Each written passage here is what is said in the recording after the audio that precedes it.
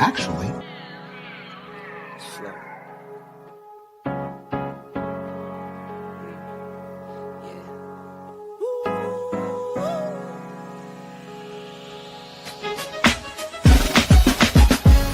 Yeah, I'm watching the rise, and I wouldn't say I'm shocked, cause I'm hardly surprised.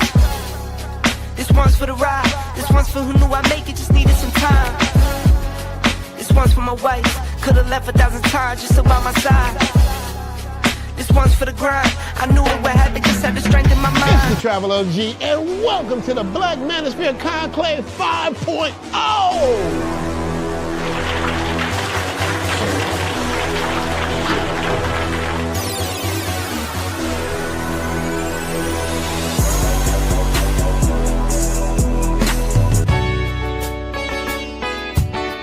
We got started in 2021 in Atlanta, united in the pursuit of excellence in all things. It's been one hell of a ride.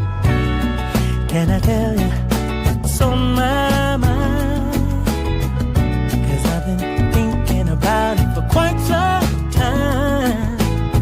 Hey, can you give me a moment to declare my love? Can I tell you what's on my mind? We're now focusing more on opportunities for men, in particular passport bros. Guys who go abroad, they want to have a different lifestyle, they want to have a different achievement abroad. Oh yeah, there's without a doubt the narrative has changed for us greatly. I just finished speaking and having a chance to tell individuals about how to live the American dream outside of America. And I was here to help so many men when it comes to understanding what they need to do in order to relocate. With the political climate, things that are happening worldwide, guess what? Nobody's coming to save us. So it is indicative that we all bound together, tighten up like a fist, and strike a mighty blow against everything that's fighting to stop us, man. It's nothing but good, positive people, good, positive energy with one goal in mind, and that is to make money, get the hell out the matrix, and enjoy your life. You dig? So shout out to all of y'all. Theme music. Yo, what's going on, y'all? This is your man Marcus A. Brown, and I'm here to tell y'all that I just got done with my first consultation with the brother Andre of Love Crossing Borders. I just wanted to give him his praises. I need y'all to do two things if you haven't already. If you haven't, subscribe to his YouTube channel, Love Crossing Borders. Also, if you are going to Colombia, if you're thinking of going anywhere, traveling internationally, please consider booking a consultation with the OG Andre of Love Crossing Borders. You will not be disappointed. And y'all, get in tune with him if you haven't already. Tell him MAB sent you. Peace. Where are all the black men? And I'm not talking about the scammers, the drug dealers, the robbers, and the crooks. well, actually,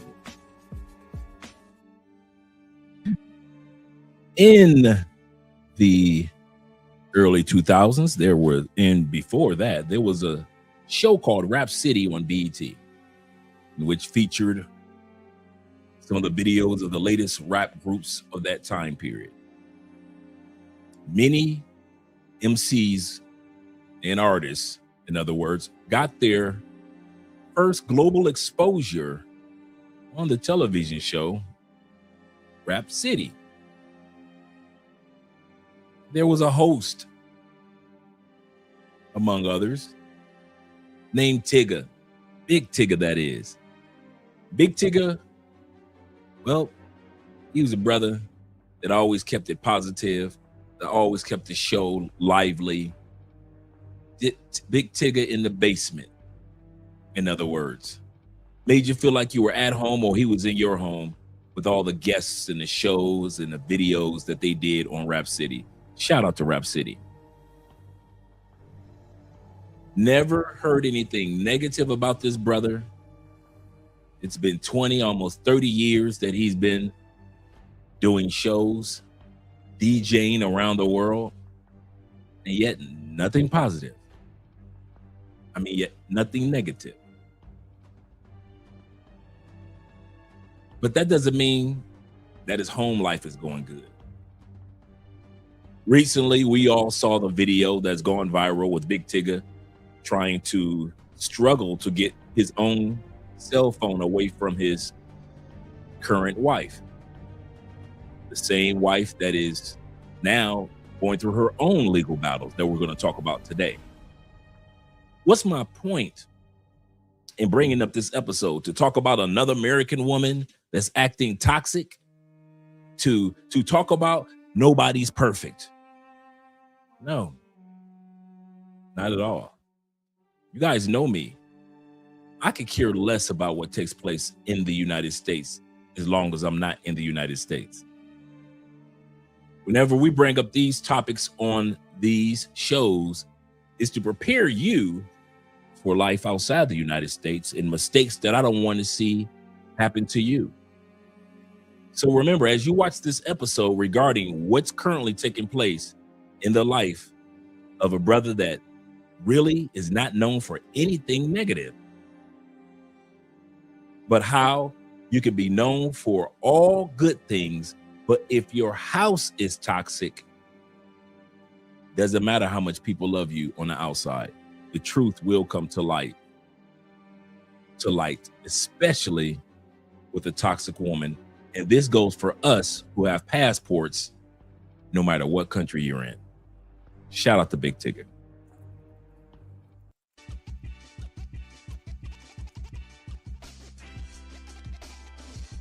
And shout out to you guys who are here. Hey, this is going to be a good one. I'm a fan of Tiggers. You guys have been fan of Tiggers. But it looks like he's gone from being called Big Tigger to Big Dummy. What was you thinking, Big Dummy? What was he thinking? That, is it just me when you saw this man's wife? You were like, that's your wife? That is your Tigger. Millions of dollars made. I'm gonna say it. I'm gonna speak for us. Man, you've made millions upon millions upon millions of dollars. Millions of dollars have been made, brother. You DJ'd and you got connections from all over the world. You were able to smash chicks when they first started their careers. And the best that you could marry in the United States was that? And she's toxic? When did ugly chicks get the... I'm going to say something, I'm going to get it out of the way. And I mean this. When did y'all start letting ugly chicks, big chicks, and broke chicks be toxic in y'all lives in the United States? Because it wasn't like that before I left. Ugly chicks had no right to be toxic, ever. There was nothing an ugly chick could do to make you feel like you was losing if she left. You didn't have to call the police on an ugly chick because you knew that you weren't going to be around her in public anyway. When did ugly chicks I'm asking, and I'm serious. Put in the comments. When did y'all start letting ugly chicks become toxic? Broke chicks. Maybe I've been gone too long. When did y'all start letting broke chicks from the hood become toxic? I'm talking about chicks that don't want no job. They got 3 or 4 baby daddies and 5 or 6 kids. When did y'all start being so in love with broke chicks that they can get toxic? Big girls. Big girls. I'm asking fellow American males, when did y'all get so weak that fat chicks fat chicks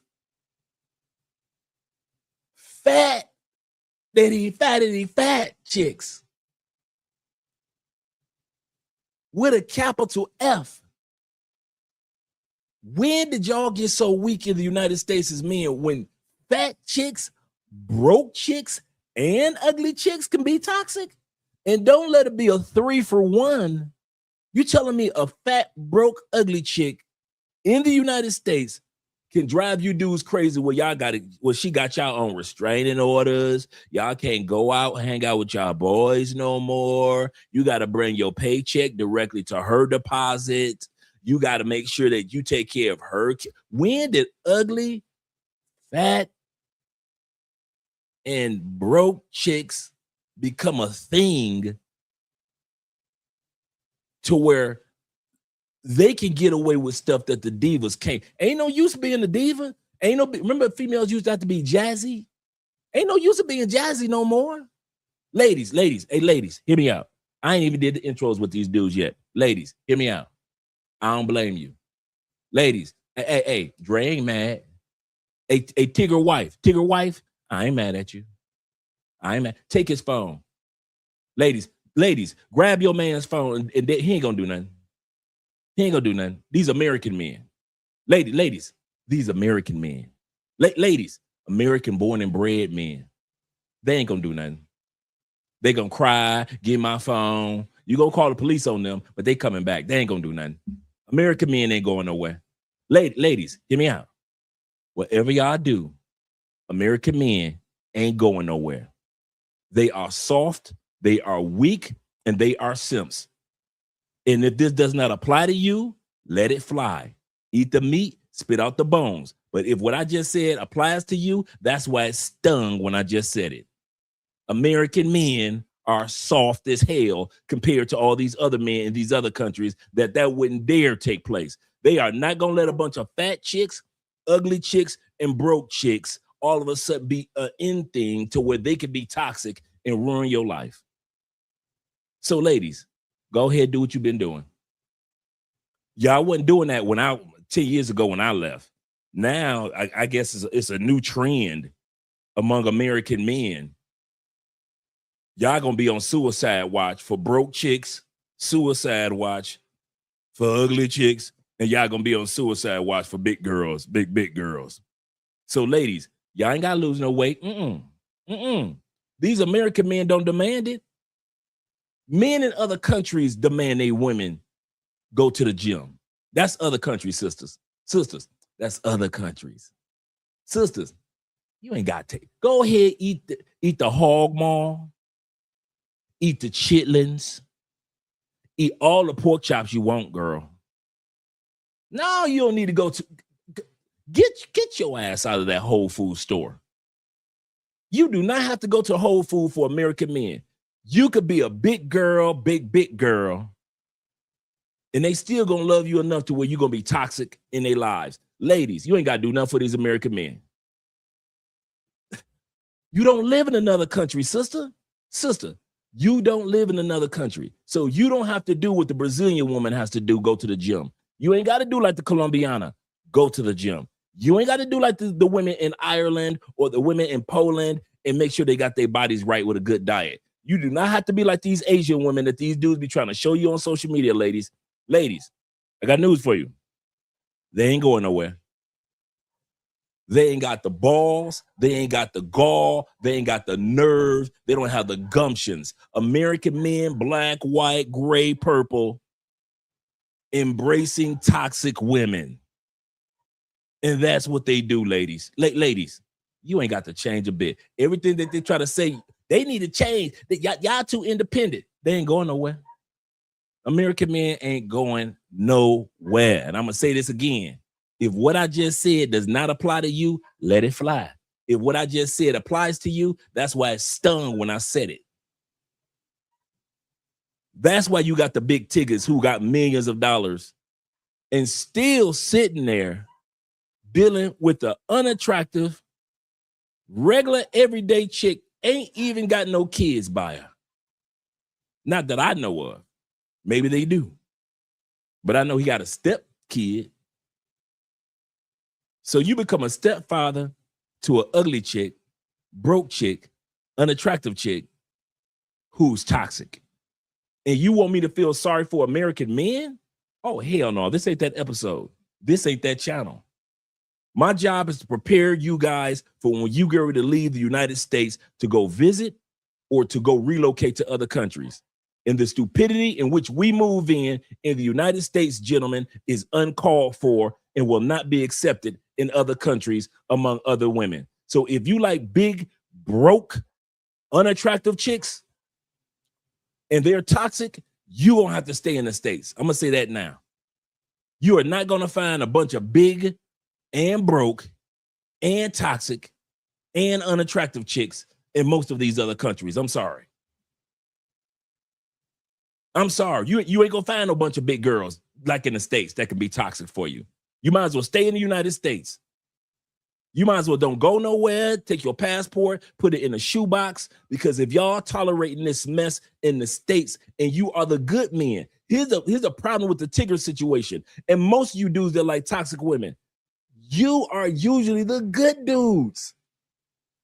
You the dudes that got a good job, start a good business. You're the good fathers. You're the good sons. You're the good homeboys. You the good dudes. You ain't the dude that's in and out of jail. You ain't the dude that's putting people through hell. You the good dudes, just like Tigger. And y'all will still let these unruly ass women just run y'all rampant. Put that damn passport away. You haven't earned it yet. Because if you think you're going to take that mindset of loving big girls, broke girls, ugly girls, and you think that you're going to go to the Philippines looking for a big, ugly, broke chick to be toxic with, you got it all effed up, bro. You're going to be disappointed when you get to the Philippines. Ain't a bunch of big girls. You're going to be disappointed when you get to Brazil. It ain't a ton of big girls. They got some, but not as many as you like. Not as many as you like. You're going to be disappointed when you get to Colombia, Panama. You're going to be mad when you get to Costa Rica. Boy, you're going to get around these Venezuelan chicks and ain't none of them fat, ain't none of them ugly. You're going to be mad because you guys are looking and desiring toxicity. No, we don't, Dre. Bullshit. Because if it wasn't true, it wouldn't be so many times over and over and over and over since I've been gone in the news headlines is you dudes who are good dudes. I ain't talking about you toxic brothers. Y'all can stand to the side. All you toxic dudes, stand to the side, brother. I ain't talking to you. We know what you about. Do your thing. I'm talking about you dudes that try to convert women. I could change her. All you Captain Saver hoes. All you dudes that get whipped by the pussy. I'm talking to you dudes that can get easily whipped by some pussy. Let a woman talk to you reckless, crazy, don't know how to say no to pretty pussy. I'm talking to you dudes. If you can't do it in the States, don't think that your dumb ass gonna come outside the United States and all of a sudden you're gonna grow courage like this, the Wizard of motherfucking Oz. It's not. It's not. I don't know why y'all think that y'all all of a sudden gonna leave. All of a sudden y'all gonna leave America and y'all gonna get courage and like you're Superman. No. So you might as well. What type of women? I'm serious, guys. I'm serious. There are types. I should do an episode on that. The types of women in the United States that you ain't gonna find that many outside the United States. I need to do an episode on the 7 types of women that are in the United States that's going to be hard to find outside the United States. And we're going to talk about at least one of them tonight. The group of fat, ugly, broke chicks. If that's what y'all used to in the States, you're going to be sadly disappointed once you leave the United States, because them women that exist that you love so much and you love them, don't tell me you don't love toxic chicks. Y'all love some females that put y'all through hell and put y'all in jail. You love them.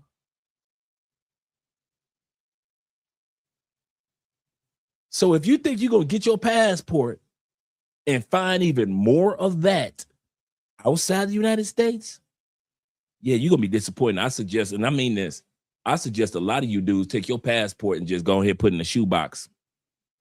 Go on, stay with the women that you like. Fat chicks, broke chicks that's always begging, and the ugly chicks, and y'all have loved them so much that now that these women are toxic.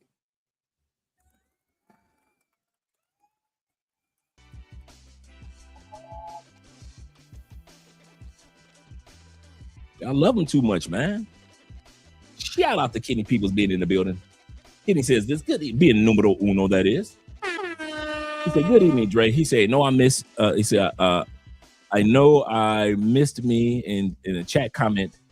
He said, I'm working on getting new internet and providing next week. I like that video, some of the listing of videos that you sent me, Kenny. Shout out to you, man. I started watching them.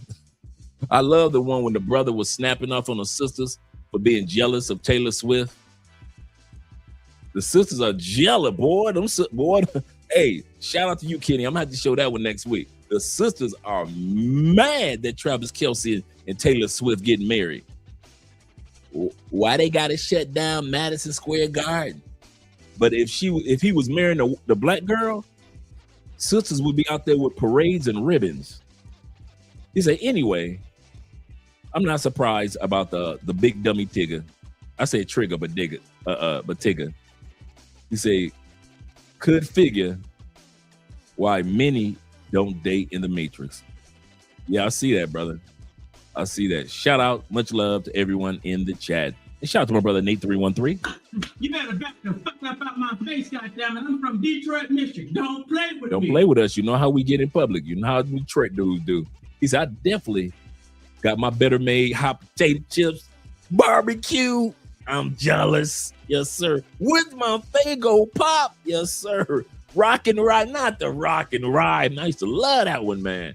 Goodness gracious. He said, ready for the show. Shout out to everyone at LCB, Love Crossing Borders. Shout out to you guys. Appreciate you gentlemen being here.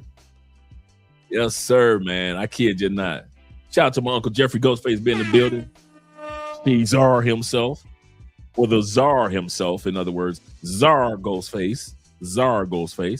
What up, though? What up, though, brother? You better back the fuck up out my face, goddammit. I'm from Detroit, Michigan. Don't play with me. Another one of them Detroit men in the building. Shout out to you, Unc. Glad to see that you're here, brother. Hope you're having a great, great evening.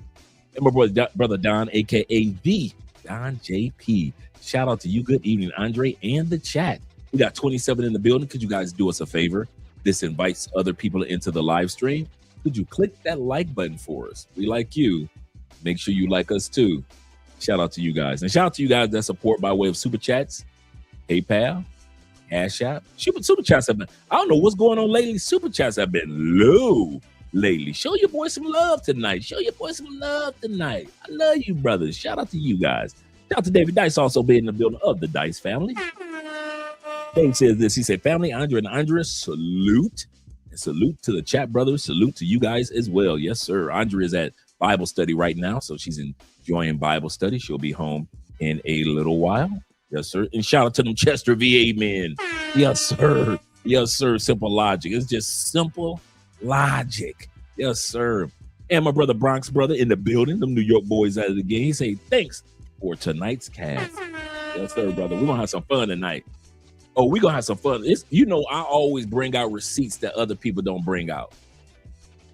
Like we had fun that episode last night was fun. Talking about Genuine Fiance. Now I understand why that man is marrying that woman. I'm not mad at the Genuine. Shout out to him. And if you didn't get a chance to see yesterday's episode, bruh. I was about to reveal one of the secrets, but I suggest if you haven't seen yesterday's episode, you will thank us. David says this. He said, if there was ever a reason to never get married in the United States, Big Tigger and Montrellis are a perfect example, examples. Absolutely correct, brother. Absolutely correct. Shout out to the Czar once again, them 313 boys. Always at it. Andrew Craig himself is in the building, Mr. Junior. He says this. He said, honestly, this is hard to watch. I have so much respect for Big Tigger. Right. Always have done positive things in the community. It wasn't about just being a DJ or a radio host. He always brought people together to do positive things. That's the part that got me. But hey, you can have a wonderful career, but even the Bible talks about if your house is tore up, it is better to live on the roof of a house than live with a nagging ass wife. So you could be a man of success and still have women driving you crazy. Men, we gotta learn. This is a new era. We gotta be strategic now. Guys, I'm gonna say something. We don't say this very often, guys, but all pussy ain't good pussy. It's rare we say this as men, but I'm gonna say this. This should be the anthem for men from now on, all the way till 2030, when 45% of the women ain't gonna be able to get married anyway. I'm telling y'all now, bruh, all pussy ain't good pussy. All coochie ain't good coochie. We think because it's pretty coochie, it must be pretty good coochie. But say this again, that's just human nature. We men think if that's some pretty coochie, she got the curves, she's got the thighs, she's got the waistline just right, she got the face card. We think if it's pretty coochie, then that must be some pretty good coochie. And I'm here to tell y'all, man, from now on as men, we need to be strategic about who legs we part, bruh. Everybody that's pretty ain't good for you, bruh. This dude's in the grave right now in Colombia, got drugged. Why?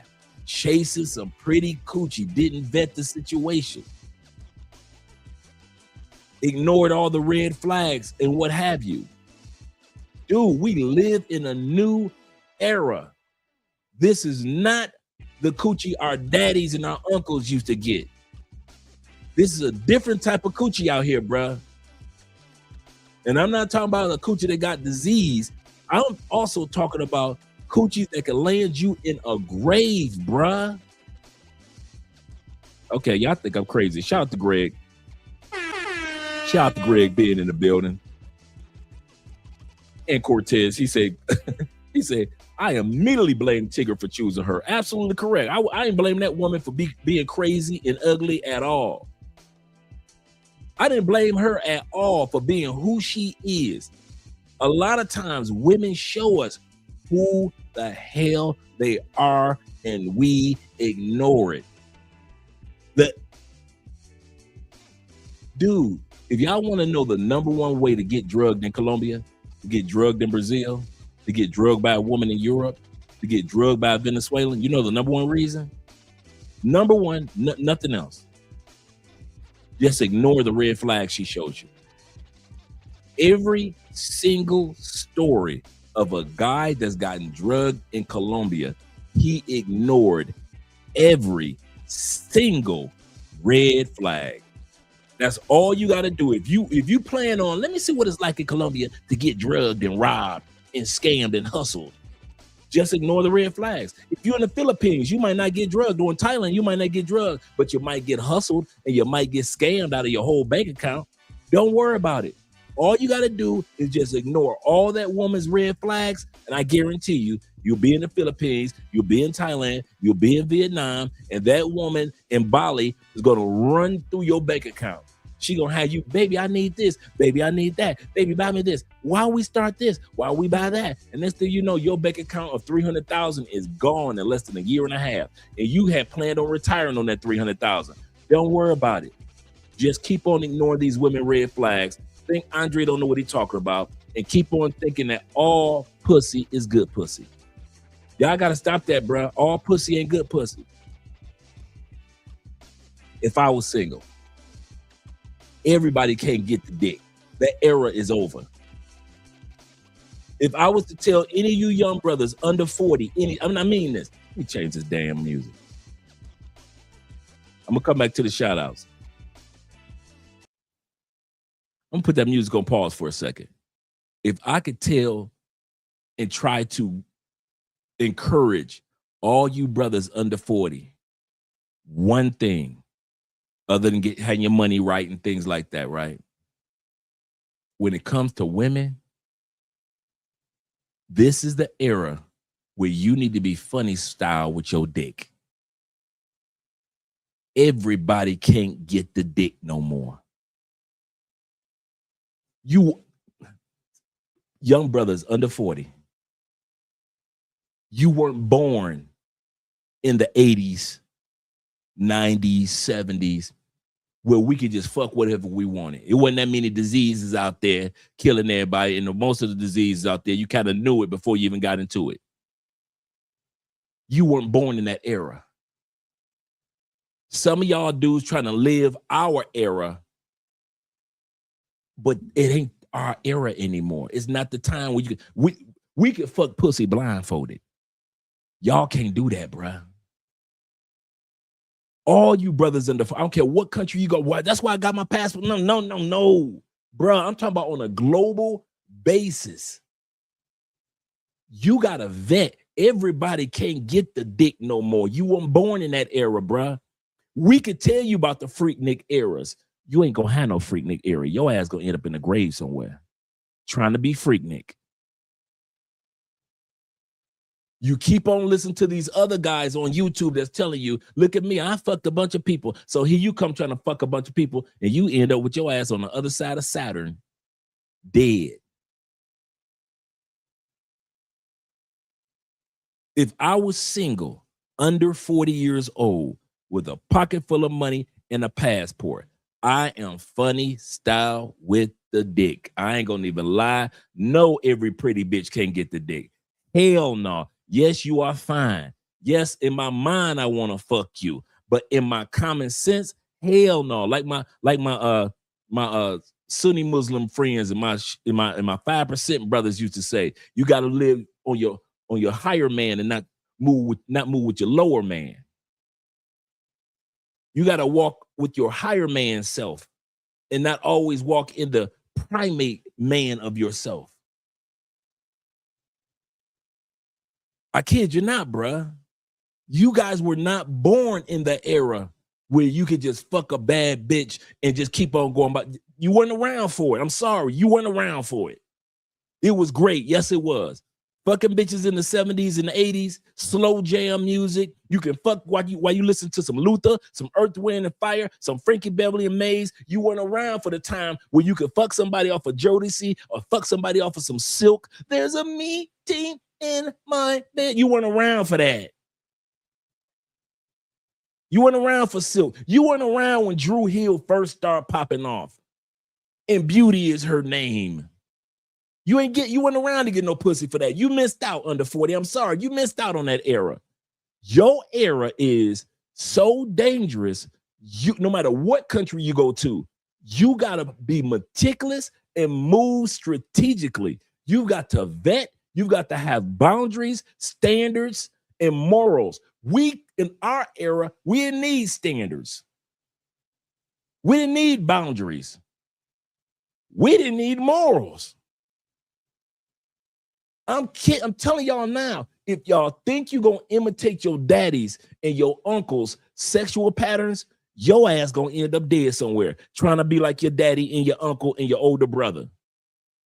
And most older dudes ain't going to tell y'all this. When you got your passport and you land in another country, and I don't care if it's 12-year-old boys, you need to be ready to tell your boys, fuck what y'all talking about. I'm going this way.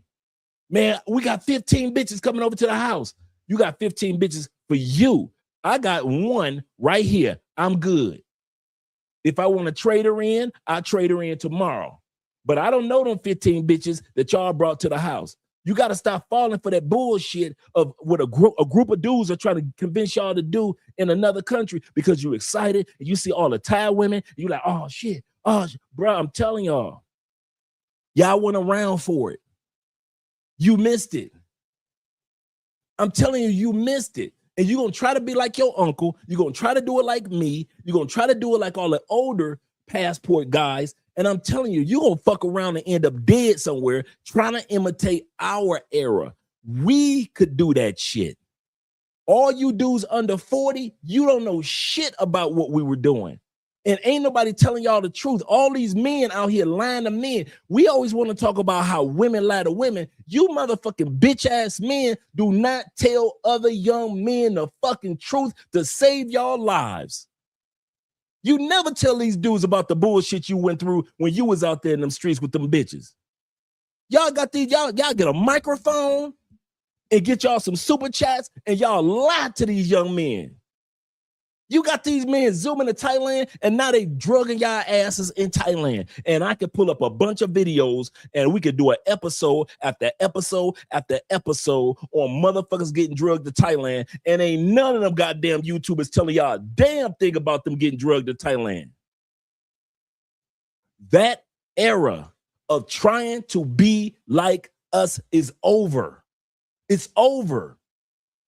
So if you get anything from me, like I said, if I was single and I had some advice for anybody under 40, or if I was under 40 and I was single, I'm telling you, I'm vetting bitches. I'm moving with my morals. I'm moving with my standards, and I'm moving with boundaries for every bitch that come in my way. That means, here we go, 70% of the bitches that come in your face, get the fuck out my face, bitch.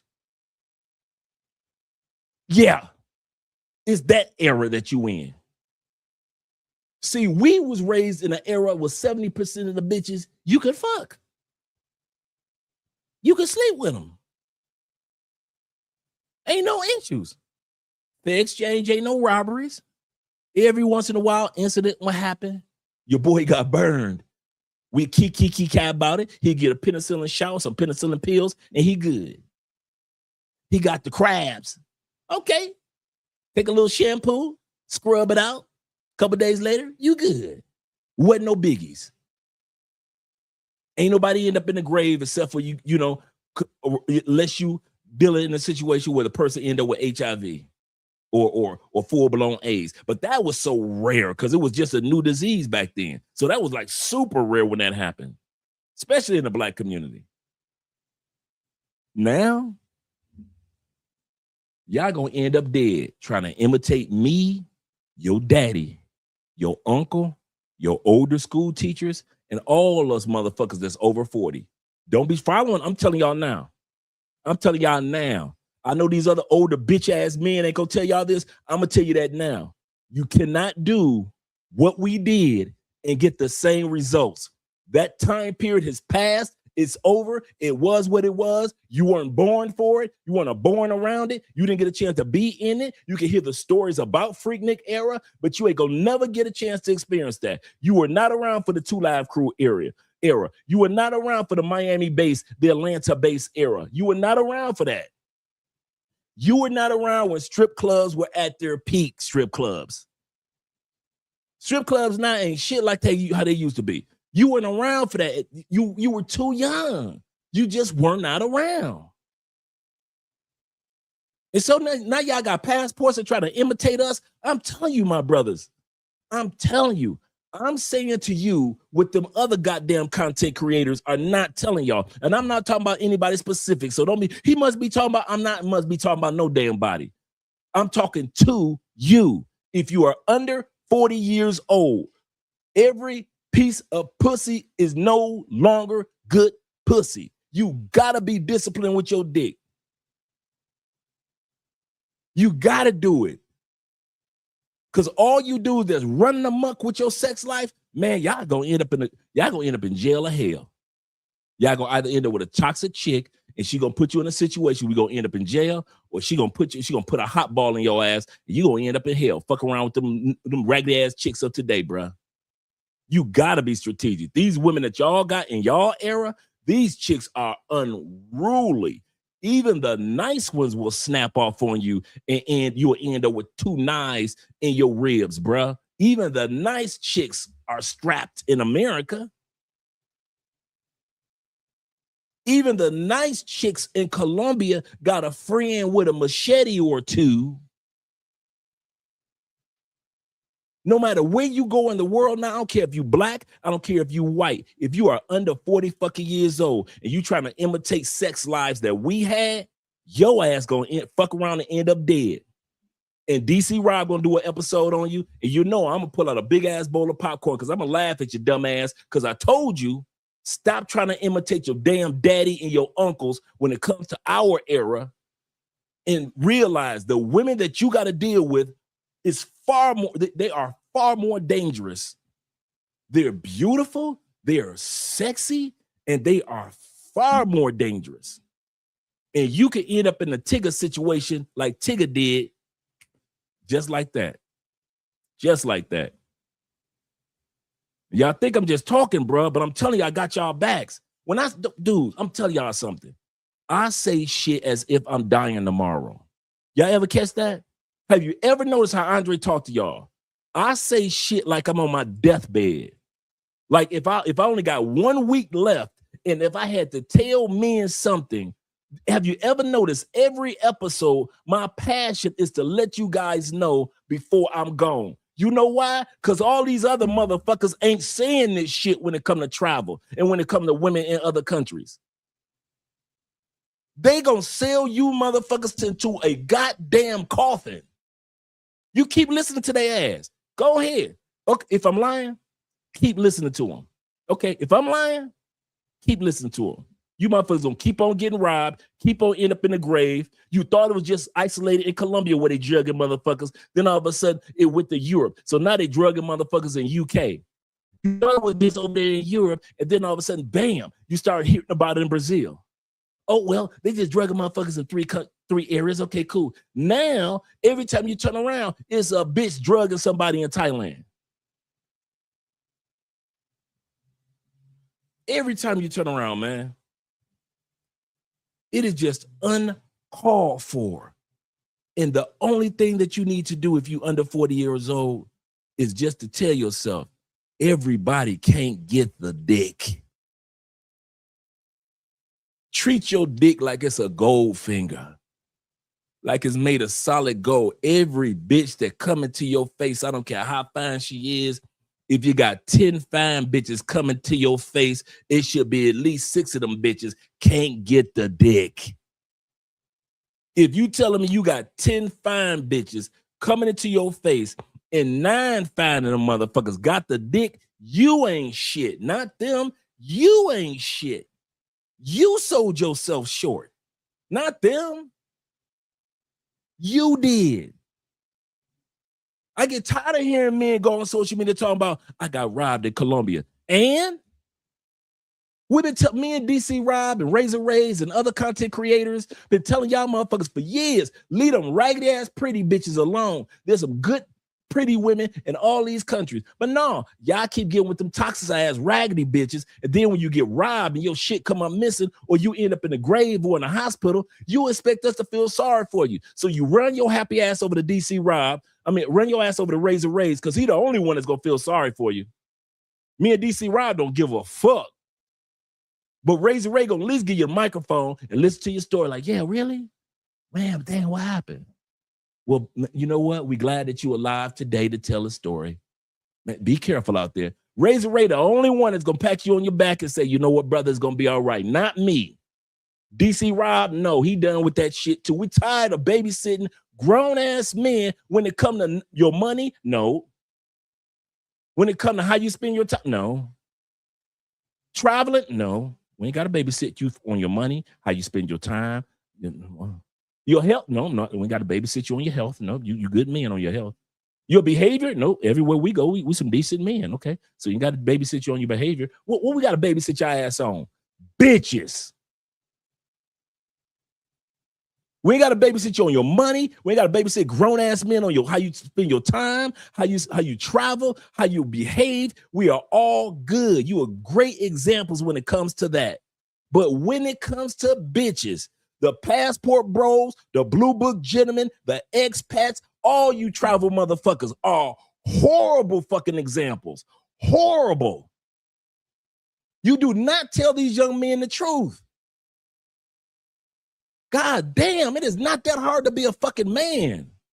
Tell men the truth. You have to be careful, young men.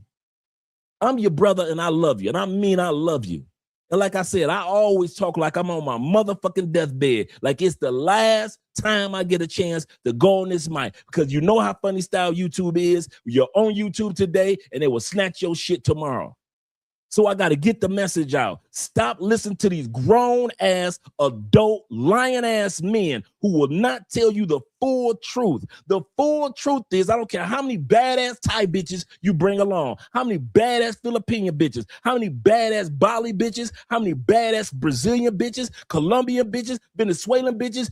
You live in an era where you have to be careful. You got to be careful. It is too dangerous not to. I'm sorry. You weren't in Colombia in 2017 when pussy was only $17 per. I'm sorry. I'm sorry that you weren't in Parque Yeris when it was really nice restaurants and everybody was. I'm sorry you weren't around for it. You weren't around prior to 2012. Sorry.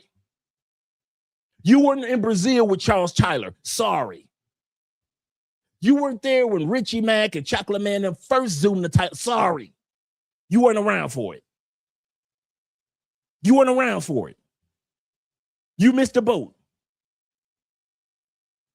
So if you're going to try to imitate 2016 Colombia, your ass going to end up dead. If you're going to try to imitate 2022 Thailand, your ass going to end up dead. You keep on trying to imitate 2011 Brazil, your ass going to end up dead. Trying to be like Charles Tyler and the rest of them brothers. That was a different era of women. Your ass got a whole different dangerous ass crop of goddamn Brazilians. You cannot give everybody the dick. You can't. God damn. It is not that hard.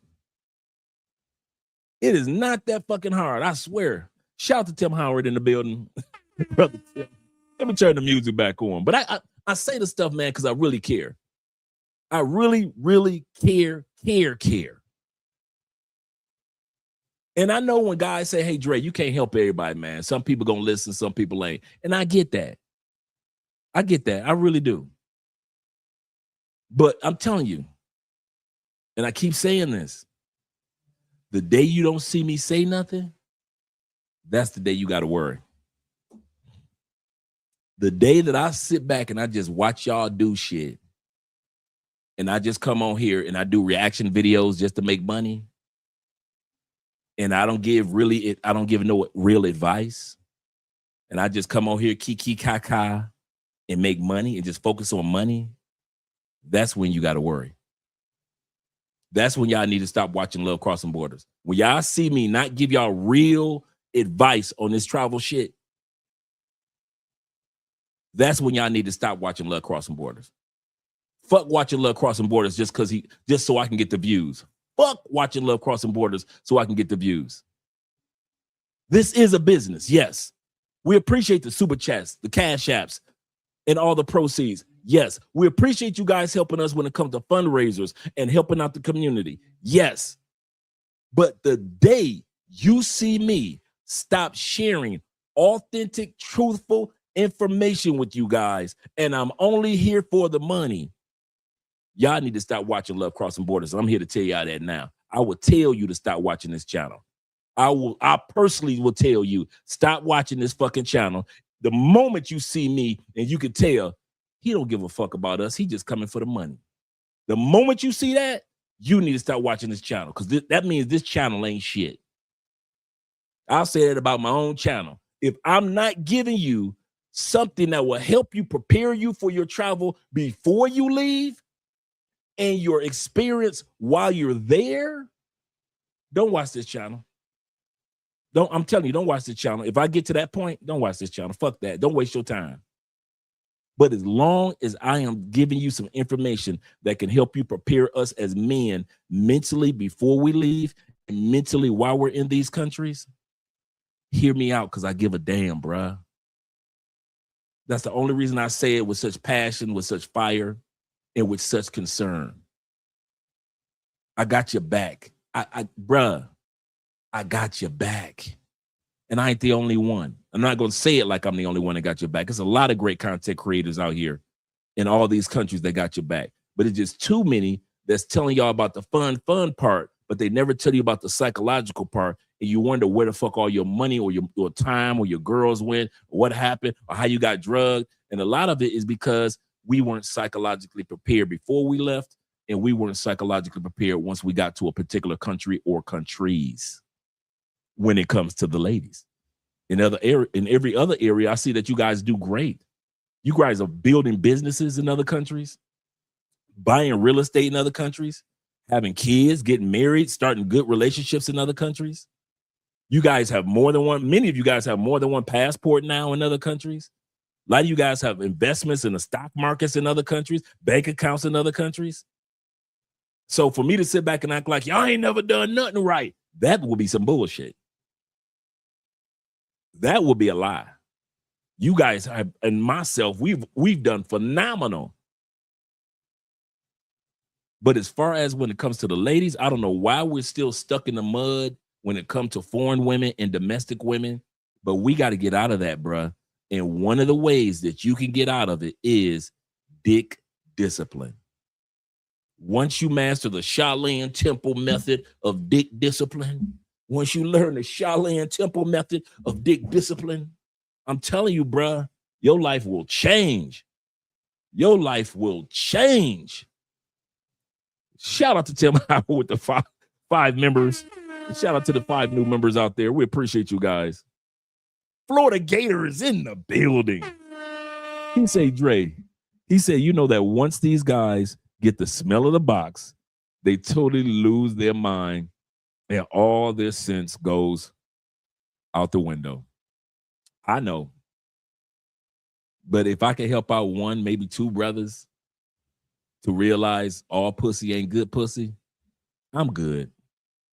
I'm at that stage where it took me years, man.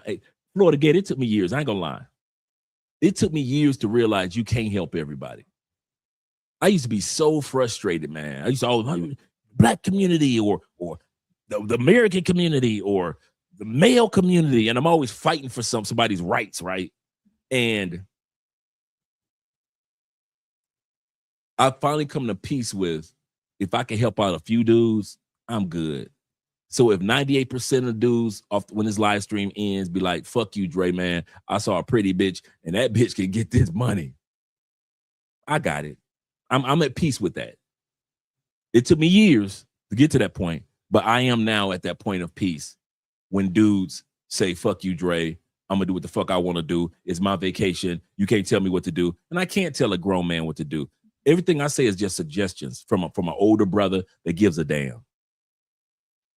And I'm going to tell y'all something, because I didn't have this when I started traveling. I didn't have nobody telling me the truth. Yeah, they could tell me how to get to a brothel. Yes. They could tell me how to get to a party. Yes. None of these motherfuckers were telling me, hey, you know, there are churches in these countries. I want to find a church.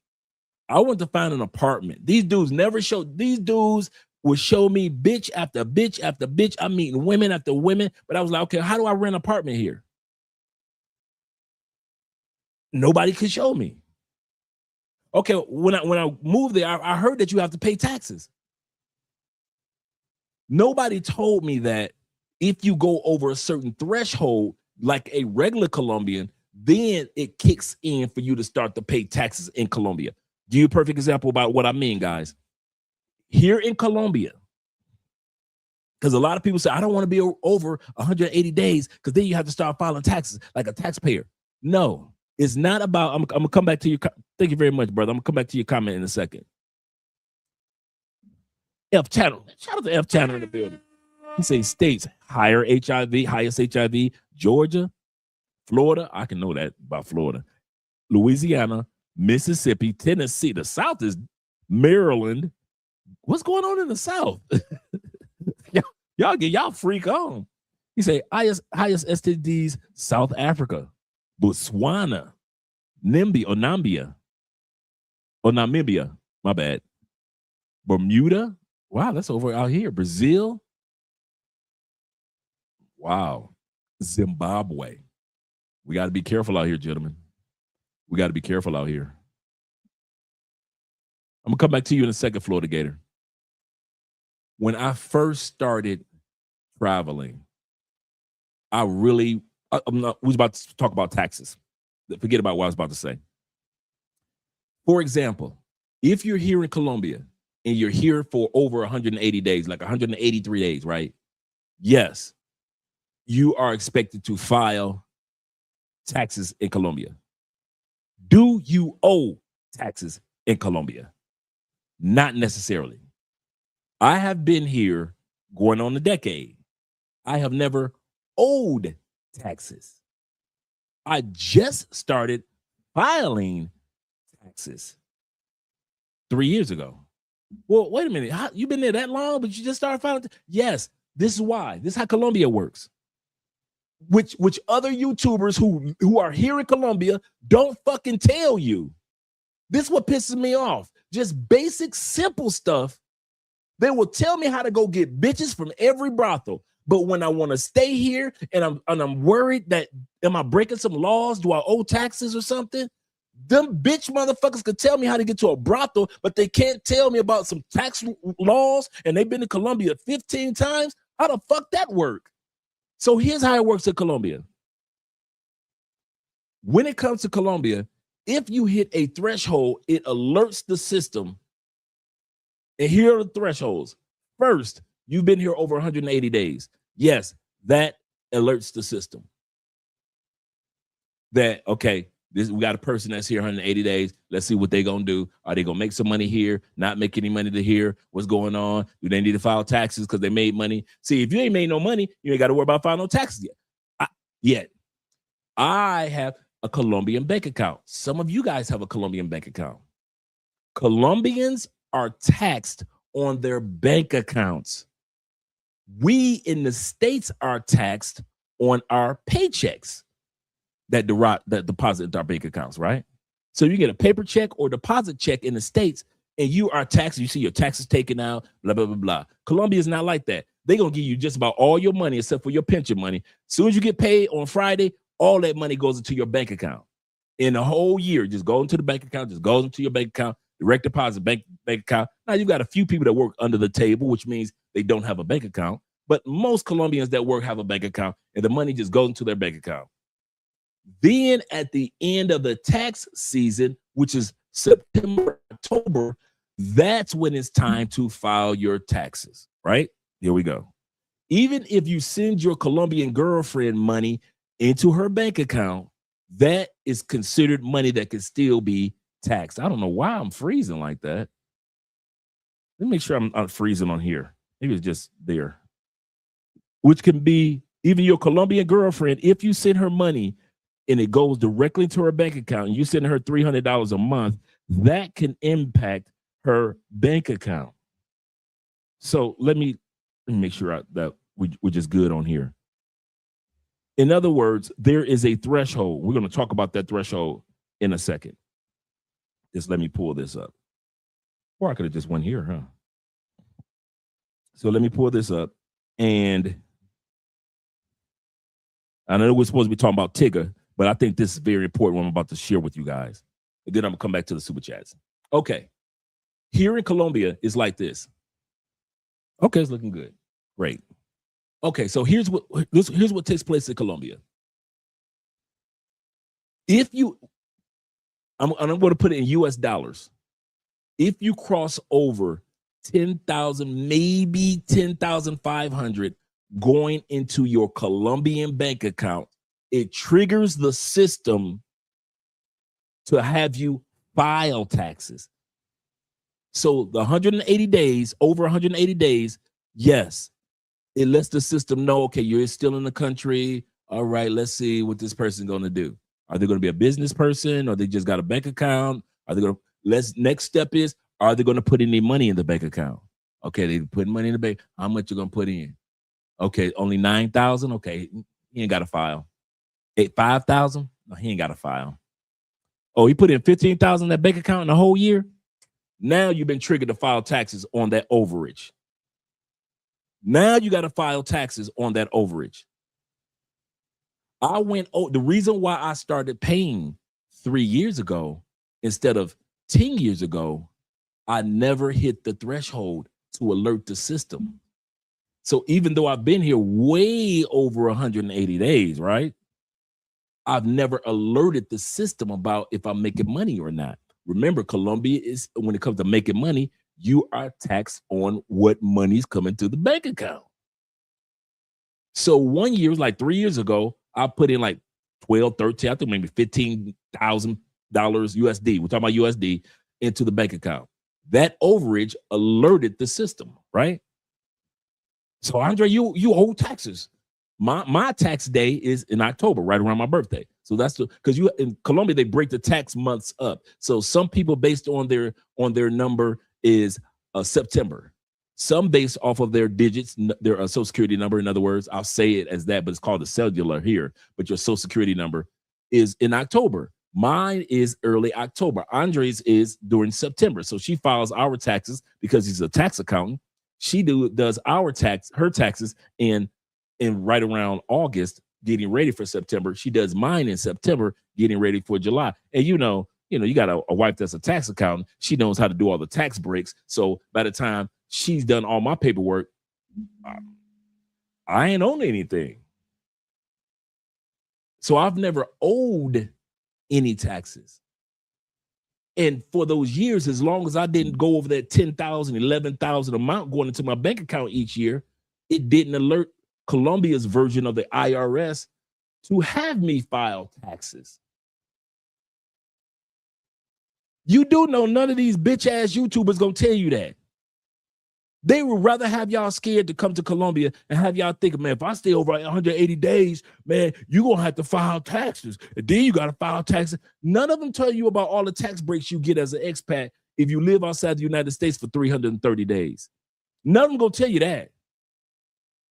They'll never tell you about the $130,000 taxes. They will never tell you that 98% of all U.S. expats that live outside the United States for over 130 days per year, 98%, I'll say that again, that's a huge number, 98% of us don't owe back federal taxes. We pay towards our Social Security, yes. We have to file, yes.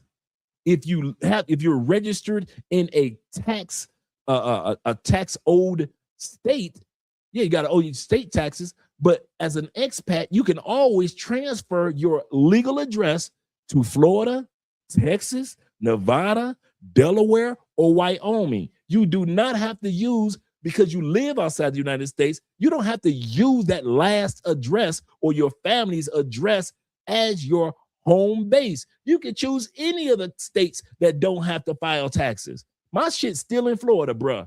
Even if it wasn't in Florida, it would be in Texas. You know why? Because I don't tangibly live in one state. So I have the right to choose which state that my taxes or state that I'm going to be registered in. And we all do. But they don't tell you that while you're living in the States. They don't tell you that you have a $130,000 tax break, meaning as long as I don't make more than $130,000 a year, all this shit is tax-free. All of this under here is tax-free. Once I start go over, there are other tax breaks. We got tax breaks for our rent. We got tax breaks for if I have to do any repairs, American tax breaks. For all the rent that I pay for the year, there's a tax break for that.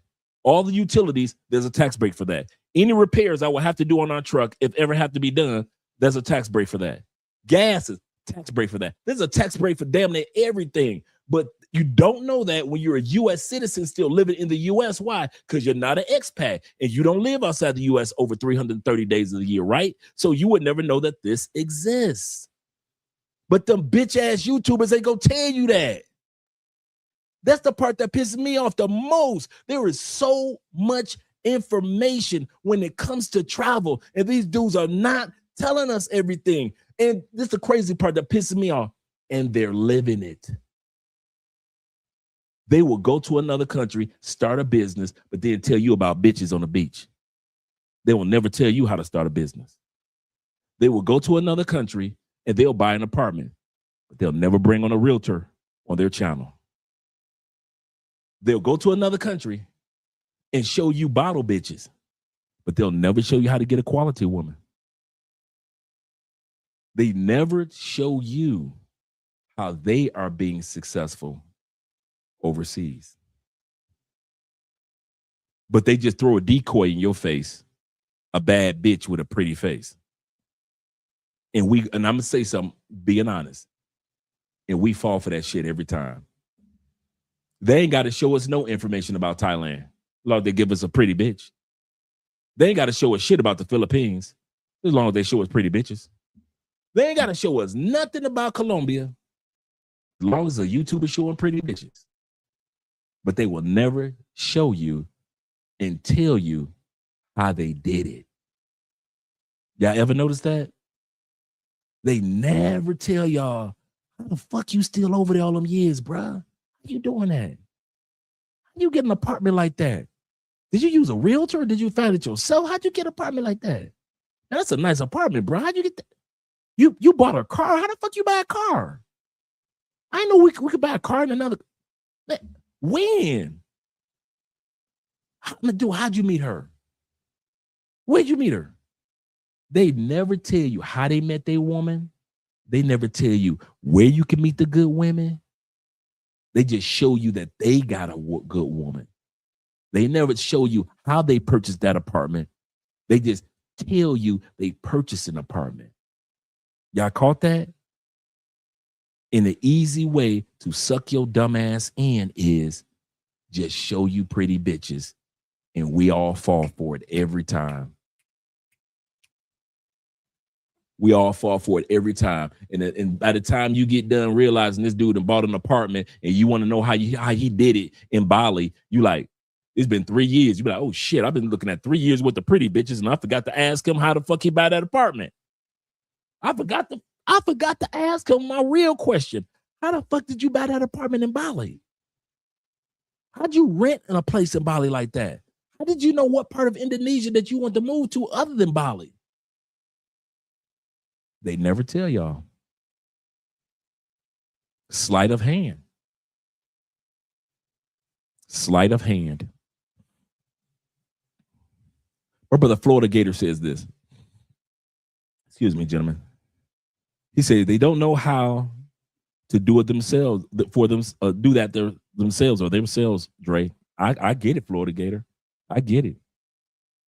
Shout out to Ishmael in the building. Ishmael says this. $2 preaching. Too many have the gigolo mindset. Yeah. And we being honest as a man, we've all been there. I just say that it's a different time, man. You younger brothers, man, under 40, you just got to step a little bit more careful, man. That's all I'm saying. I'm not saying don't have fun, be serious. You got to make sure you vet every woman. No, I'm not saying every dude gonna vet every woman. I'm not stupid like that. But what I'm saying is you can't live your daddy's era. You can't live my era, bruh.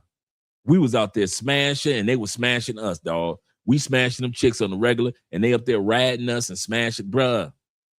It was what it was, man. If you weren't around for the 90s, if you weren't around for the 70s and the 80s smashing chicks, you weren't around. But if you getting pussy after 2010, bruh, you got to be careful. And it is what it is. It's not a bad thing. It's just the fact that the world has changed. Florida Gator says this. He say, Dre, tell these bros how to get a consultation. I always talk about that. All you got to do is email me, guys. All you got to do is email me, and I walk you step by step through a lot of the stuff that you guys are assuming right now. There's a lot of information. See, you think that I'm only good for information when it comes to if I'm going to relocate. Dude, most places, did I not write a book about traveling the world? And step by step how to do it in any country. Some dudes are only good with their knowledge of their country. I made sure that I'm insightful with most countries. I did that on purpose. If you guys only realize how much work I do behind the scenes for all of us, bruh. And I'm one of those people, I keep a pen in hand because when I'm doing the consultations, what do? Anybody's ever done a consultation with me, you know that we're going to do a question and answer session. B, I'm going to make sure within the after we get done with the consultation, all the questions that you need to answer, all the direct information, all the website links, all the location links, I'll have that for you on the list with your consultation afterwards. Everybody that's done a consultation with me knows this, that you are going to get a copy of the recording of your personal consultation. Everybody knows that. I don't care if the consultation is an hour. I don't care if it's an hour and a half. I don't care if it's 2 hours. I realize we are, as humans, we're not going to remember everything that was said. So I started 3 years ago recording your consultations for you. So as soon as we get done, within an hour or two, or maybe the next day, I'm sending you your recording. I'll keep it for about a week, just in case you forget that it was coming or you deleted it or something. And so a lot of guys have said to me, hey, Dre, I misplaced my consultation recording. Could you resend it to me? And I send it right back to you guys. I always do. I always do. And I get a message in my email when you guys download from your end, your recording of your consultation. I make sure that you don't have to memorize everything we just said. You can just go back and watch your own video. So when I'm telling y'all I got y'all back, man, I try to do the consultations, and I try to just share the information on the channel as if I wish I ain't gonna lie to you, I wish I had an Andre when I first started traveling. And I'm not saying that I'm the only one. I wish I had a Richie Mack. I wish I had an Aaron from Passport Bros. I wish I had a lot of you brothers that are out there that have websites such as Ronin Travelers going to the Philippines. I wish I had guys like you guys. I kid you not. I wish I had Danny Flights over there in China. Flight Madness. Shout out to Danny. I wish I had them do. I didn't have them around. I did not have all these dudes around like y'all do. Take advantage of it, bruh. It will make your travels so much smoother than guessing or following your homeboys and hoping they know what DR is like. Taylor Made Dreams wasn't doing consultations at that time period. Ace Live was only at 200 subscribers when I first met Ace.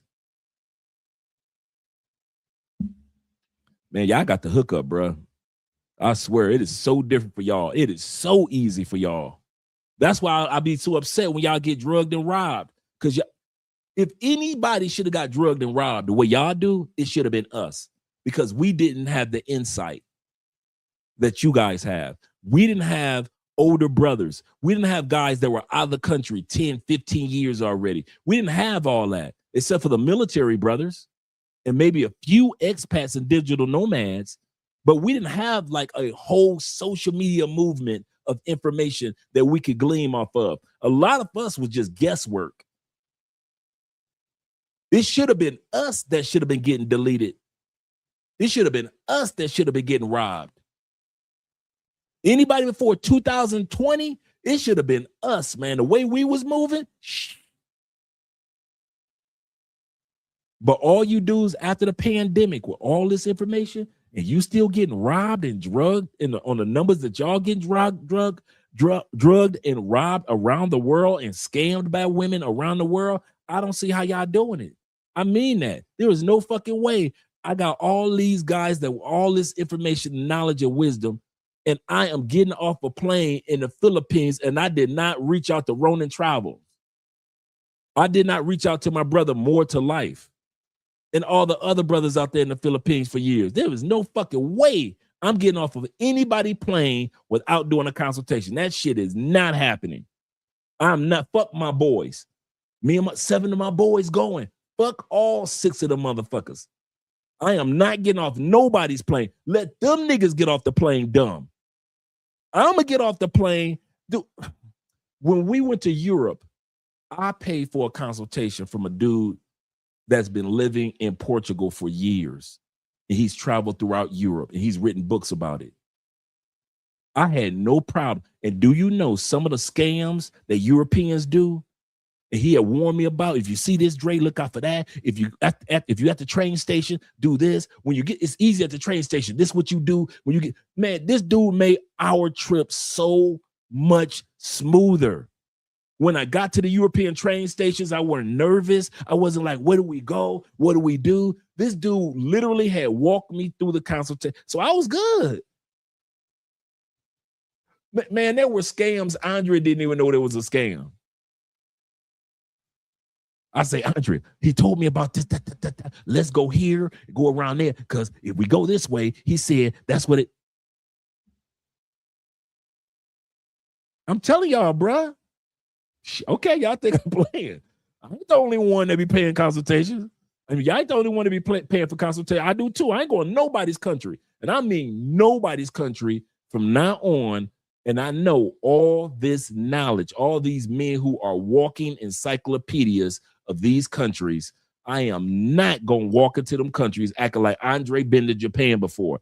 Hell no. I'm be hollering at Zeta. I'm gonna holler at T-Mac. I'm be hollering at Theo Wolf. I am not taking my ass to Japan. And I'm gonna holler at who's out there right now. Our brother Shelton, the blind traveler. I'm gonna holler at Shelton ass before I walk out to Japan and act like I know every damn thing. It's too much knowledge out here now. It is too much knowledge.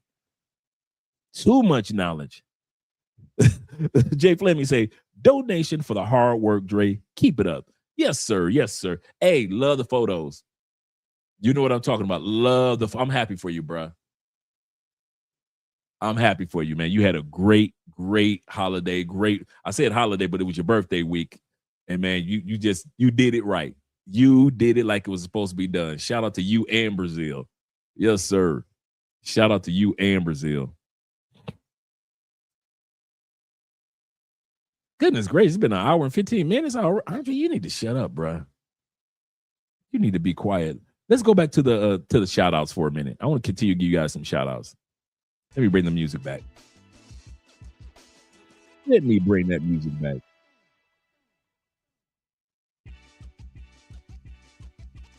He said, Dre, if it was reported that she was a single mom of multiple baby daddies, that's who Tony the Tiger married. They're great. I know, right? Tigger. Oh, when we get into this story with Tigger, bruh. Oh my God, man. Too many rich men marrying hard-faced women. He said, I still see it in real life. That is so true. Salute to my brother Armand Milner in the building. Glad to see that you're here, sir. My brother also says this. Hello. I'm glad to see that you're here, brother. I'm glad to see that you're here, Arnaz. Or Aries. Or Aries Ram. Aries Ram. I should have picked on an Aries Ram. That's good. I was married to an Aries. That's why I say, wait a minute, the Ram? Okay, Ram. Aries Ram. Shout out to you being in the building, brother. The 1990 and the 1890. J3's in the building. Shout out to you too, brother. Glad to see that you're here. He said all the red lobster, cheesy bread, and pasta. I ain't mad at you. I am not mad at you. Let me see who else I can show some love. Like my brother YLE in the building. Big facts. Yes, sir, man. Big facts. Let me scroll down a little further. Jamal in the building. What's up, brother? Glad to see that you're here. And the chat family. And of course, good morning to you gentlemen over there in Southeast Asia, including my brother Ronan the Traveler. Ronan Travelers. Glad to see that you're here.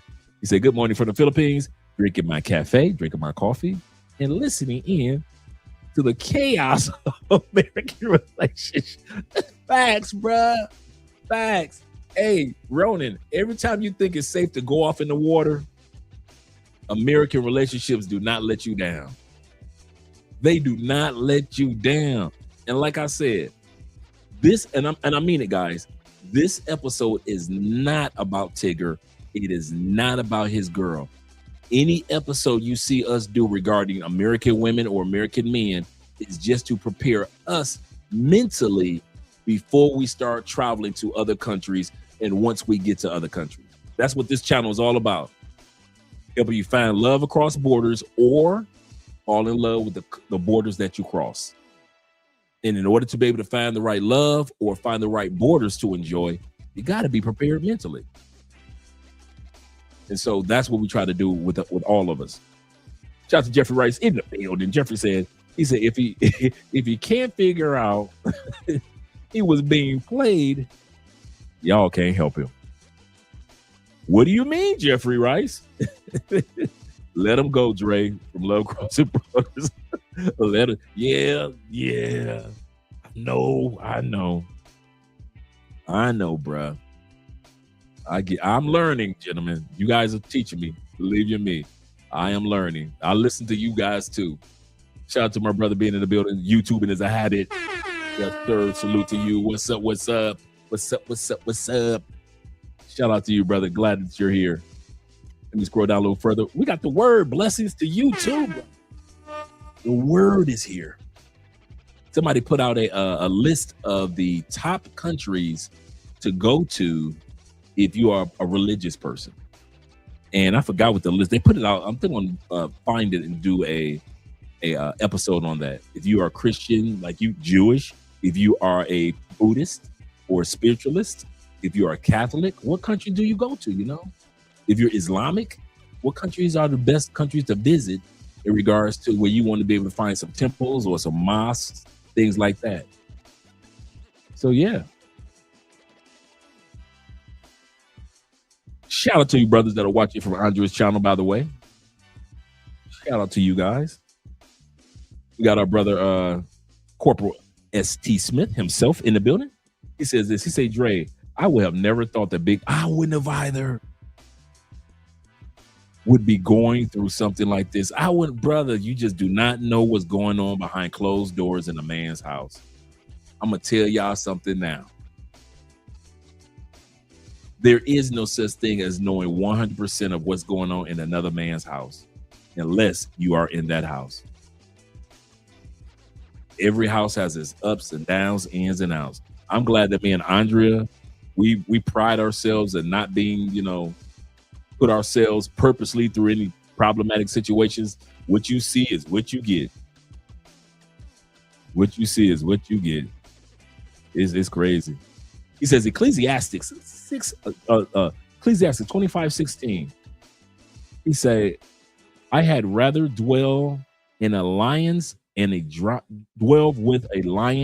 and a dragon than to keep house with a man. I got to write that one down. I just finished what was I just studying this past week? Oh, Leviticus, the five poems of Leviticus. 25. Let me write that one down. Yes, sir. I'm looking for, I just finished it all, so I was looking for a new book to study for this up and coming week, and Ecclesiastes will be a good book for me to study. So yeah. I didn't even remember that verse. Shout out to you, brother. Thank you for that. Corporal says this. He said, Dre, he said, I want to be the first to say this, but it's going to be way, way, way more than 45% of Western women that's going to be single and childless. I believe that too. And here's the crazy part. This is during the time period where they're still going through issues with making sure everybody gets the right amount of Social Security. If they don't, Social Security checks are going to be cut by 25% if they don't do anything about it by 2034, 2035. So all of our family members that are getting $2,000 a month is going to go down. I kid you not. They're just going to run out of trust fund money, the Social Security trust fund. And it's going to go down to, let's say if she's making your grandmama's bringing in $2,000 a month, it's going to go down to $1,500 a month. And it's crazy. They're still debating over if they're going to do anything. Let me scroll down a little further. Or maybe I should just go ahead and just get started with our video. I don't want to spend too much time just doing shout outs because I want to see you guys throughout the day or out the episode. So let's go ahead and get started. Let's change the music over, gentlemen. Let's change the music. Then you had to listen to Andre rant early. So I'm going to spend a lot of time shutting up tonight. You say that every episode, right? Let's get ready to get started.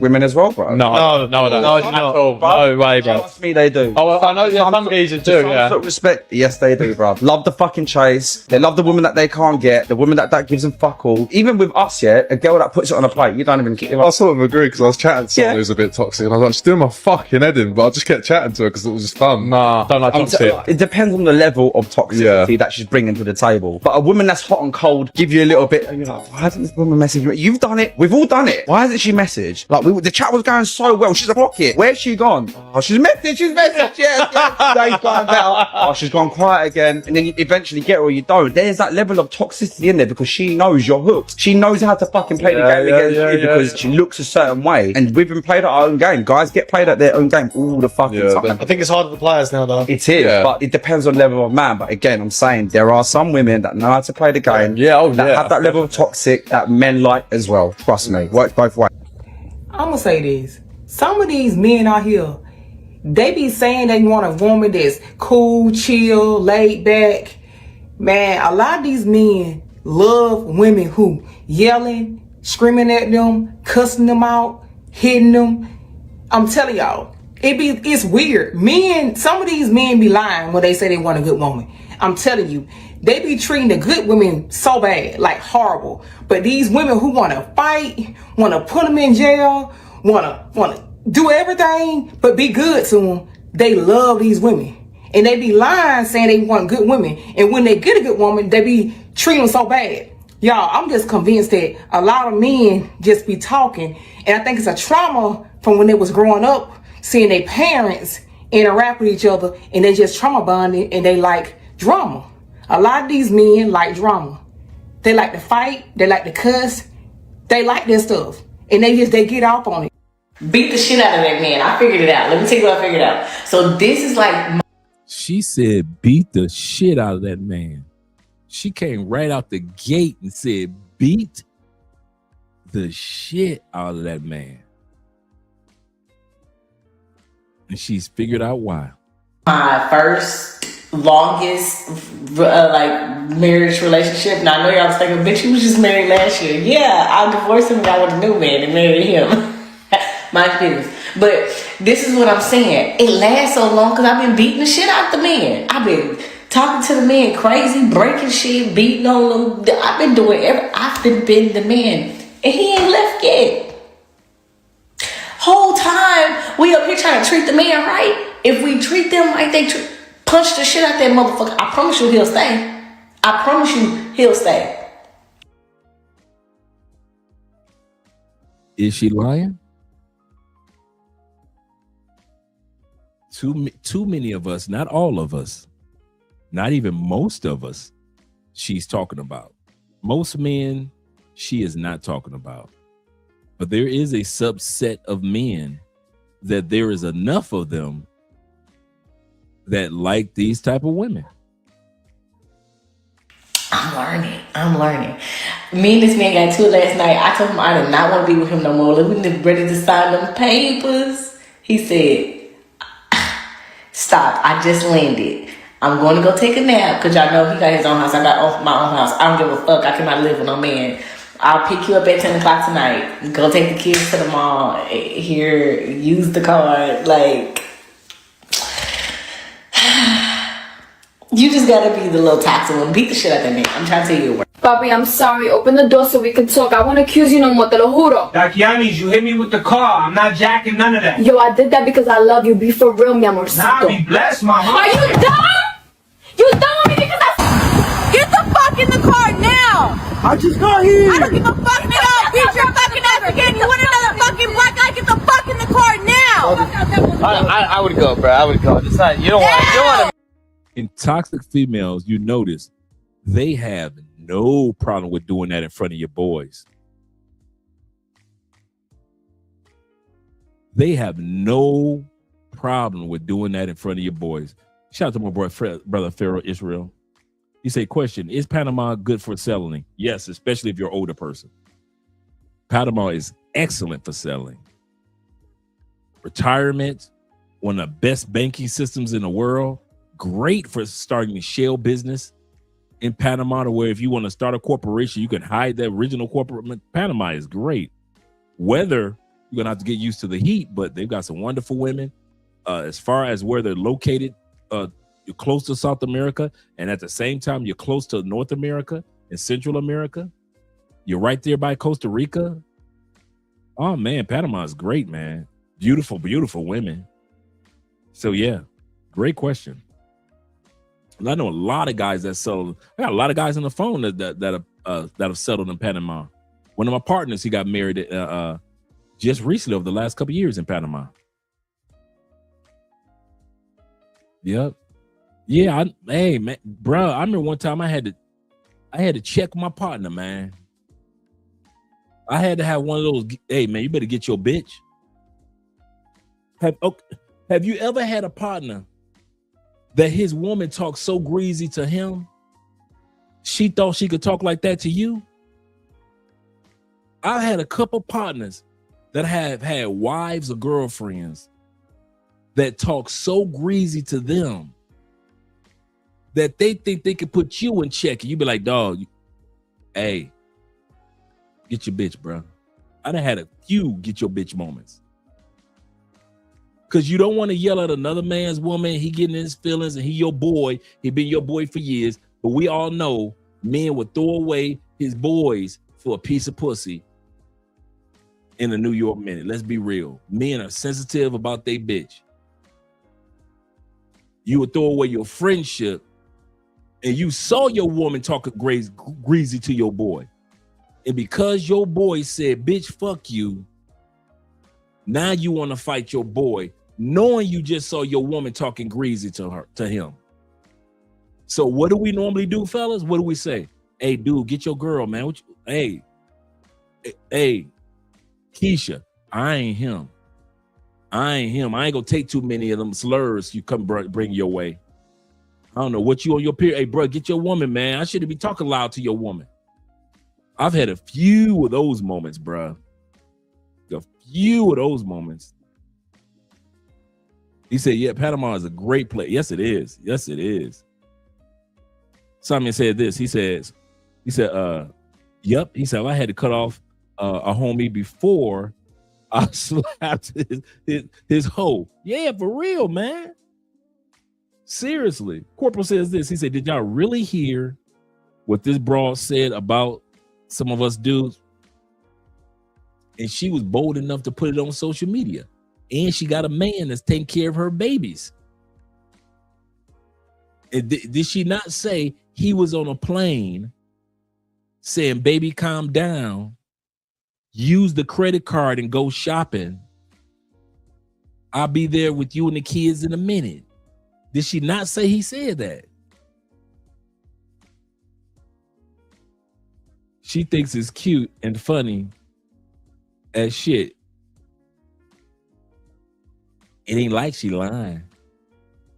Because even if she lying, we all know females that's like that. Zeta says this. Shout out to Zeta with the 2-month membership. He said, dating Latinas? He said, I definitely have those moments. So I know. He said, but I'm not that dude these chicks found out quick. I don't take disrespect and no, he said, I'm no simp. That's one thing that you're going to have your moment with a Latina. Take it from a man that's married to a Latina. And Andrea is sweet and soft-spoken as there is. And I still have those moments like, oh, okay now. Okay now. Like I said, we've never had an argument. Thank the Lord, we've never had an argument. We've had disagreements. You can disagree on something. But as far as like full-blown arguing, rah, like I hear about a lot of guys with their Latina girlfriends or wives, I've never experienced that. So they say, that's right, fly out. Shout out to my brother being in the building. Shout out to Jay being here. Straight from the PR. Love Puerto Rico. And the Puerto Rican ladies. Yes, sir. Back in the day. Woo. Yes, sir. Salute to you as well. Let's get ready to head back. Let's get ready to go back. Like I said, I'm going to shout out my man, Uranus Dude 22 in the building as well. Yeah, get your bitch, bruh. I mean, one time we was leaving the club, bruh. Leaving the club, and it was like 5 of us couples, right? She always nagging in his ear, rah. She thought and I'm with my wife at that time period. She thought she could nag in my ear the way she did her man. I turned around and I gave it up, and I swear I was about to put that bitch in check. And I turned back to my boy. I say, man, get your woman, dog. I say, get your woman. She think I'm you. I said, you light skinned. I said, she must think I'm a light skinned husband. I say, I am brown skinned. I say, you got the wrong player. I say, you need to talk to your husband like that. I say, bruh, get your woman, man. And he could tell I was serious. He turned around, be quiet, stop messing with people, blah, blah, blah. That little soft ass putting your woman in check, the soft version of putting your woman in check. Better sit your ass down somewhere. Corporate he say, bruh, I'm not the only one. He said, I'm not one for the woman's bullshit. That's for real. Yeah, Zeta. He said, I had my day with two. He said, my day or two with Latina. Yeah, man. That fussing and cussing. Nah, babe, I didn't fly all the way out to this other country to be arguing with a chick. I don't see how y'all do it. I don't see how y'all be arguing with Brazilian chicks, arguing with Colombian. I was the fuck I would. I could have stayed in the States for that bullshit. I could have stayed in the States for that. Yes, sir. He say no. He say no Boricua tales of any Puerto Rican chicks. Yeah, I got some. I got some. But I ain't got no crazy ones though, man. I was dating this in Tampa. I was dating this Puerto Rican chick. And Puerto Rican chicks usually aren't tall often, but this was like 5'9". My Uncle Jeffrey could tell you I like him tall. And so he was about 5'9". And my ex-wife was like 5'8", by the way, guys. 5'7", 5'8". And she was bad, bro. And we messed around for a little while, but no drama. Nothing crazy, man. Nothing crazy. But she had kids, so I knew that was just dating. That was recreational. I knew that wasn't going nowhere. She was a baddie, but that's all right. That's all right. Yeah, I don't have any bad Puerto Rican sisters stories. Every Puerto Rican that I messed with, sex was excellent sex. They cooked, and just was down to earth. So I ain't got no crazy Puerto Rican story. He said, no matter what U.S. media says, he say, I still want my dream Alonzo Harris and Eva Mendez relationship. Eva fine, boy. I ain't gonna lie to you. Eva's fine. I won't lie to you. Let's continue on with the video. Enough of Andre. Get the fuck in the car! I'll see you next week. No, he won't. Hi. So have you ever wondered why men chase toxic women even though they know that it's bad for them? So before I go on, you're going to want to save this and probably share this with one of your friends who has run into the same situation, wondering why men always love toxic women. Or maybe one of your friends is one of these toxic women. I know I have been. So toxic women often create chaos in men's life, and men sometimes confuse this chaos and this craziness for passion. So they tend to chase after these women that are toxic. Toxic women also withhold affection from men and make men chase. Men love chasing women. So when women are being withholding of affection or withholding of certain things, men tend to chase that more, and they confuse this whole toxicity with some sort of chase. Some men see toxic women as something to fix, or something that if they fix her or if they catch her and they conquer her, it's like this thing that they've succeeded in. So that chase that they have, again, is part of what toxic women keep bringing men back to. And I know it might suck to hear, but some men who are insecure or who have low self-esteem end up going after these toxic women because they end up thinking that they don't deserve any better. So they end up with these women who treat them poorly. Another reason why some men are drawn to toxic women, because unfortunately they grew up in a household, or they grew up where this is a familiar place for them. They were used to being around toxic people or toxic women, and so for them this is a comfort zone. So they end up finding women who treat them the way they were treated growing up, and they end up finding that as like some sort of comfort to them. So the man you see above me goes by the name of Darian Morgan. Before we talk about Mr. Darian Morgan, Poor man 313 in the building. You better back the fuck up out my face, goddammit. I'm from Detroit, Michigan. Don't play with me. Shout out to 313 being in the building. He says, Dre, are your books still in the Patreon? Yeah, they're still in the Patreon. Let me do this after the show to put the books in this, because I never put the books in their own category. In the Patreon, there's a section called collections. Let's go there right now, real quick. There's a section called collections. And when you go into collections, because you go to homepage, you can go to collections. And let me pull that up on screen for us real quick. We won't be long, gentlemen. But I want to share this and I'm going to drop the link for the Patreon as well. So I'm going to blow this up a little more. Okay. Bring this down from the screen and add this to the screen. Okay, so here we go. Good question, by the way. So in the Patreon, you have the section that's called, you have home, you have chats, you have anything that I want to sell. Like I need to put the books in here if anybody want to buy the actual tangible books. Memberships, recommendations, right? And you also have collections. So any videos that are, you can see the number of videos that I've put in each one. Like for buying property in Medellin, there are 4 videos that our girl Paola, she did with us. We had the exclusive Daniel video that I broke it down. And so you guys don't have to watch the whole 4-hour live stream. I just broke them. Each video I broke down into about 10, 15, 20 minutes. So you just click on collections and it'll open up. This is just the cover for collections. And it'll open up. You can click on each one of the videos, and each one of the videos also have an article.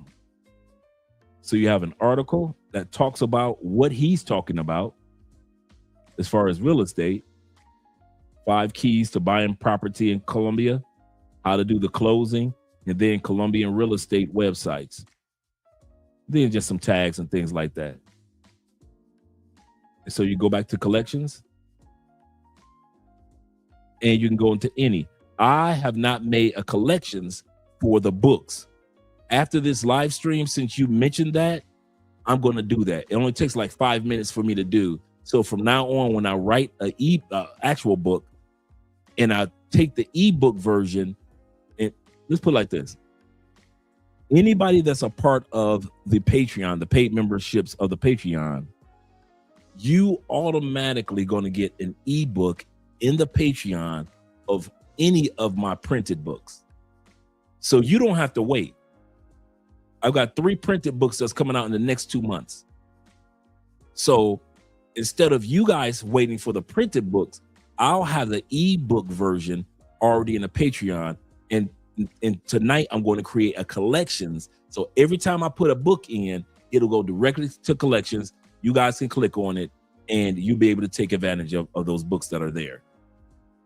So after the live stream, since I haven't made a collection for the 3 books I've already written, I'm going to take a few minutes out and just make a collections for those books that I've already written. So you guys will be able to go directly to collections.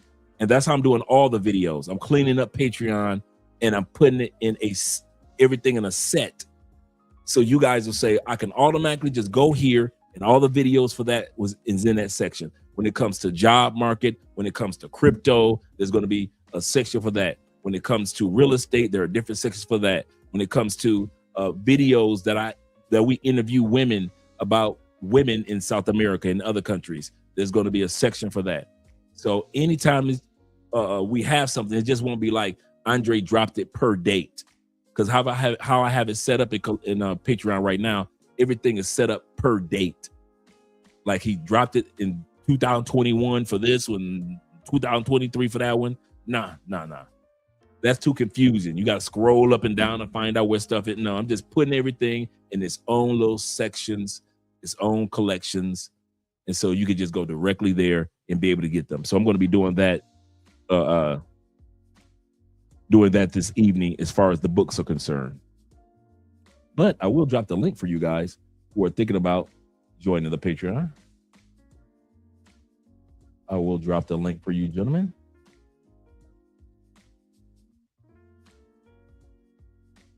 And we appreciate your support. And join the paid Patreon. Because the reason why I say that is not about the money.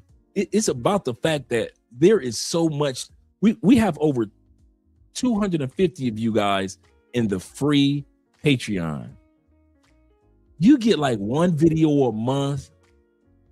You get a little bit of information on this and that. You get a newsletter, which is cool. But for just a $5 a month, $10 a month, $15, dude, you get a video. If you ask the guys who are paid members, they will tell you, I drop a video almost every other day. Most Patreons don't do that. We have so many videos that drop in the Patreon for you guys almost every day. So much information on job market. So many. I'm putting together right now, and I haven't forgotten about you, Kenny Peoples. I'm putting together a list right now of online jobs that allow you to work from anywhere in the world. The 2026 version. That they've had that from 2023. They've had the updated version every year in the paid membership. The paid membership are the ones that get the book. So instead of just having it to get the tangible one, and we appreciate you guys getting the tangible ones, but it's cool to know that any book that Andre writes is automatically going to be right there for you. So you 250 dudes that don't pay for the membership, just $5 a month, I kid y'all are losing out, bruh. It is so much. And then the exclusive lady videos that I got coming down the turnpike. Y'all don't get them either. Y'all don't get them exclusive lady. No, y'all don't get those. And so it's cool to see that you guys are supporting. And everybody gets a chance. When we go on Mondays, we do a live stream every Monday for the free guys and us and the paid member. Everybody's can come up. We just have fun for an hour. It's only 1 hour, like an hour and a half. We just have fun talking about different subjects and topics. But I kid you not, man. You guys on the free tier, you are missing out like 98% of all the good stuff that's inside the Patreon. I wish I could put it a different way, but it is, yeah. Yeah, I kid you not. Shout out to Poor Man 313 for support and all you guys that support. Like I said, I appreciate you guys, but I'm setting it up to where the Patreon is a one-stop information shop, bruh. I kid you not. That's exactly what my goal is. I try to think of it from the perspective of, if I needed information on real estate for this, bam, where could I go? How do I rent an apartment in Colombia? Bam, that's where I go. And every one of them is not just an article. Every one of our Patreons that I drop, if you notice, it has the video. A lot of times you're just going to get a video from somebody if you go to their Patreon. We are one of the few that do the video and a full-scale short article, because I know we don't want to be reading all day. A short article, and I have the hyperlinks. Dude, I'll be hooking you up, man. I'm so jealous. I'm gonna hit the super chats in a second.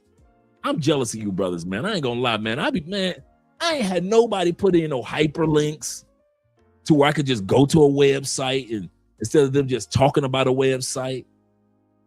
Like, remember when Theo and all of us did that episode about a year ago of government contract jobs and just regular contract jobs internationally? All those recruiters, the videos are broken down. Let me go back here. Let me go back here. The videos are right in. Is it in the travel? No, it's not in travel. Remote work videos. Here we go. Here we go. So we got two of them here in the remote work.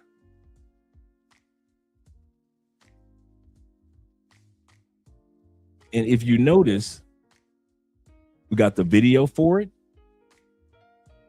I've got the article, and I have the link. If you notice, the link to all the international job recruiters, the top international job. Now, I'm not talking about just government jobs.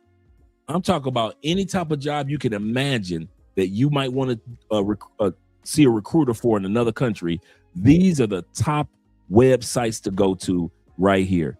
And they're inside of this one right here.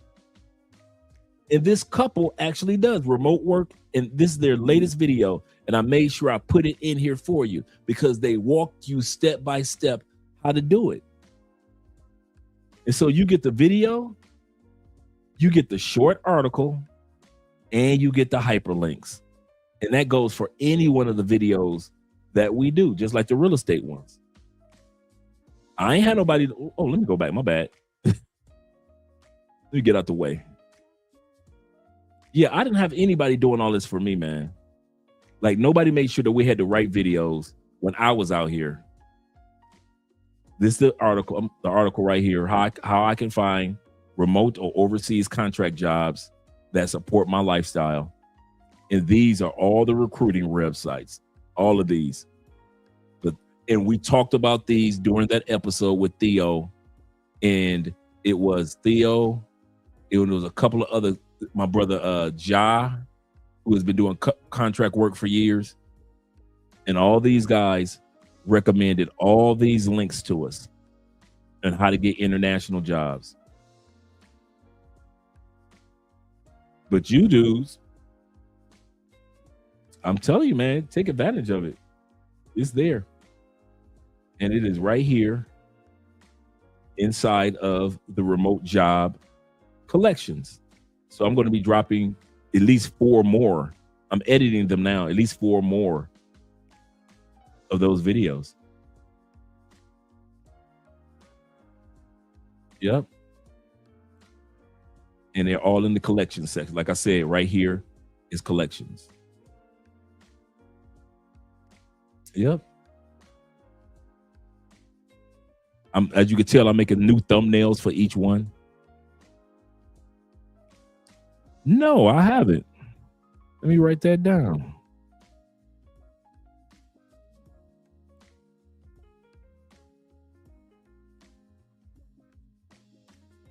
Let me write that down. Cool. All right. So you guys have the link to the Patreon and you can move up from the free membership to the paid membership. Let's remove this down and add this back. Most of us know him as legendary DJ Big Tigger from the hit show Rap City The Basement. It dominated the airways in the early 2000s. Fast forward 20 some odd years later, Big Tigger's name has never been associated with anything negative up until right here, right now, where the video you see above me was dropped by a woman who claimed to be Big Tigger's wife. In the caption of the video she posted, now deleted, but in the caption, she said something to the effect of, "Go ask Big Tigger why my face looks like this." So this whole thing started after Big Tigger's wife found suspicious text messages between Big Tigger and his female radio co-host. Now, Big Tigger may not be on BET anymore, but he's still a DJ in Atlanta of a very big popular radio show. And in these text messages, the wife said that she saw messages from Francesca, that's the name of the female radio host, saying to Big Tigger, "Hey baby, I miss you so much, babe."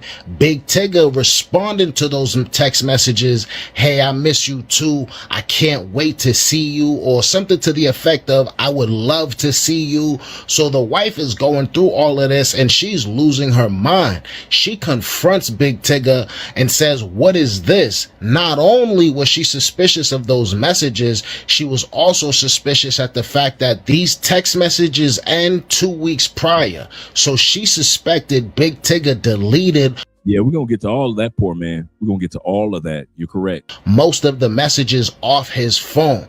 She confronted him about it and he admitted to it. He said, "Yes, there's nothing going on between me and Francesca, but at the same time, I did delete text messages because I knew that you would have an adverse reaction to them. We have a special kind of relationship and this is just how we talk to each other." The wife wasn't having it. She wanted him to admit to whether or not he deleted deleted the text messages so she can go further into his phone and find anything that he may have missed. And that's when the tussle ensued, because while she's going through his phone, he's over here trying to grab it out of her hand. She's tucking it into her abdomen, and now they're full-blown wrestling, playing a tug-of-war match for this phone, which is how she claims she got the injuries in the video she posted, where she actually added the female co-host, who's now filed a civil lawsuit against her,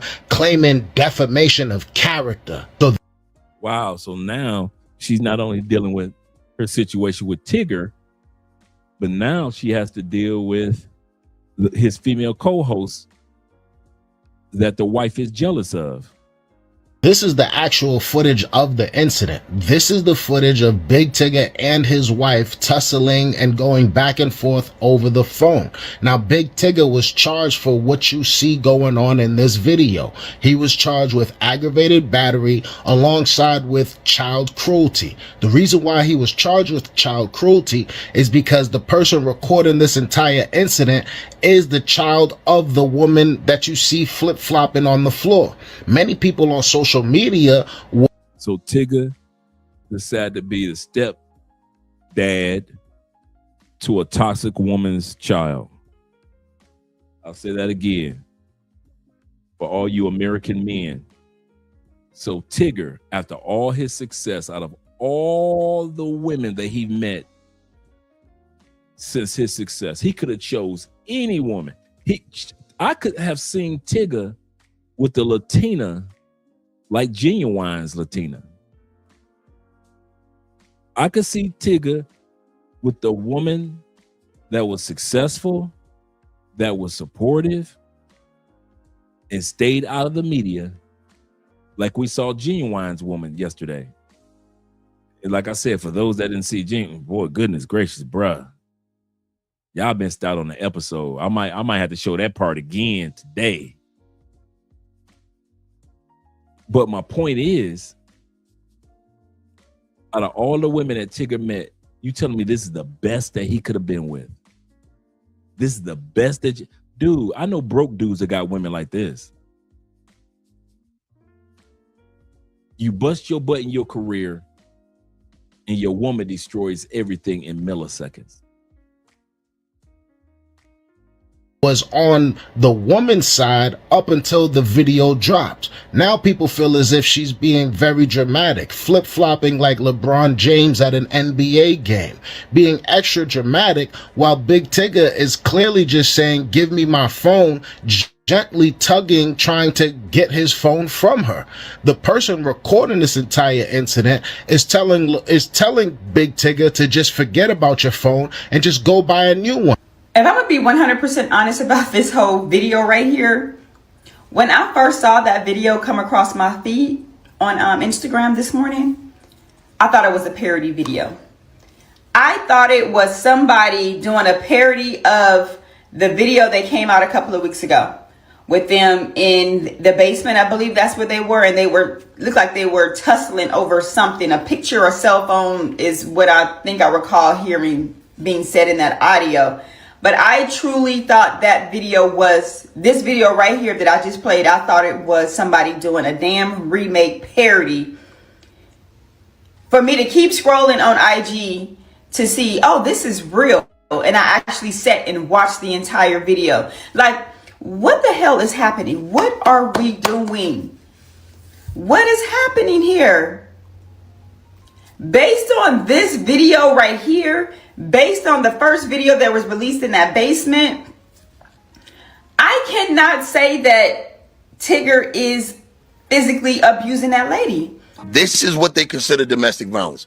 He's definitely guilty of cheating and having something to hide in that phone. I saw so many outlets posting this video saying, the caption says, Tigger assaulting his wife. He is guilty of probably being a bad husband, probably being unfaithful, probably being a bad provider, all of these things. But to label a man as physically abusive when there's no abuse taking place is insane. And I get sick of seeing that shit. Shout out to little Batiman in the background defending your mama, but your mother wasn't getting hit, bro. Every time somebody see a crying woman, she's a victim. That is called gaslighting, and that's called emotional abuse. So Big Tigger, we tried, y'all. Listen, we tried to tell him. I tried to help him. I even tried to get the other men that his wife, Alicia Brown, had falsely accused of doing the same thing to come forward. But everybody is scared of her, including him. Her character is responsible for him being jobless right now in a hard economy. And so I guess she took something when he said stop, and then he just grabbed her. She broke loose, and as she broke loose, like boom, her head hit the wall. You had to go down there to family court and file paperwork on her to put out the house, only to let her back in and tell her, stop, Alicia, stop. And then boom, she hit her head on the wall, and now you're accused of hitting her. I grew up in the hood. I done seen this beat women. This wasn't it. Yesterday, I received a statement from Big Tigger's wife, Alicia Brown. Now, for those of you guys who may not remember, we talked about this a few days ago. Alicia Brown is Big Tigger's wife, but she also had posted a video to her Instagram with a bruised face. And the caption said, ask my husband what happened to my face. Why my face happened, yes. So now Alicia has sent this statement over, and she says, I want to be clear. I have never called my husband an abuser. Social media has drawn its own conclusions from information that was shared, but those conclusions are not statements I've made. I respect the legal process and believe law enforcement should be allowed to do its job without interference from anyone, including me. In recent days, many claims, opinions, and narratives have circulated publicly. While I understand that people will form their own views, I remain confident that the facts will speak for themselves. Until then, my focus remains on my family, my peace, and protecting those I love. I love my family. I will not engage in public debate, speculation, or personal attacks and bitterness. I am not hiding, and I stand firmly by my character and integrity. I respectfully ask for patience as I follow the guidance of my legal counsel and allow the process to unfold. Thank you for those who have been extending prayers, support, and understanding at this time. Now, don't do that. Can't stand a clown. So yeah, don't do that. Stand a clown. Don't do that. You put online and said, ask my husband, and now you're saying, well, I'm not saying my husband hit me, but. And that's what you wanted us to do. Your husband's not on air because they're doing an investigation because they're assuming, right? Yeah. That's what happened. Like whose fault is it that people started drawing those conclusions, man? Yeah, her goofy ass. Do you remember Alicia Brown? She was the same lady that left her kid in a car for 8 hours to go into the casino. This happened in Baltimore City. I saw those reports. Nah, that was actually like a real thing. I've seen the reports of what was done in that incident. We got the receipts tonight in regards to her too.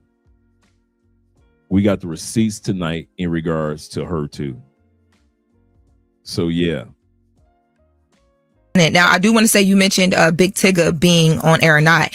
So I reached out to Big Tigger's team, and from what I was told, he actually is back on air this morning, and he's going to be has already addressed it himself as well. So I'm waiting to get that statement. But when she's talking about the law doing its like legal process, yesterday there was a report that broke via TMZ that police are investigating this situation now, and that Big Tigger is a suspect of the investigation. They said that there was an alleged assault that took place in May that prompted authorities to open a domestic dispute investigation. I did ask her about this investigation, and she says that there's nothing that she can speak to at this point, that it will come out in the investigation. Why didn't she let that process play out anyway? Why did she run the social media with her face like that, with a caption like that? So we could feel sorry for her and start speculating and making things up, and then got mad about it. As a woman, right? Before she goes any further, as a woman, let's look at what I was talking about regarding yesterday. For those that didn't get a chance to see yesterday's episode, this is what I thought Big Tigger's wife or life would be like yesterday. Give me a second.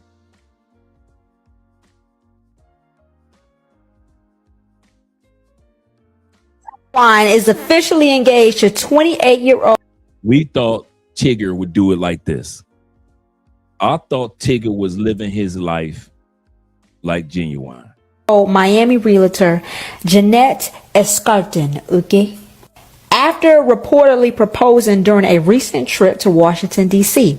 Now, the couple says they've been trying together for years and chose to keep their relationship out of the spotlight until now. My question is, what's wrong with them being engaged? I thought he was doing it like Genuine.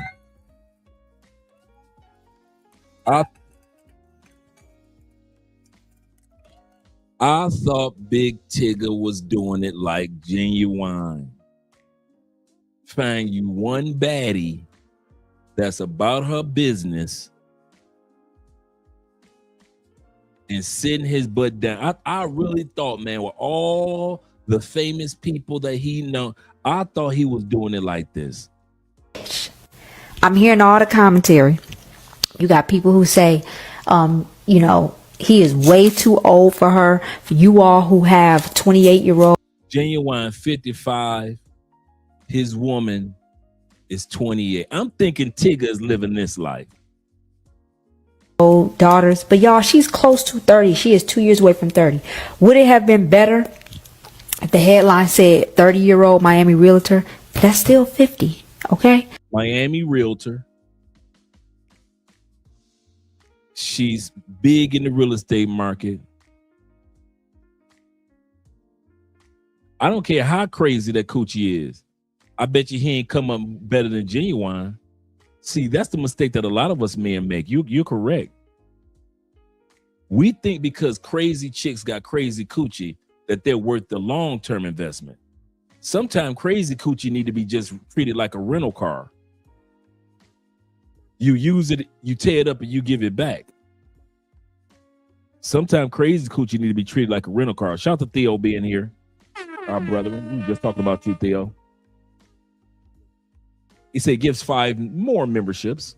Andre and Andres, appreciate you guys that are becoming Patreon members, as well as over on the Cash App. I'm gonna hit the Cash App in a second, guys. And appreciate you once again, Theo, man. Appreciate the love. Appreciate you being our instructor, our guide, our example. Years of wisdom and knowledge that you share with us, brother. We really appreciate that more than you realize. Way more than you realize. He said, I'm alive. I don't date Western women. But I ain't gonna lie. If I had to date a Western woman, I'd have had to do it like Genuine. Let's continue on. To me, it's above the age of... Oh, Genuine. Oh, she was born in Miami. Her name is Jeanette. 28 years old. Her and Genuine been secretly dating for years. And now they're engaged. This is the life I thought Tigger was living. I swear, I didn't know he had an average American woman. But shout out to Genuine. 25. I think that, you know, she's making a financially good decision. Hopefully his finances are good. And he still look good for his age. And she look good. So I don't know what the problem is. My only advice to her would be very simple. He wants you for your beauty. You need to also get something out of the deal. Here's the problem. The person that's speaking is a broke chick. Genuine was wise enough to get with a Miami realtor who's getting that bag already. She don't need Genuine's money. Heaven forbid y'all break up, y'all divorce, y'all don't work out. You need to come out of that relationship saying, this is what I got from it. And it needs to be tangible. Do you understand what I'm saying? That's all I would say. Congrats to y'all. Again, a broke chick trying to give advice. Right. Now, I know for a fact that ain't no woman mad because 55-year-old Genuine is engaged to marry that 28-year-old woman. Let's think about this. Genuine ain't even worth $2 million right now. He's 55. So, you know good and well he gonna get what his money can buy. And what woman in her 50s or 40s wants to be with a man like that? That man is ill. He got... Once again, she's been in the real estate market. Here's another receipt. She's been in the real estate market, high value real estate in Miami since 2022. She's won several awards for being one of the best realtors, as well as the best real estate agents as far as rentals in Miami, in the South Beach area, in the Miami Lakes area. All kind of problems going on, and most of the women I know that are in that age range, they are healthy and stuff, and they always talk about these men when they get up in age, they choose to settle down because they need a nurse. So I cannot believe it's outrage from these women. I've seen little pieces and stuff, but I just can't believe that a woman my age or older or whatever in the 40s to 50s would be upset about this, because a woman my age don't want to be no caregiver when you just going into a marriage with somebody. I was at a concert one time and Genuine fell out. He needed some help. So I was like, dog, what's going on with Genuine? And when I got to talking to some other friends of mine about it, it was like, you ain't know he got all kind of medical issues going on and stuff right there. But so kudos to that girl that's choosing to marry him. I mean, but I just can't believe that older women or women his age are mad about this, because you know for a fact that they don't want to be a maid, a nurse, or nothing else. We just saw what's the guy? I'm gonna say this, and I said it yesterday. For all these women that say that we are with younger women because they're gonna take care of you when you get old. Yes. I said this yesterday. Yes. I am with her because one of a myriad of reasons why I'm with my wife is because a younger woman will be able to take care of me when yes. And I'm gonna tell you something else. Why I say yes when I get old. Because between that time period of me getting old, I gotta deal with Andrea when she goes through her monthlies, her menopause. I gotta deal with her when she deal with women mental issues. I gotta deal with her body changes. It may be a time where I got to deal with some cysts or some ovary issues. I might have to deal with, some of you guys got to deal with your girlfriend or your woman. She got a 6th toe. You got to deal with your woman because she gets migraines. She fine as can be, and she gets migraines. You got to deal with your woman because she's sexy, but she so happen to be clumsy. You got to deal with your woman. She might be a forgetful type of woman. There is so many things that you got to deal with a gorgeous woman, even a younger woman. But before the time that you get old enough where you need her, man, please. If I could write out the list of stuff that I have had to been there for my wonderful wife in these last 7-8 years, compared to the times that I will really need her in my 70s and 80s, man, please, a woman's body and mind is always evolving. You're gonna always, whether she can't see because her vision is getting worse because she didn't wear glasses like she's supposed to, whatever it is always something going on in a woman's body. Whether she's got slight signs of sickle cell and her bottom back ache all the time, and you always got to give her a little baby massage all the time because her back aches. Whether she's on this type of medication or that type of medication to bring her balance in, dude. Any woman that complains to you older men about you only want her to take care of you when yes, I am expecting a return on my investment of all the years of being there for a woman and the changes that a woman's body go through all them years. You got to go through the years of woman sticking her head in the refrigerator and in the freezer because she's going through hot flashes. You got to go be there for the years for menopause, no matter how fine your woman is. You got to be there for the days that she feel confident about herself or the days when she not feeling psychologically confident. Man, please. Don't try to check me about my woman being there for me when I get old. You damn right she's supposed to be there for me when I get old. Because all them years I was dealing with her bodily issues, fair exchange ain't never been a robbery. Fair exchange ain't never been a robbery. Shout out to my brother Don with the $10 love over on the Cash App. Appreciate you, brother. Really do. Yes, sir. Yes. Yeah, Genuine fell off stage. She was with him when that happened. I mean, she wasn't at the show, but they were in a relationship when that happened a couple years ago. Did she leave him? No, they getting married. Did she leave him when he fell off stage? No.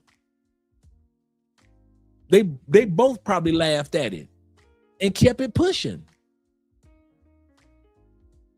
They've been together that long to where we didn't even know that she existed when he fell off that stage. And she's still rolling with him. Because in the Latin community or the Latina community, they believe in family. These are some of the awards that she's won, and she's rocking the glasses. can't you remember the name? It's so vague to me right now. LeVar Burrow's wife put up with this mess for 30 years, and she said at her end, she don't want to take care of him. So you got to give it to the younger women. They'll put up with a lot of stuff, and they'll do these things, and an older woman just not gonna do it. So congratulations to Genuine, because most of the women I know that are his age, they don't want to be married to a man like that, especially when they go into the marriage and they got to be a nurse off the top. Bruh, so people are really mad at Genuine and Lil Wayne for both getting engaged to women younger than them, right? Genuine is 55. He's getting engaged to a woman that's 29. Lil Wayne is 43. He's getting engaged to a woman that's 25, right? And for those people that's upset with this, what the hell did you think was going to happen? You think the reason why I'm showing you guys this montage again, because I really thought this was the life that Big Tigger deserved to have. Lil Wayne, the rich guy that he is, finna marry a woman 43 like him? You thought Genuine Mr. Pony is finna marry a 55-year-old woman? No, y'all can't be serious. And this is no diss to older women, because there are beautiful older women out there. But if you got the money for a new Benz, you're gonna buy the new Benz, not the one that was made in 1985. You know what I'm saying? That's just how the game goes. You co-signing your ex-wife's new relationship. Absolutely. Yeah. Professor Griff, right? Professor Griff. Homie. From Public Enemy? That's the homie, yeah. Homie. Oh, that's dope. Homie. Yeah. I think at the end of the day, as an example, as a parent, period, as a man, if you have kids, you want to extend that to your kids. Why do we have to go to court? Everything always isn't going to be perfect or whatever. Yeah. You might get divorced. You might go through whatever you got to. But this is how you do after that. Right. That's how you make it right. This is how you make it right. This is the example that you set for your kids. Right. That's what I do, man. I'm not mad. I'm mad at myself. I fucked up. Right. I cheated. I did what I wasn't supposed to do. Right. You understand what I'm saying? Right. So at the end of the day, I shouldn't be mad at him for scooping up a good woman that you was too dumb to know that you had. That's my fault. Accept that man. Accept that dude. I got engaged. Genuine is engaged to 28-year-old Miami realtor. I hear what I'm saying. They're making a big thing about his disparity, the age disparity. People giving him push. Bring that beat back, Dre.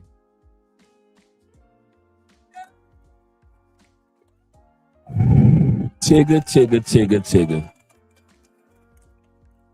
Tigger, Tigger, Tigger, Tigger, Tigger. What were you thinking?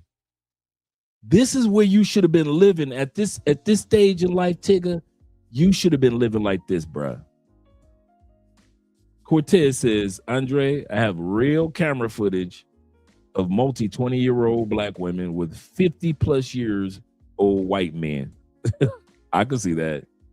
Black women have no issues with that when it comes to the white man. When it comes to the white man, that's true. This is where I thought Tigger was living his life, because he deserves it, man. He's a good dude. I did not know he had some raggedy, average, everyday chick, bruh, that he could have got that chick and been broke. The age disparity. People giving him pushback because of the age. This woman ain't got no kids. Genuine got 9 kids. This woman ain't got 1. Age difference. He's 55 and she's 28. She 28, he 55. It ain't like she 18, right? You did? Like she 28. Right. Oh yeah, by the way, that's how my Puerto Rican was built. Remember you guys were asking me earlier about my Puerto Rican, do I have any Puerto Rican stories? Yeah. That's how my Puerto Rican was built. Remember I tell y'all the stories about how I would get, in Tampa, they had hurricanes, where I would go, which ladies would I be with. Yeah, now you see why anytime there was a hurricane, I was over at the Puerto Rican house. And she could cook and she could, and she was built just like that. No different. No different. Very ladylike too.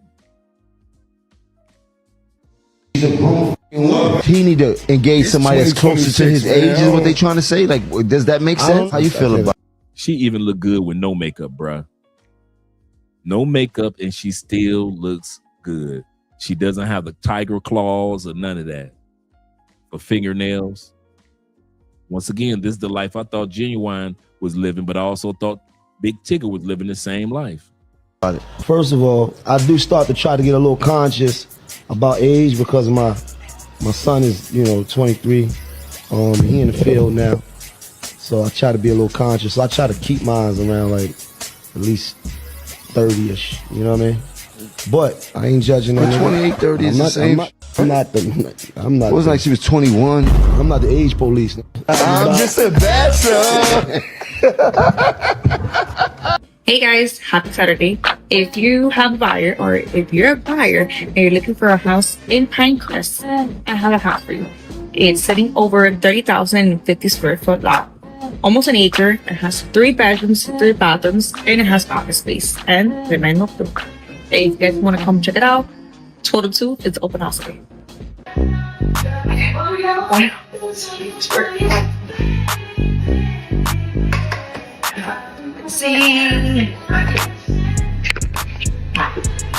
And she could cook too.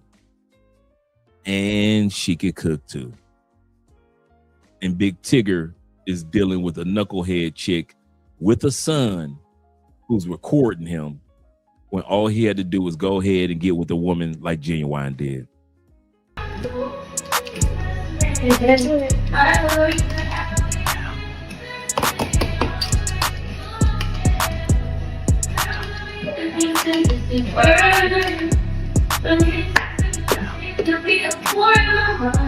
What?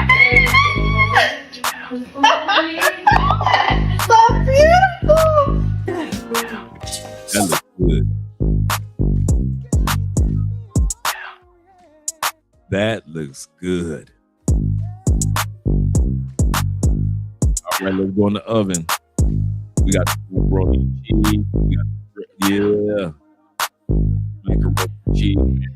And we got the cornbread.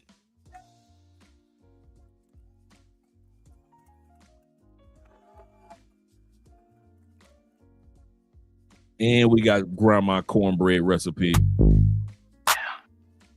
We got the bird, the turkey at the bottom. It's the holidays. This is what I thought Big Tigger was doing. This is what I thought I kid you not, man. I thought he had him a baddie. And we just hadn't seen her yet.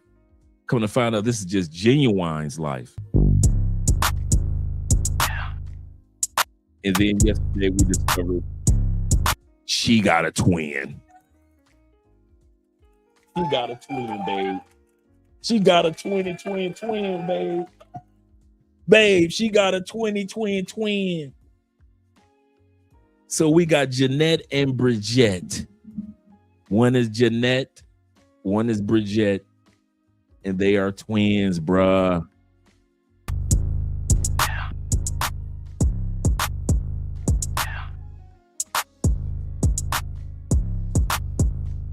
Yes, sir, Genuine. This is the twin. This Bridget right here. This is the twin. And the one that Genuine is engaged to is the original Jeanette.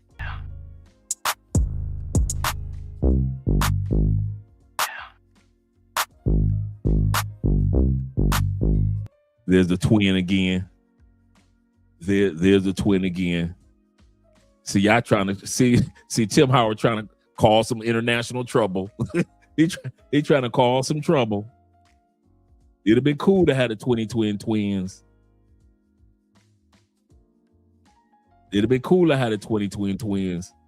But if you could just get one, hey, ain't nothing wrong with just getting one. If you could get one. But this is the twin. This is Bridget right here. This is not Jeanette. This is Bridget. This is from her Facebook page. And these women, what I also like about them is that their Facebook presence, as we mentioned yesterday, and social media presence is nothing but like 90% professional. So these women don't have any bikini shots, this and that, except for the one that was at the beach that we showed. So they're very, very professional ladies.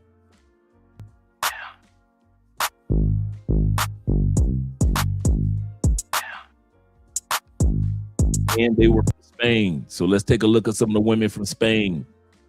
Even though they were born and raised in Miami, their heritage is from Spain. So let's take a quick look at from Spain. Let's bring that back. Yes, their last name goes back to Spain.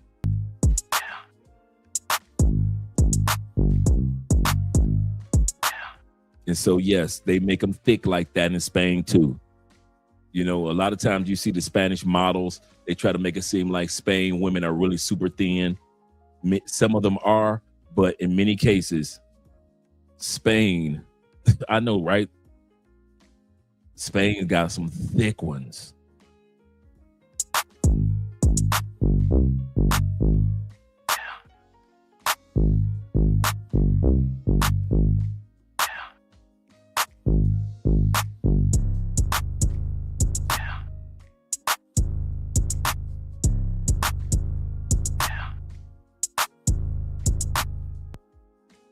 And they got some pretty ones.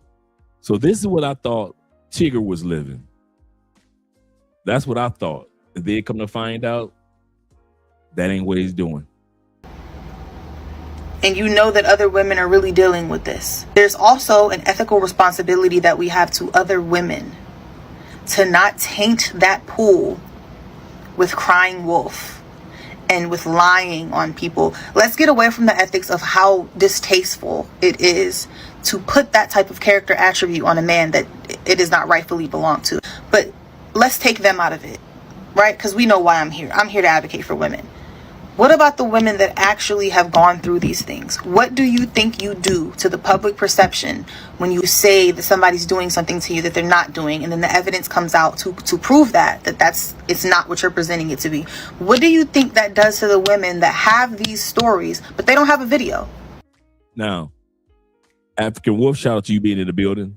This young lady here is not Tigger's wife. This young lady is upset because Tigger's wife has been faking, allegedly, domestic violence. And this young lady is giving her commentary on, if you keep faking this domestic violence thing, allegedly, what about all the women that are going through this? So now nobody will know who to believe or trust because of fake women that are out here, like Tigger's wife. Somebody just has to go off of word of mouth. They just have to go off of bruise. They have to go off of what they're showing you. They don't have a video. They don't have audio recording. They don't have witnesses. They just have their firsthand experience and their testimony that they're giving you. What do you think that does to those women and how they're perceived and if they're believed? What impact do you think that has? Where do you draw the line on how this type of thing impacts other women? Because that's what I'm concerned about. Do you care about how this impacts other women? Do you care about how this impacts other victims of abuse when they want to come forward and tell their story and they get on the internet and they see that you came and told your story and everybody found out it was a lie? The wife of Atlanta radio host Big Tigger is behind bars tonight. Authorities arrested Alicia Brown on 2 warrants, one in Fulton. Yep. She got locked up. After that, for the guys that don't know, she recently got locked up. And it's crazy, dude. This Tigger situation can go on Netflix. Watch this. I told you I'm coming with receipts. So the wife is in jail right now. She had warrants, not a warrant. She had warrants out in the state of Maryland. Shout out to the DMV. County, the other in Maryland. Fox 5's Eric Perry has followed the latest on this story all day. He's at the live desk now with more. Eric? Yeah, Christine, Russ, so many twists and turns in this case. I've since learned that the warrant out of Fulton County has been dismissed. That was for felony interference with child custody. No word yet on why. The kidnapping charge from Baltimore is still active. She's set to be extradited back to Maryland. Eventually, the warrant should have caught up to her. I'm not sure how she stayed on the run for so long, hiding in plain sight. Another twist in the Alicia Brown Big Tigger saga, this focusing on Alicia Brown alone. This mugshot from Hart County after she was arrested Tuesday on 2 warrants. One was a felony interference with child custody. That was out of Fulton County. The other, kidnapping charges out of Maryland. This is a very unusual case. Even when you think about how it came to light that she even had these pending warrants, is very unusual. We sat down with criminal attorney Ben Gathia to break down what's happening. The 37-year-old was arrested on I-85 in Hart County near exit 177. When Brown was arrested, there were 2 small children. You telling me this is what you were on Rap City for? You spent all those years on Rap City, and this is the best that you can get. I'm telling you, American men, you are playing yourself short. You telling me this is the best that you can get. In the words of Anita Baker, giving you the best that I've got, baby. This is the best that you can get, Tigger. I just showed you what Genuine got. Tigger, you were on that level. And this is the best that you can show the world. A woman that has been on the run for years. Your wife has been on the run before she met you. She showed up to you with a son. That's who was doing all the recording. Her son. The woman has a missing daughter. Missing. Dude, not over a cousin's house. We're talking about in the middle of a kidnapping case, missing, ain't never to be seen again, daughter. And you married this woman with warrants out for her arrest, a daughter missing. She got a son, so you became a stepman. Tigger, I blame you for all this, brother. I blame you for all this. You've earned this, brother. You know when the Breakfast Club give the donkey of the week, Tigger, you are the donkey of the week, brother. Hee haw, hee haw. In the car also. These charges are completely separate from the domestic abuse claims against her estranged husband, Darian Morgan, or Big Tigger. This comes from a 10-year-old child who was reported missing in 2019. It could have come from the child's father. Maybe he reignited the issue because he was the one that initially was awarded custody from a family law dispute. So the original father, this is the daughter, this is the little girl that's missing. The original father had the child. He got full custody in Maryland. We're going to hear from I told you I'm bringing receipts. We're going to hear from the original father about what happens to his daughter and the crazy woman that kidnapped his daughter and has never been seen since. And Tigger married this woman. So I'm not going to talk about Big Tigger's DV allegations. However, those allegations open up a can of worms, and I think it deserves its own spotlight. Here we go. Troubling unsolved missing person cases more than 7 years after she vanished amid a contentious custody dispute. Aaliyah was just 10 years old when she was reported missing from her home in Reisterstown, Maryland on May 25th, 2019. Today, she would be 17 years old, yet authorities have still not publicly located her, and the case remains open. According to Baltimore County Police, Aaliyah was last seen at her residence on Aaron Russell Court. Investigators have previously stated that there was no evidence suggesting a stranger abduction. Reports over the years have indicated that she may have been with her mother around the time she disappeared. The case emerged following a lengthy custody battle between Aaliyah's parents. Her father, Darrell Williams, has publicly stated that he spent years fighting for custody of his daughter and was eventually awarded full custody after extensive court proceedings. According to Williams, Aaliyah disappeared shortly before she was scheduled to be returned to his care. For years, Williams has maintained that Aaliyah's mother knows where their daughter is. He has repeatedly appealed for answers and continues to hope that Aaliyah will one day be found safe. The disappearance gained additional attention because of events that occurred years before Aaliyah vanished. Court records and reports indicate that her mother, Alicia Brown, previously faced criminal charges after authorities alleged she left Aaliyah unattended in a vehicle for several hours while visiting a Maryland casino. Yeah, you heard it. While this woman was inside of a casino, for whatever reason, she left this child stuck inside of a car. This is what Tigger married. This is the original mug shot when she got arrested after she left her daughter in that car. This is the original mug shot. The mug shot that you just saw a few minutes ago was her finally being caught while she was on the run for kidnapping her daughter. Okay, so let's backtrack this woman that Tigger married. Let's backtrack it for a minute. Tigger, you married a baby mama. That's headache enough.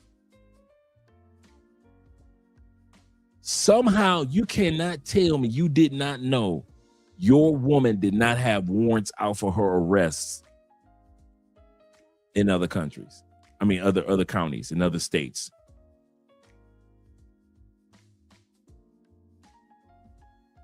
She was wanted for kidnapping, allegedly. A 10-year-old child is missing, never to be seen. She went to jail before for leaving that child probably in a hot car to go into a casino for several hours. And you married this woman. And this is why I asked the question, why is it in America we love toxic women so much? I mean, the coochie can't be this good to where we are overlooked kidnapping, child abduction, child abuse by leaving a child in a car. We'll overlook a woman that's not even fine. An unattractive woman, like Kevin Samuels would say, Tigger's wife is average at best. Who has a child already, a boy? Do not try to sell me that the coochie is that good in the United States that y'all will ignore all these red flags of women. And then y'all will get a passport, travel to another country, and wonder why y'all got drugged. If you ignore red flags while you in the States, what do you think you're going to do with red flags when you leave the States? If only for the weekend, if only for a week. I'm serious. Do you think that all of a sudden you're going to have this wisdom kick in once you get to DR and you're going to be able to see red flags everywhere you go? You're going to be able to ignore them? Or do you think reality? If you are in the habit of ignoring a woman's red flags in order to get some coochie when you're in the States or in Canada or UK, what do you think is going to happen when you leave the States, Canada, or UK? What do you think? The same behavior will follow you. My brother says this. David says, he say his name isn't Big Tigger. It's Tony the Tiger cereal box simp. Seriously, man. Seriously. I told y'all this is a doozy. Some people saying they need to put this one on Netflix. Kofa with the $10 love. He said, I don't think Tigger knew. It's in another state. I kind of thought about that for a second as I was talking. I thought about that. It's in another state too. So I agree with you on that one. He said, I don't know what lie she told. Plus, if the authorities aren't coming to get her, which they did, she's in Maryland right now. She's, just in case you guys don't know, she is literally sitting in the Maryland jail, no bond. She's in the Maryland jail on kidnapping and a missing child right now. After she, see, this is the mistake that she made. Oh, I'm coming back to you, big brother. After all that mess that she put Tigger through that went viral, see, as long as she would have kept it on the low, she probably could have lived the rest of her days and nobody knew where she was. But because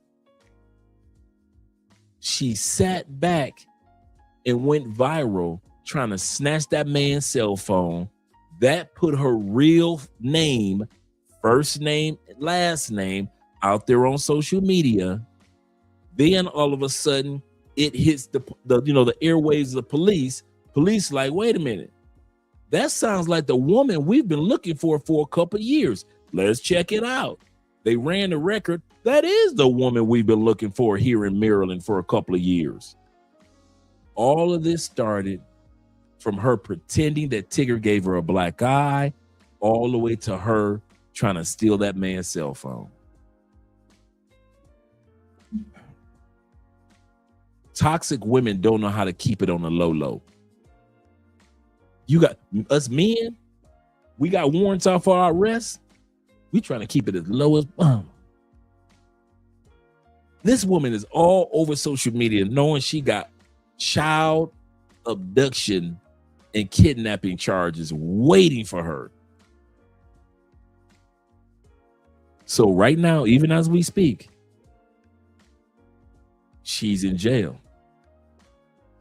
He said, we don't know what lie she told. Plus, if the authorities aren't coming to get her, he would think anything other than what she told him. I agree with that. I truly agree with that. He said, Dre, my mom just talked about my cousin today. His grandfather stabbed him in the hand, and called the police on him. Wow. Ruppel says this. She's barely average at best. I know, right? She looks like she's from the rough part of Bmore. Shout out to Wade in the building. Wade says this. Wade say, keep in order something that the local U.S. ladies lack nowadays. Absolutely correct. Keeping things in order. My brother says this. He said the worst thing Tig did was to date a single mom. Bruh, worst thing Tig did was that, and as you guys have been saying, dating in the States. Unless you came up like Genuine, where you can sit back and say, okay, I got you, dude. I ain't mad at you. But ain't nowhere in the world I'm Tigger and I got money and I could be anywhere and I'm dating a stateside. Man, y'all, this is why we're doing these episodes, to let you guys know who are traveling, you have made the correct decision. Shout out to all 52 in the building. Make sure you click the like button if you don't mind, gentlemen. He said the baby daddy said Tigger knew about it. Let's see. I got that video coming up. I got it coming up. Let's see. Poor Win 313. Good call. He said, but they didn't come get her for 7 years. They weren't thinking about this until it went viral. Absolutely correct. You know, they thought the case was closed, but then, hey, I guess it's not. Let's continue on. It was a dangerous and illegal gamble that 24-year-old Alicia Denise Brown took on New Year's Eve, one that landed her in handcuffs. She left that baby in that car for several hours on New Year's Eve back in the day. I cannot believe that. In 2014, she left that baby in the car on New Year's Day. The Baltimore mother left her 4-year-old daughter alone in the car She was 4 years old when this happened. Oh my goodness. just to go into a casino.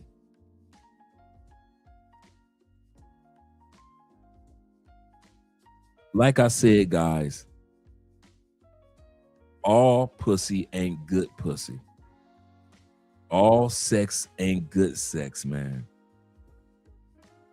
Yeah, she looks like the Memo meme. Facts.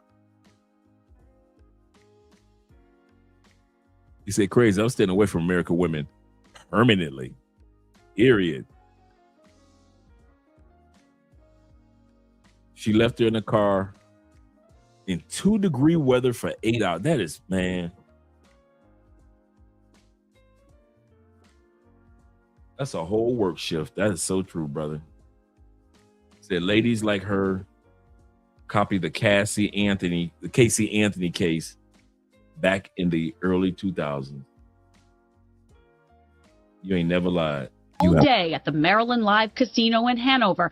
Lieutenant Smith says there is security video of Ms. Brown inside the casino, adding that the cameras also show after parking on level 4 of the garage, Brown was away from that car for some 8 hours and never went back to check on her daughter. It was a casino security patrol that found her around 6:30 p.m. Heard a child screaming, the car windows covered with blankets. Her mother is in big trouble with the law. Alicia Brown arrested at the scene and charged with second-degree child abuse and child neglect. Tell us, how this began. Like, for people who are... Now, this is the little girl, and we're about to hear from the original father who got custody. Like I said, I told you I'm bringing receipts, and this does sound like a Netflix movie. We're just hearing your name. Who are you? Where are you from? And when did you meet Alicia? My name's Darrell. I'm from Baltimore, born and raised. And one of y'all called it. I forget which one of y'all called it. One of y'all said she looked like a hood rat from B-More. Y'all called it. Looking like a hood rat from B-More. I'm gonna keep quiet, but I just want to give you guys acknowledge that part. I met Alicia in 2009. How our beginning started. We dated for a year. It didn't work out, and in that year, she sent me to jail, which was kind of my primary reason for not having this work out. And wait a minute. The first year that he met her in 2009. She had set him up to go to jail. Big Tigger, come on, bruh. In 2009, he said, do not dare date a B-More woman. Women in B-More. Trust, I've lived there before. He said, did he get her? Oh, whoop. Yeah, we're about to sit back and watch this right now. Time that she was pregnant, had the baby, and we both tried to raise her. She did not really want me involved in Aaliyah's life, so it had always been a struggle to be consistently involved in Aaliyah's life without the court's help. What did she send you to jail for that first time? I've always went to jail, ironically, for the same charge, and it was for assault. So he had gone to jail dealing with her more than one time. I'm telling y'all, Netflix need to be on top of this one, man. We got in an argument. We sort of went out one night back in, 2013, I believe, 2009, 2010 maybe. We supposed to have went out and we got in an argument, so I changed plans. I turned my car around and I was going to take her back home, and she took the keys out the car and we almost crashed. When I got the keys back to the car, she started hitting me with everything that was in vicinity of her reach in my car. I used to have I used to have a bunch of stuff in my car, so she was just hurling objects. By the time we got to park and the police arrive and everything, they arrest her because they look at my face, they look at all the marks on me, and they arrest her that night. But because she was pregnant, she said she was miscarrying, and they took her to the hospital, and then they released her. A day later, I got arrested. I had a warrant for my name saying that I brutally assaulted this woman, and it was completely false. If you want to listen to the entire interview, please visit Nina Brown's Facebook page. I have a screenshot here so that you can see her profile picture. I want to make sure you're on the right page because this interview is very telling. Very telling. Now, again, I'm not going to talk about the allegations against Big Tigger on this page. However, the video is out there and you can look at that and make your own determination on how you feel about that. What I will say here is Alicia Brown, I don't think she's credible. In the case of her missing daughter, that needs to be looked at with a different set of eyes. She knows more.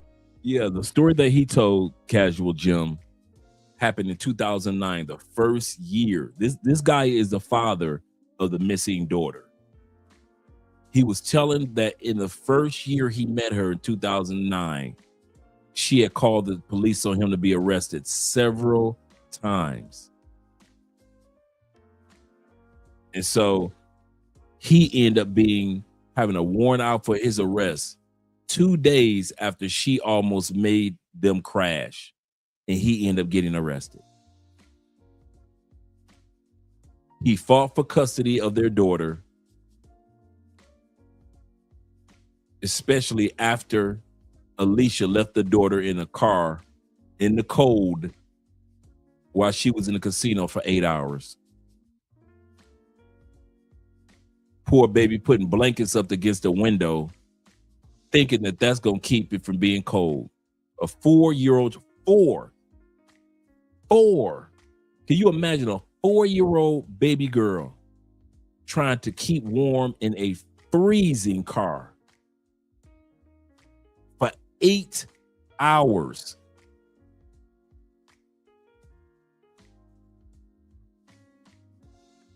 There's some sick women in this world, bro. More than what she's saying. Been locked up, they won't let her out. They won't let her out. She getting locked up, they won't let her out. When I tell you I'm so happy about this, y'all have no idea. This is a trash piece of a woman. Tigger married this damn dirty foot, and then she put her foot up his ass. She sure did. You are in the Black Radio Hall of Fame, sir. You are decorated, Tigger. You have a pristine career, never been in any controversy.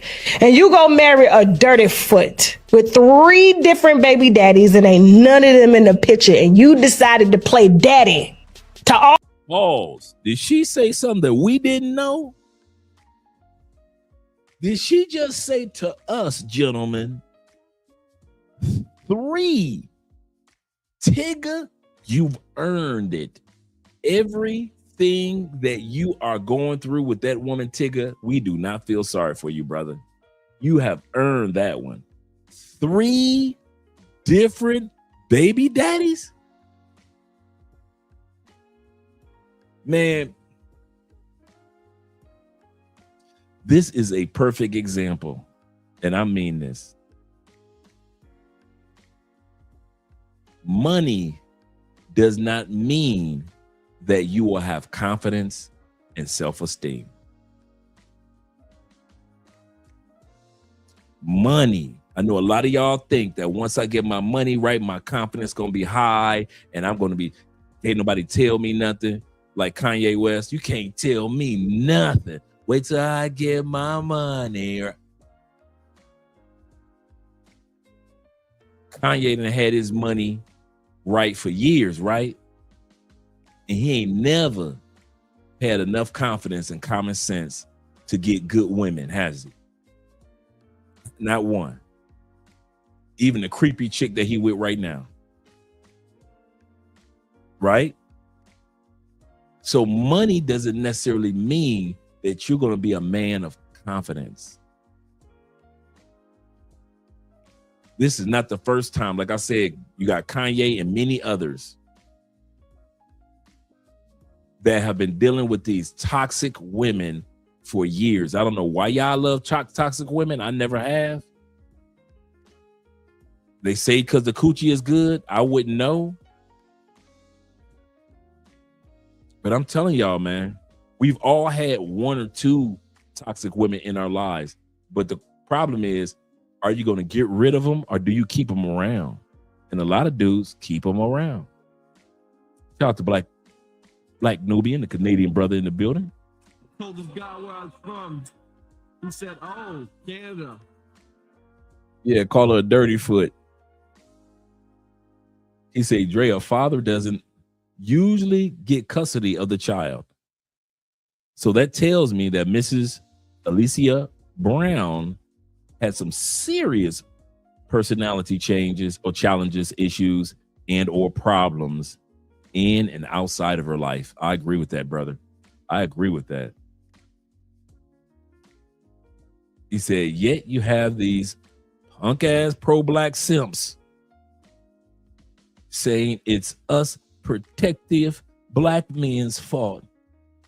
For these average black women are acting this way. It's your fault, black man. You got these Umars that will tell you that you're supposed to take care of women like this with 3 baby daddies and psychological issues. Kanye should have said, wait till I get my head screwed on right. Right, seriously. Seriously. He said, I'm talking about her regular photos. I know, Tim. Let's go. All them kids, including Yoan, and now she done took Yoan away. And from what I'm being told, he was the one that gave a drop on the location of her heading northbound on 85 to go get her. Cause his Oh, so Tigger was the one that called the police and snitched. So you might be right. He did know.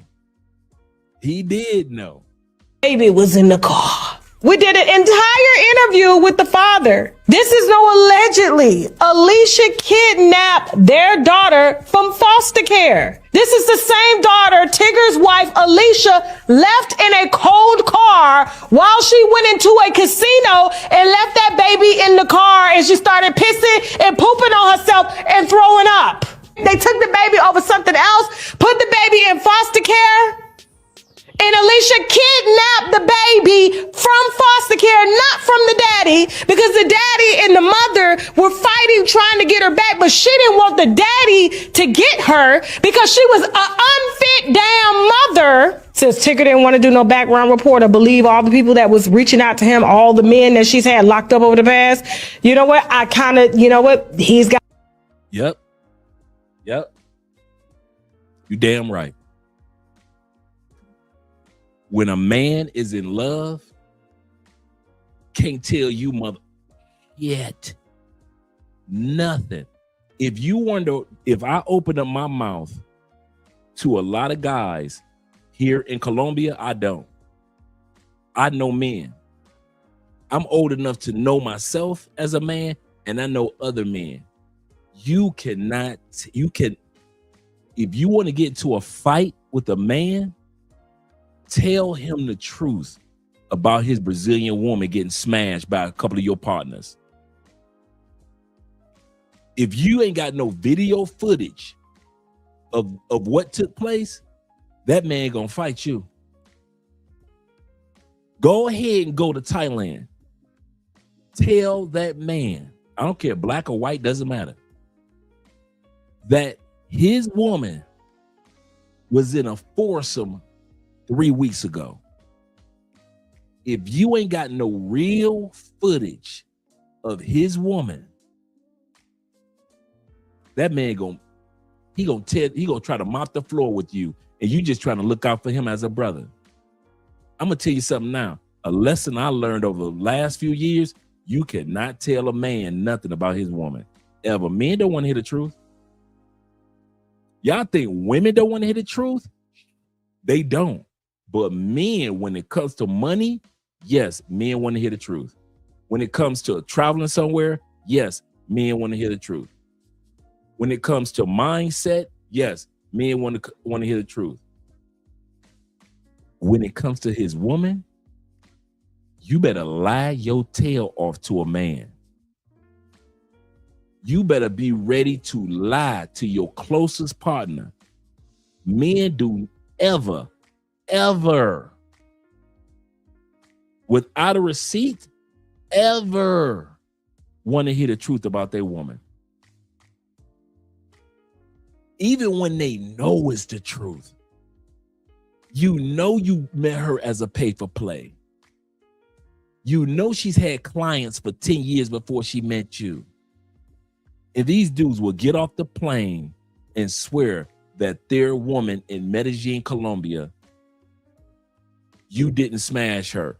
And you can see it, you could throw in a WhatsApp group 15 photos of her sucking all your boys off. And that man will tell you, everybody recognize her in the pictures that he's posted into the WhatsApp group. And that man will tell you, that ain't my woman. That's not the same woman. She don't even look like her. Her hair color is different. And everybody in the WhatsApp groups could be looking like, dog, that's your woman, bro. He ain't lying. I'm looking at the photos that you posted, and I'm looking at the photos that the other brother posted. That's your woman sucking some dudes off, bruh. And it looked like 1, 2, 3, about 6 dudes she's sucking off. Yeah. That's your woman. No, yeah, she might have had a different hair color at that time period, but yup. Your woman can have a mole on the tip of her nose as big as Rudolph's the red-nosed reindeer. You have been posting photos of that woman with that mole on the tip of her nose, and let somebody in the same WhatsApp group post a photo of a female that looked like your woman with a big Rudolph the red-nosed reindeer mole on her nose, and a man will lie to you and say, that's not my woman. That woman's mole is black. My wife's mole is brown. See, that's a different color mole. That's not my woman. And that's why when it comes to men, I don't say nothing to y'all about y'all woman. And some of y'all, I know your woman pay for play. Because I'm in so many WhatsApp groups, even though I'm not in that world of singlehood, I'm in the WhatsApp groups with a lot of guys, and they post y'all women.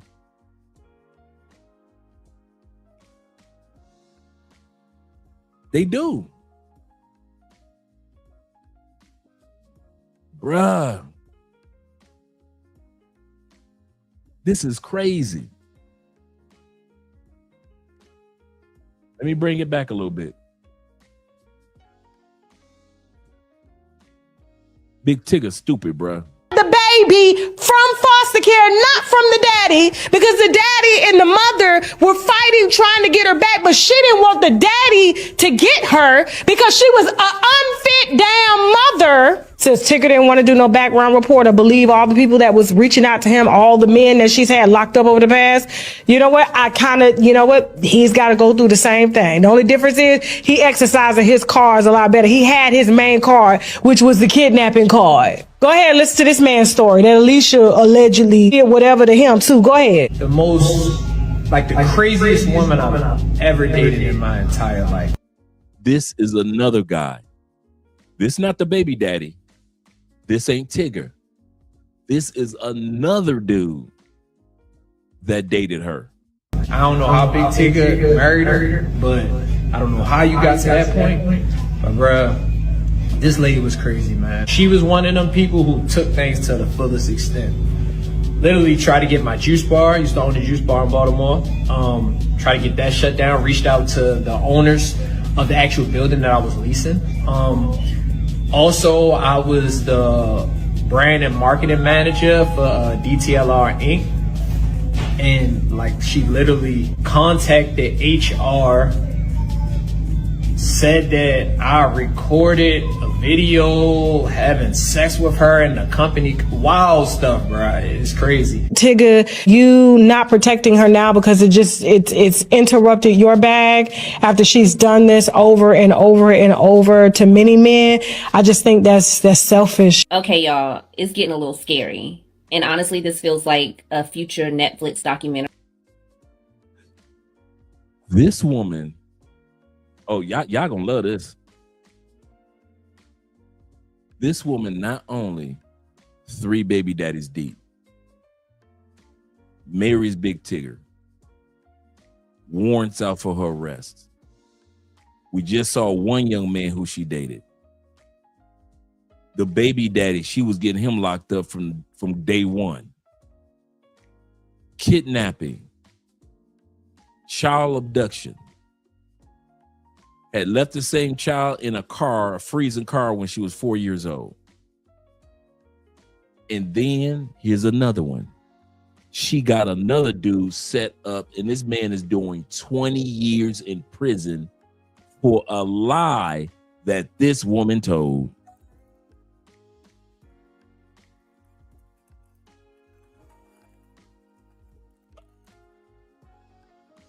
What is it about toxic women that men love so much? I don't get it. And stop using the pussy excuse, because men aren't that stupid. Maybe 1 or 2 dudes, but all these dudes back to back to back to back to back. And she is not a baddie. She is not attractive at all. And she can't give that fire of head to everybody. She's not a superhead. It's just the fact that men like, I can't even say beautiful bottom feeders. She's just a bottom feeder. Like the one sister said, a dirty foot. This man right here in the middle was doing 20 years. He's done 11 years so far for a crime that he did not commit. 20 years. And Tigger married this chick, bruh. Tigger, man, my respect for you, dog, is done. Maybe not knowing 1 or 2 things about this woman. The fact that you knew that she had 3 kids by 3 different dudes, and you married her, and you taking her to award ceremonies, and you doing red carpet events with her on your arm.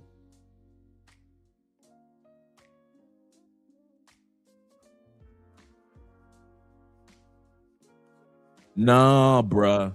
This one, I agree with you. You know, I'm an advocate talking about corrupt laws. Nah, this one is on us, bruh. This one right here is on us as men. This is on us simply. The laws ain't had nothing to do with the fact that we saw this woman got three baby daddies, 3 kids. 1 kid is missing. It ain't got nothing to do with us when we had men reaching out to us as Big Tigger. Hey, Tigger, hey, I'm giving you, hey, dog, she ain't the woman you want to be with, bro. I'm telling you.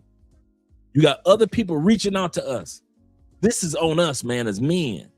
And like I said, the reason why I'm talking about this topic is, bruh, if us men can't get it right in the States, I promise you, you are going to have a horrible, horrible time with foreign women. You're going to have a horrible time trying to find good foreign women, bruh, because you're so used of letting trash women in and out of your life, bruh.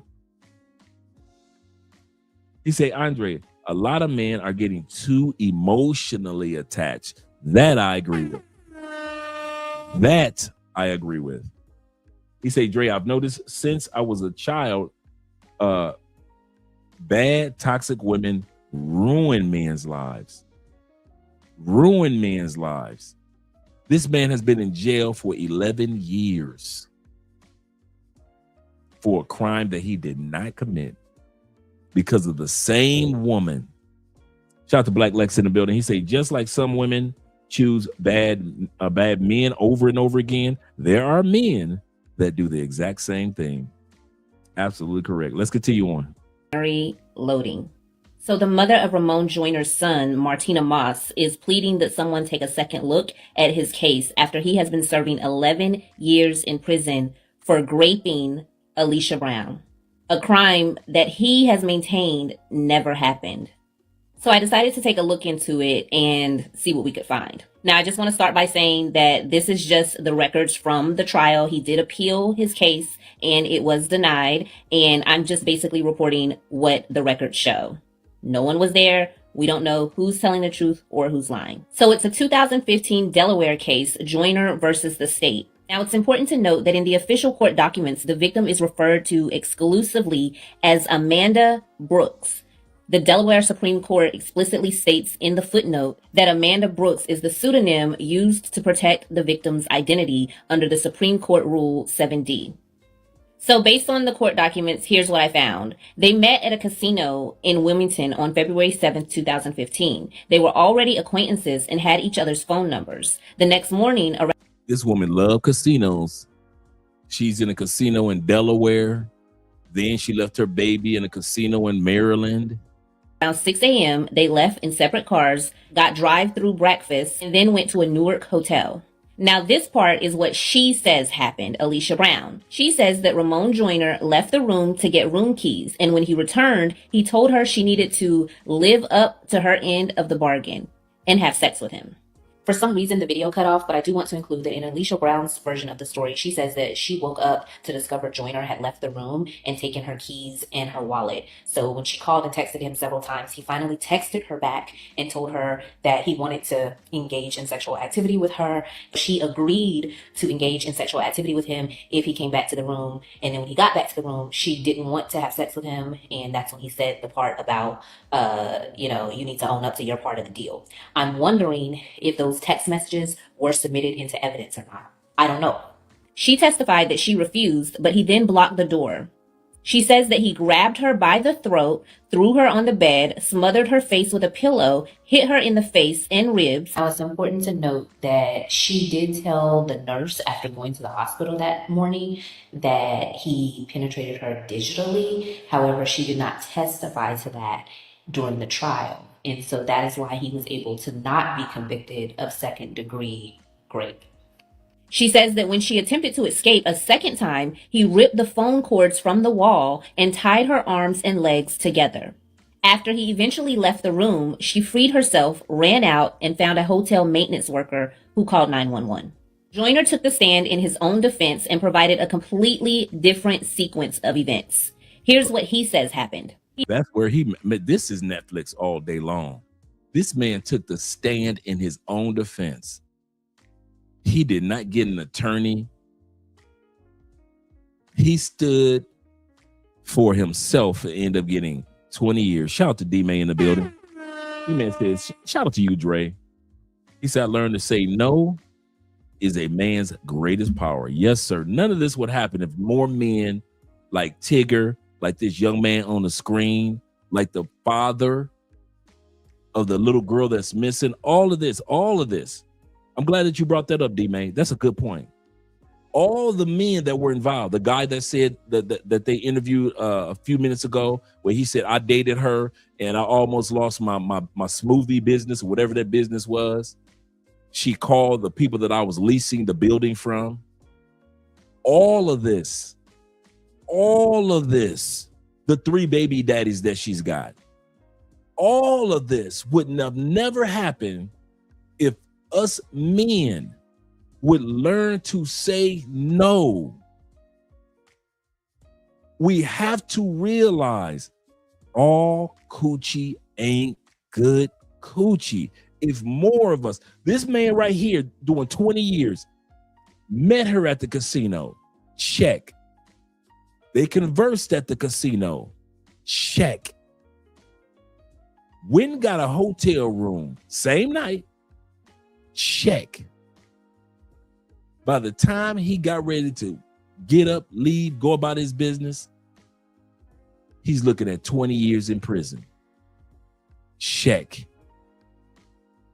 The same woman that Tigger married, the 3 baby daddies, the baby daddy who she got locked up several times within the first year of them dating in 2009. Man, all coochie ain't good coochie, bruh. All coochie ain't good coochie.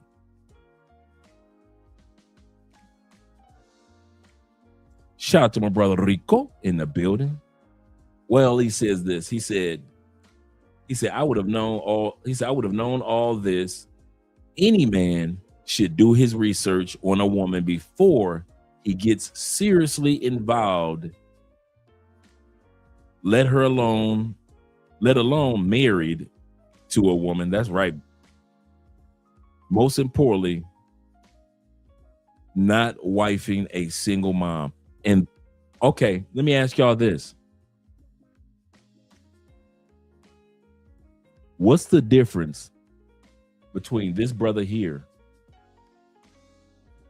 and a brother that's dumb enough to get drugged and robbed in Colombia? Okay, if y'all think I'm just reaching, he met this woman the first night. Y'all meet y'all Colombianas the first night. He brought her to a place where he would be laying his head for that night. Y'all bring y'all women to a place where y'all gonna be laying y'all head that night. This woman put him in a dangerous situation. Colombian women put y'all in dangerous situations. His life ain't gonna never be the same. The way y'all get robbed and drugged, y'all life ain't gonna never be the same. What's the difference? If you're not gonna say know when to say yes to a woman and know when to say no to women, even in a foreign country, it doesn't matter. That's what my point is. Unless we get our minds right while we're in Baltimore, unless we get our minds right while we're in Atlanta, Big Tigger, unless we get our minds right while we're in Delaware, like this young man, you cannot come to Colombia and think that you're not going to get robbed or drugged. You are perfect. You are a perfect person to rob or drug. You're the perfect one. If anybody, and I hate to word it like this, if anybody's going to get robbed and drugged in Colombia, in Brazil, and now in Thailand, is you dudes that don't know how to say no to pretty pussy. I'm sorry. No, I ain't. You are the easiest lick of all time. Okay, riddle me this, Batman. Why should you get robbed? Why should you get drugged? Oh, dudes like me should get robbed and drugged? Or what about all the other responsible brothers that travel? They should be the ones getting robbed and drugged? So the responsible brothers should get robbed and drugged, but you irresponsible dudes that got a pocket full of money and any pussy can walk up on y'all and y'all say yes to her, you not supposed to get robbed and drugged. No, you are the lick of all time lick.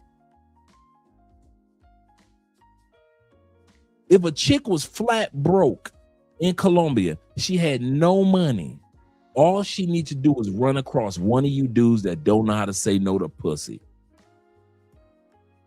That's all she needs. She don't need nothing else. She don't need a person to be her partner in crime. She don't need none of that. All she needs is to be attractive enough and you to be dumb enough. So if you guys feel sorry for this dude, this is sad.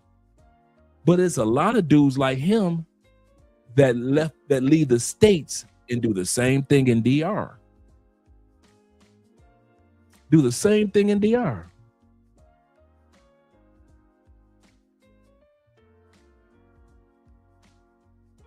Wish I could put it a different way, but it is. We gotta learn in this day and age, all pussy ain't good pussy. And here's the part. There are three things I notice about us that travel. Real quick. The biggest mistakes that we make. Us men that travel, we have a bad habit of falling for pretty pussy. 2, we have a really, really bad habit of following somebody else's sexual fantasies. Your boy went to DR, came back, told DR stories. Next time he's going, you could go with him. You trying to live out his DR stories. A lot of dudes came to Colombia, let's be real, because they heard somebody else's Cartagena story, somebody else's Medellin story, somebody else's Rio story. Some of y'all zooming your ass to Thailand trying to live somebody else's Thai story. That's the number 2 thing I notice about us dudes that's traveling now. You heard somebody else's version, and now you want to live their fantasy, not yours, theirs. And number 3 is, I notice a lot of dudes as grown men still cave in to peer pressure. If 80 y'all go to Colombia, 80 y'all gonna do the same cookie cutter shit. 80 y'all gonna do the same because you think it's gonna protect you. And just a couple months ago, we just saw 5 dudes get drugged in Colombia. I think it was Cartagena. And then just a couple weeks ago, a dude just ended up dying, didn't he? Just died while his homeboy was asleep in the other room, and he was in the living room with 4 Colombian chicks. So he's in the living room by himself, 4 Colombian chicks. His boy goes in the other room, take a nap. His boy wake up from the nap. This just happened over the last month. Boy wakes up from the nap. This fool dead. He dead. He catches the friend who was asleep. He catches the women in the middle of the robbery. They start running. 3 gets away. 1 of the women got caught. Stop following your boys' patterns. Just because we get off the plane together don't mean we got to do everything together. Just because we got off the plane together does not mean I am following your pattern. Do not, I'm telling you, I'm one of dudes like this. You bring 4 women into our Airbnb. I'm going to grab my valuables. I'm either about to leave for a few hours. You going to be with your bitches? Or I'm going into my room. I'm locking my door. And you can be with your bitches. But I'm not coming out there just because you brought bitches. And I'm not staying in our Airbnb just because you brought bitches.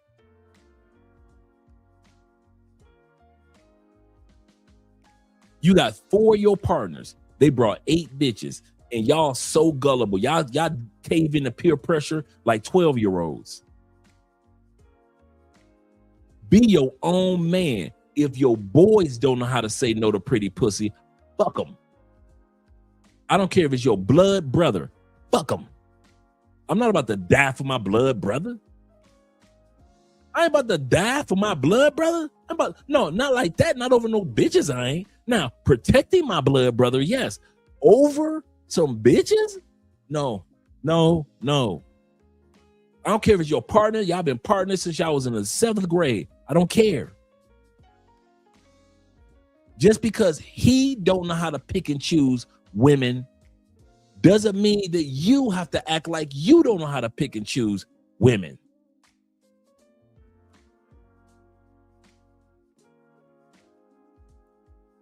Stop being fucking followers, dog. That shit ain't cute on a grown man. Y'all easily swayed, too easily swayed.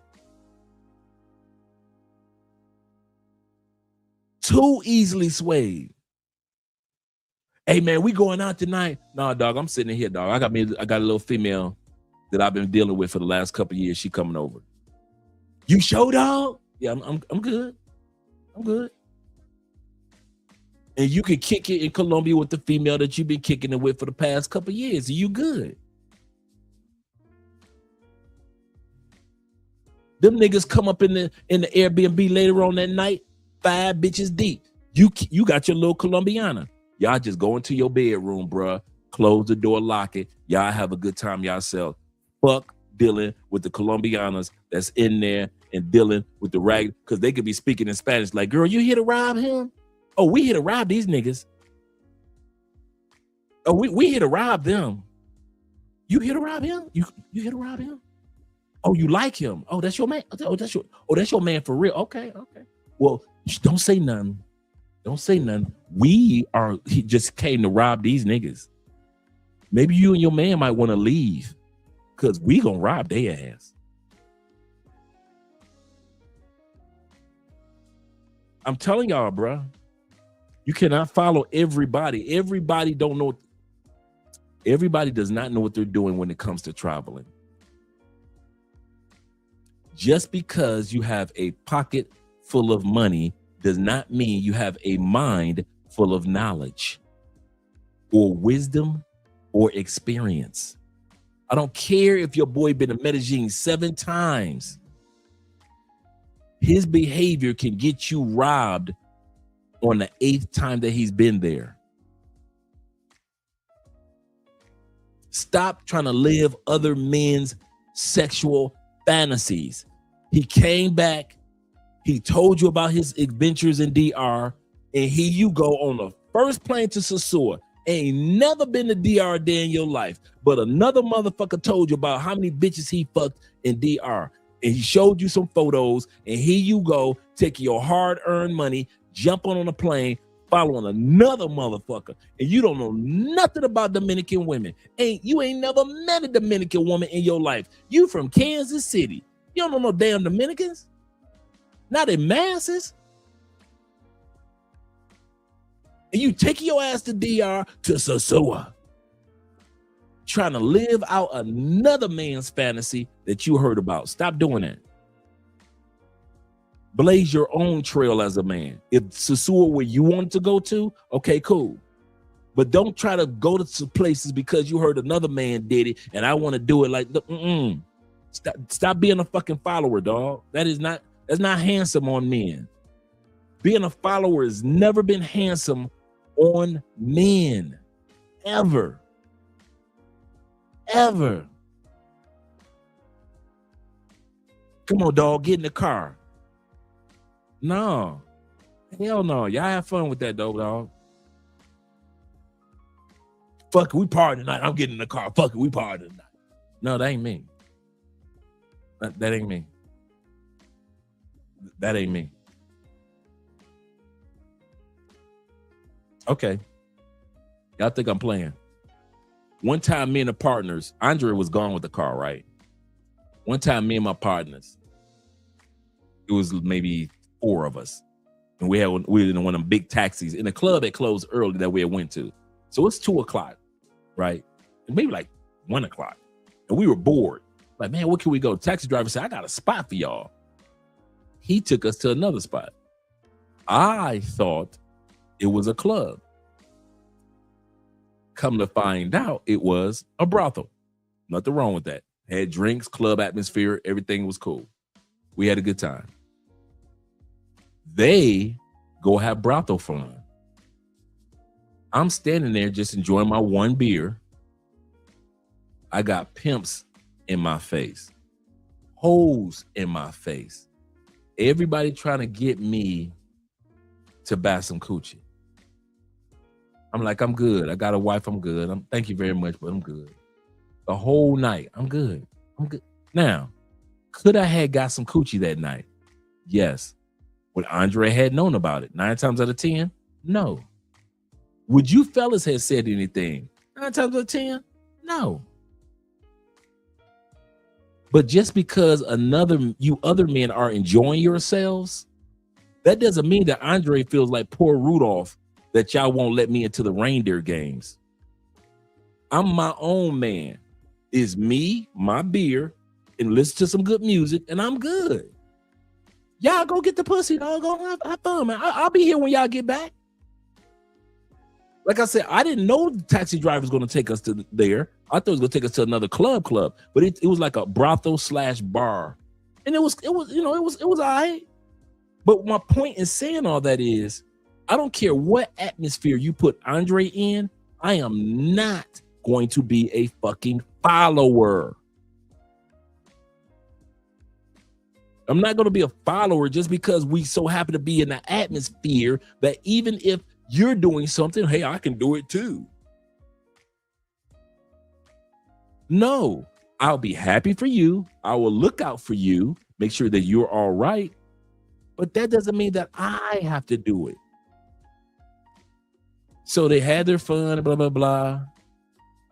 And we asked one of the partners, hey, you good? You want us to wait for you? He said, no, I'm good. I got this one dog. I'm gonna be with her all night long. I'm good. I'll see y'all later, dog. And so we left him and we just got another taxi, a few hours later and rolled back. No harm, no foul. They did what they came to do. I did what I came to do. Sip on a beer. Why? I thought they would take us to a bar somewhere anyway, and they did. So I enjoyed the bar part. They enjoyed the brothel part. Bruh, if I was single, it would have been the same way. So don't think the ring was the thing that caused me to say, no, I'm not going to do that. No, if I was single, I think like this. I've never been a follower. I am so anti-follower. So fucking anti-follower. I'm that dude that if me and my partners, I kid you not, wherever we go, they can tell you Dre is driving his own car. It could be 20 of y'all in one car, and it's Andre driving behind you in his own shit. I've always been that dude. I always want to be able to go when I want to go and leave when I wanted to leave. Any of you guys that ride bikes, you know what I'm about to say is true. When you go out of town or up to a bike event in another city, especially if you're in a bike club, you have your bike on the trailer or you ride to the event. I always had my own room. Even though it was a bunch of two to the room, I'll pay. The bike club never had to pay for my room. I'll pay for my own. Don't worry about it. I never shared a room. That's why I got so many bike club stories with the ladies, because I was always able to bring chicks in. Why? I ain't had nobody no two to a room to deal with. I never have been a follower. Ever. Dude, I'm telling y'all, in the feds, one of the things that kept me out of trouble in the feds, I never followed dude. I never was a dude I ain't got no fed horror stories. I was behind the fence in maximum security, and over time, I came down from maximum security to the regular security. In other words, not as much barbed wire. To when I got ready to leave, I was in the prison camps that have no fences. I never had any issue. Dude, I have no feds. I got in a fight. I never had a situation when I was in fed or state prison of any gay allegations of, they try to get Brother Spence. I never do. If y'all ever notice, I have stories about everything. I could tell y'all about stuff I saw, but as far as Andre, not one. Nah, I don't have one horror story. Number one reason I wasn't a follower. Everybody else at the basketball court, I'm in the law library. Everybody else at the gym in the afternoon, I'm at the gym at 6 a.m. Everybody else doing this, I'm while they're playing football, I'm in the chapel, the church area, because that's where they got the motivational speaking tapes. While they playing football, true story, they're busy playing football, and these guys were good. Don't get me wrong. I stood out there a couple times to watch how they play. Man, it's some dudes that's in the feds because they used to play. You got professional football players that went to the feds. You've got college football players that went to the feds. So when you see all these young men, dude, in there playing football, bruh, it's like watching a real professional game. Because I was in there with NFL quarterbacks. Art Schleister was my roommate. Remember Art Schlichter, the quarterback for Indianapolis, who went to jail on gambling? That was my roommate. He could play football and he could kill that basketball court. But while those dudes are out there, dude, I'm in the chopper. I'm listening to Charles Stanley. I'm listening to John Osteen, not Joe, John, his dad. I'm listening to Brian Tracy. I'm listening to Zig Ziglar. I'm listening to Tony Maxwell. I'm listening to Les Brown. I ain't had no time for that. I got to get all this right. I'm in the feds trying to get all this right. So I have no horror stories to tell y'all like, man, he must have gotten a fight in the fed, or they pulled that shank on him. There's a lot of dudes that got shanked. There's a lot of dudes that got raped. I wasn't around for none of that, dog.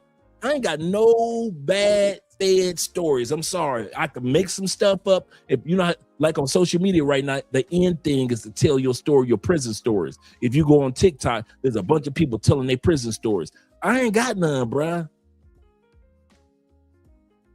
I'm sitting up there, got my Brian Tracy tapes on. I'm listening to Kenneth Coleman back in the day. I'm listening to back in the day when he had some sense, Creflo Dollar. I'm listening to anybody that's gonna bring any type of faith or motivation or change in my mindset about how life is. I'm busy doing that, bruh, for hours and hours. I'm listening to Kirk Franklin back when they first started. Mississippi Mass Choir, LA Mass Choir, Detroit Mass Choir. Bruh, I'm listening to BB and CC Winans while I'm listening to the first couple of albums of Tupac and Biggie and Wu-Tang Clan. I ain't got no time for all that. So dude, it will amaze you how many times there was a riot and I didn't know until they was like, the sirens went off. I take my headphones off and we all got to go back to our bunks. Other than that, I don't even know why we got to be locked up for the next 3 days. Like, what happened? You asking your roommate, what happened, bro? What happened? Somebody getting a fight? Did they have a gang fight again? What happened? Cause I was never around that stuff, bruh. I was never around it. True story. I ain't got no. If y'all say, Dre, tell me a prison story. The law library?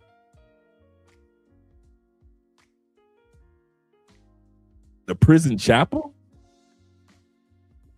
The art department? The gym? Y'all know I was the school teacher, so what? Doing homes, preparing class. I was too busy preparing classwork because I was a GED teacher and the baker. So I baked in the day in the early morning from 3 a.m. to like 7. Then I went to the school. I taught GED and helped guys graduate and get their GED and help them get scholarships and enroll in college while they were in prison. Because at that time period, you could go to college while you were in prison.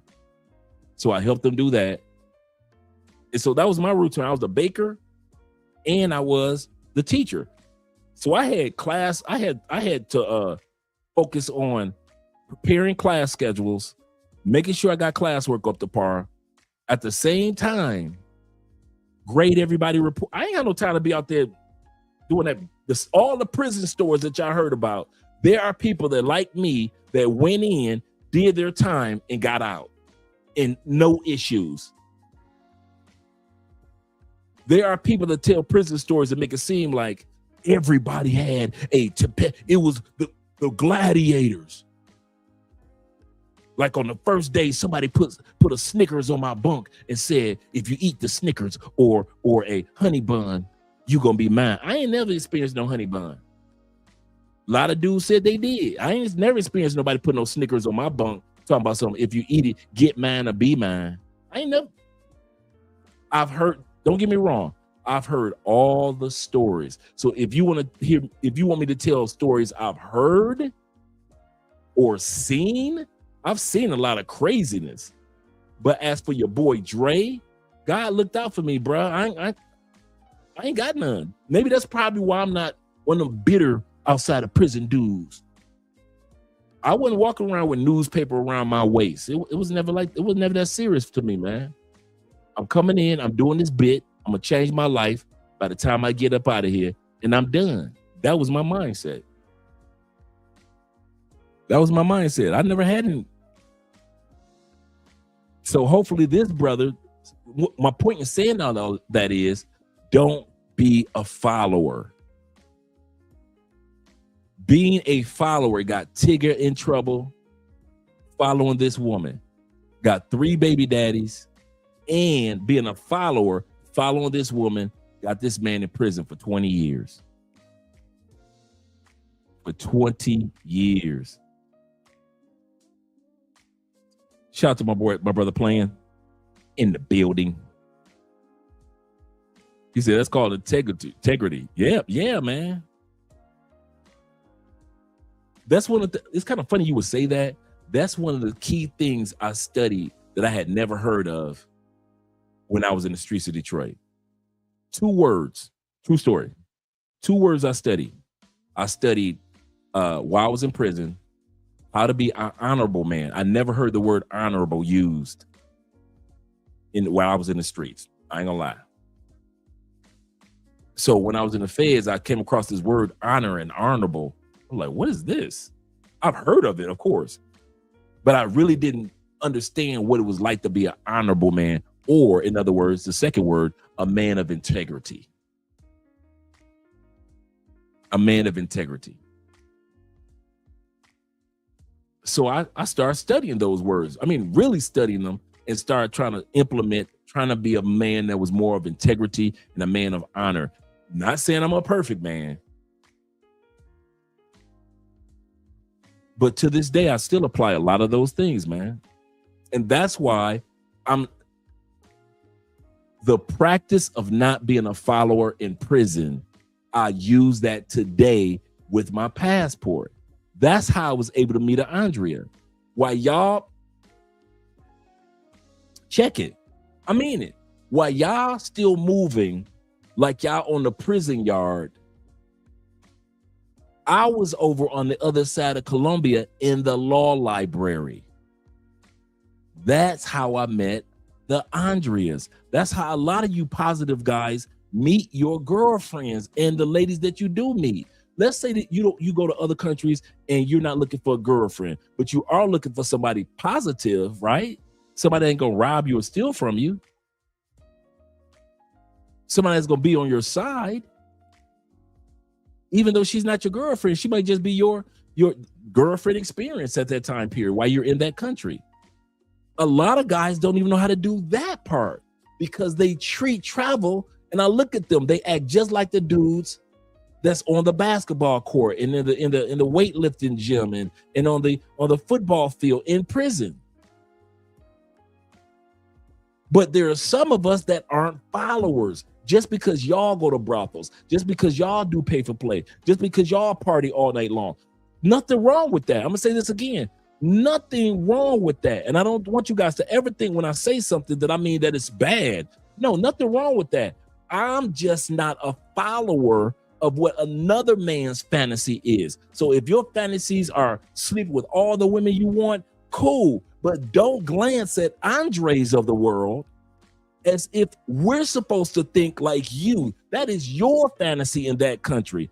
I might want to live in that country or want a girlfriend just for that weekend to have a girlfriend experience in that country instead of a bunch of girls experience in that country. Some of us are wired to go country to country for the girlfriend experience. We want 1 or maybe 2 or maybe 3 women for that 5-day or 10-day, but they can show us around. You sleep with 37 in that country, which is nothing wrong, but you never get a chance to see anything because you're so busy in the hotel or in the brothel that you never get a chance to see the cities and enjoy the spots that the 1 or 2 women that give us the girlfriend experience in that country gave us.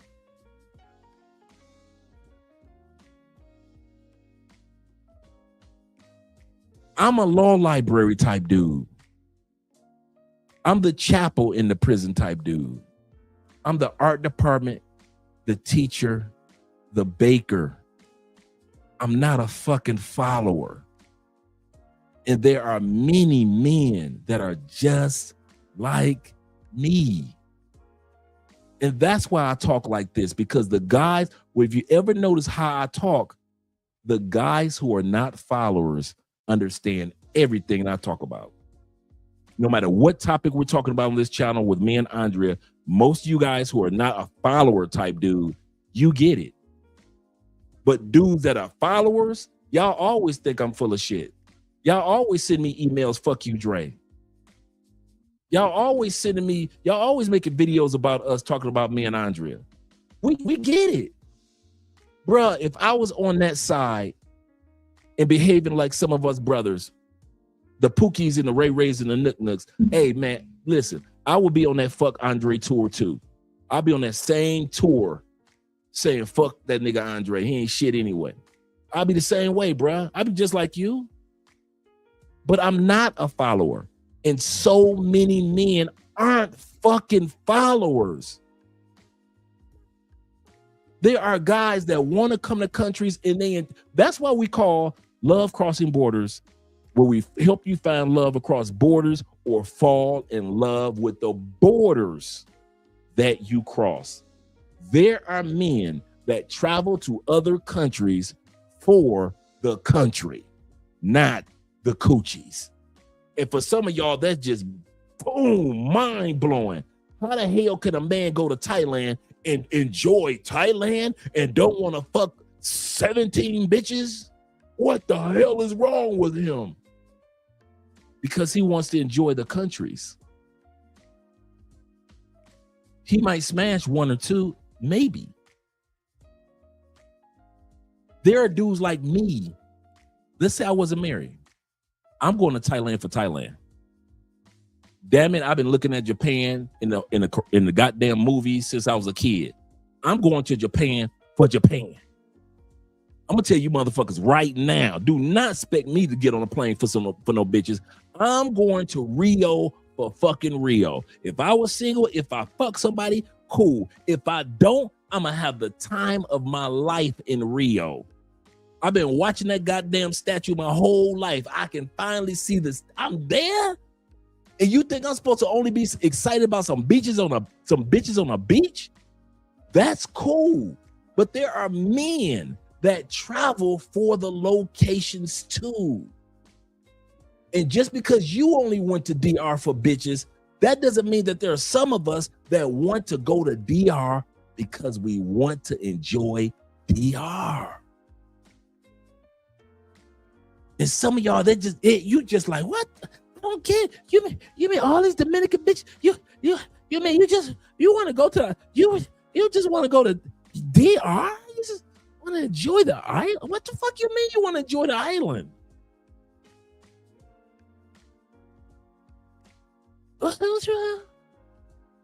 And you can't fathom the thought that not everybody is controlled by pussy like you are. That just blows you away. Not every man is controlled by pussy, bruh.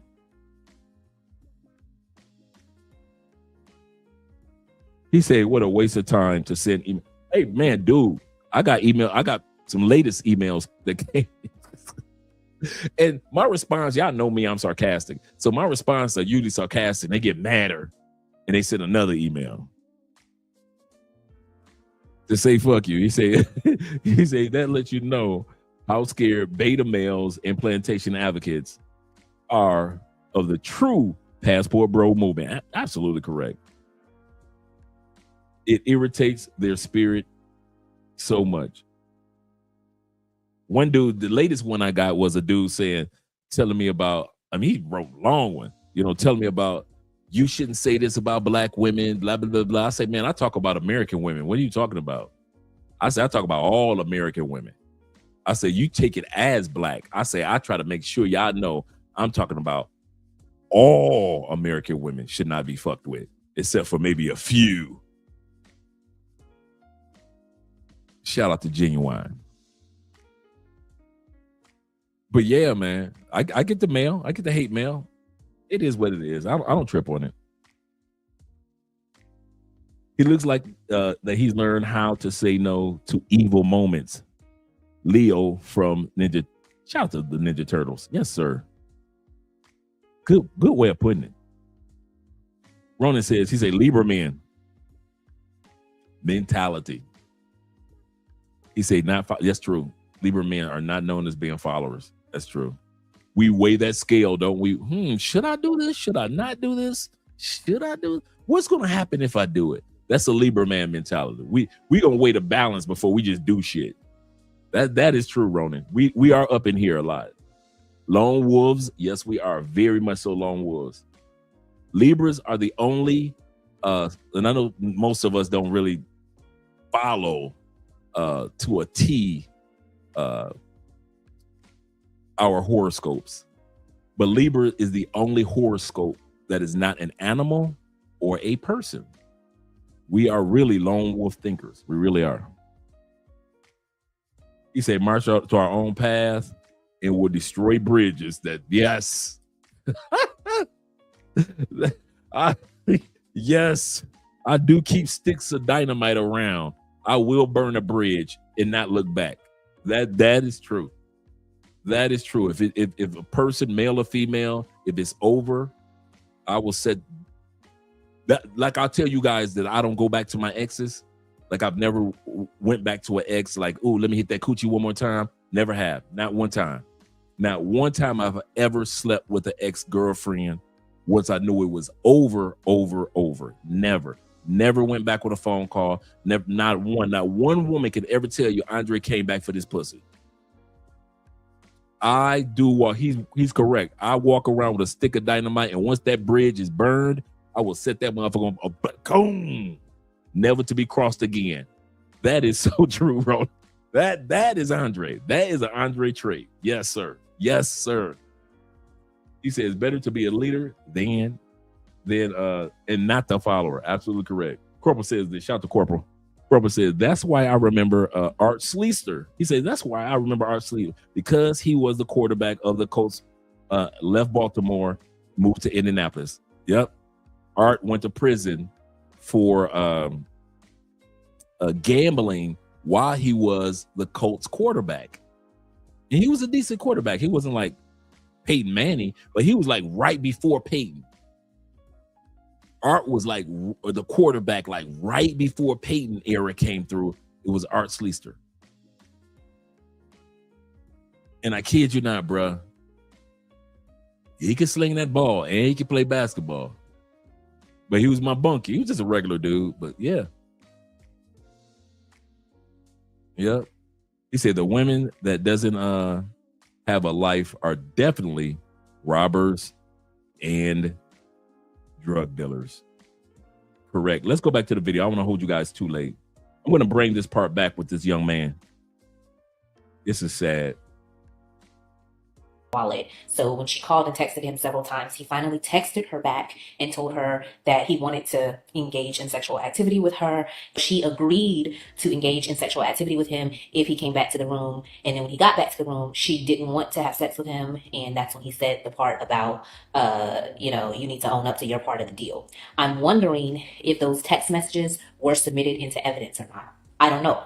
She testified that she refused, but he then blocked the door. She says that he grabbed her by the throat, threw her on the bed, smothered her face with a pillow, hit her in the face and ribs. Now, it's important to note that she did tell the nurse after going to the hospital that morning that he penetrated her digitally. However, she did not testify to that during the trial. And so that is why he was able to not be convicted of second-degree rape. She says that when she attempted to escape a second time, he ripped the phone cords from the wall and tied her arms and legs together. That's crazy. After he eventually left the room, she freed herself, ran out, and found a hotel maintenance worker who called 911. Joyner took the stand in his own defense and provided a completely different sequence of events. Here's what he says happened. He testified that after they went to the room, they both fell asleep. When they woke up, they decided to shower together. He claimed that she got out of the shower first, saying she needed a facial cleanser, but instead ran out of the room with his jacket, which contained his money and ID.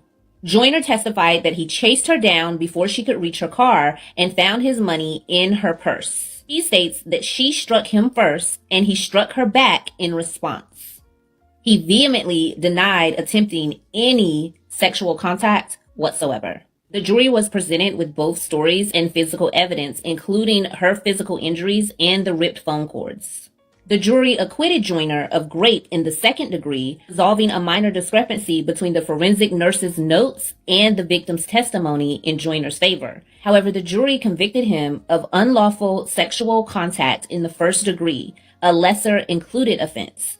Kidnapping in the... So he got set free from rape, but he was still convicted on sexual contact.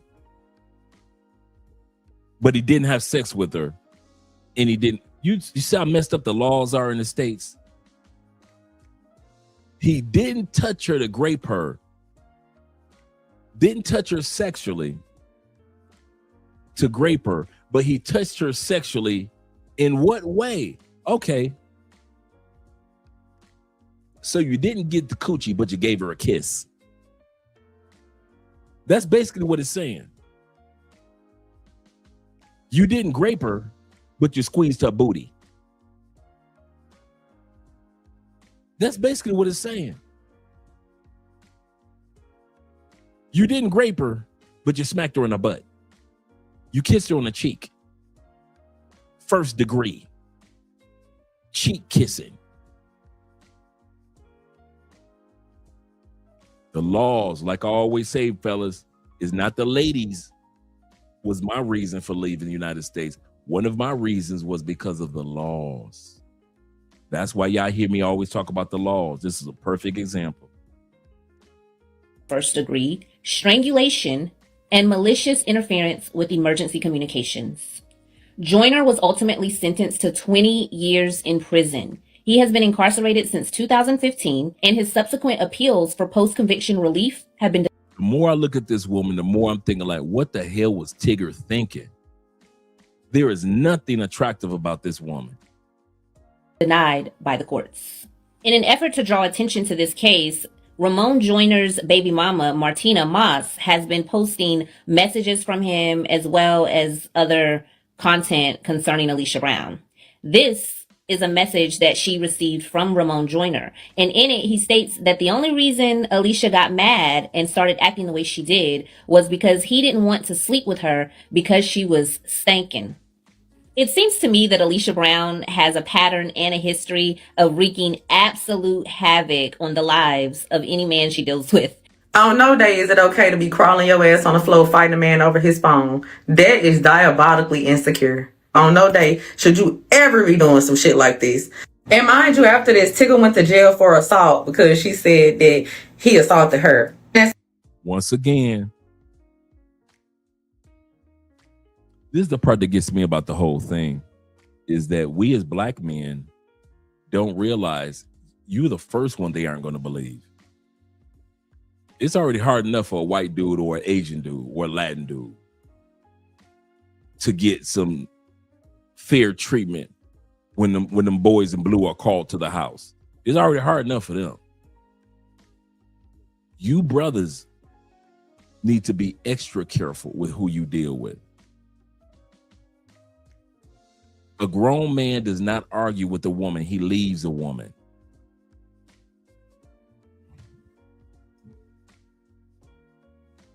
Even if you need to plot your exit. You constantly get in arguments with this woman year in, year out, bruh, you need to start plotting your exit. What do I mean? If you leave her today, let's be real. I got you, fellas. I'm with you. If you leave her today, you like, where I'm gonna go, Dre? All my clothes here. My dog is here. My kids here. Where am I gonna go? I ain't got a spot yet. Start plotting your exodus. Because this is how women do. I learned this from women. I'm gonna say this again. The reason why I tell y'all that if I ever got into it, Andrea already know me. I don't do no arguing, no fussing, no cussing. We ain't about to do no fighting, none of that. It's just gonna be extra hangers in the closet because I'm gone. I don't play that arguing and fussing, cussing stuff. I don't need no closure. I ain't no why. I ain't no baby, please type of dude. That ain't me. I don't beg for nothing. I'm gonna tell you this now.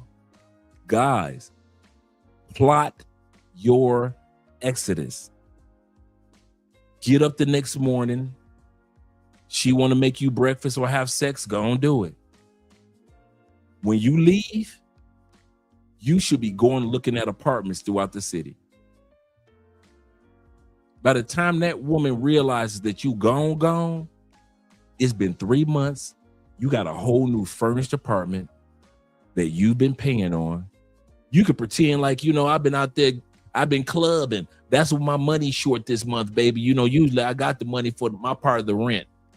Don't matter. She gonna cuss and fuss at you if you got your part of the rent. She gonna cuss and fuss at you if you don't have your part of the rent. So you might as well be using your rent for your new little part on the other side of the city. You may have to start off with a small apartment.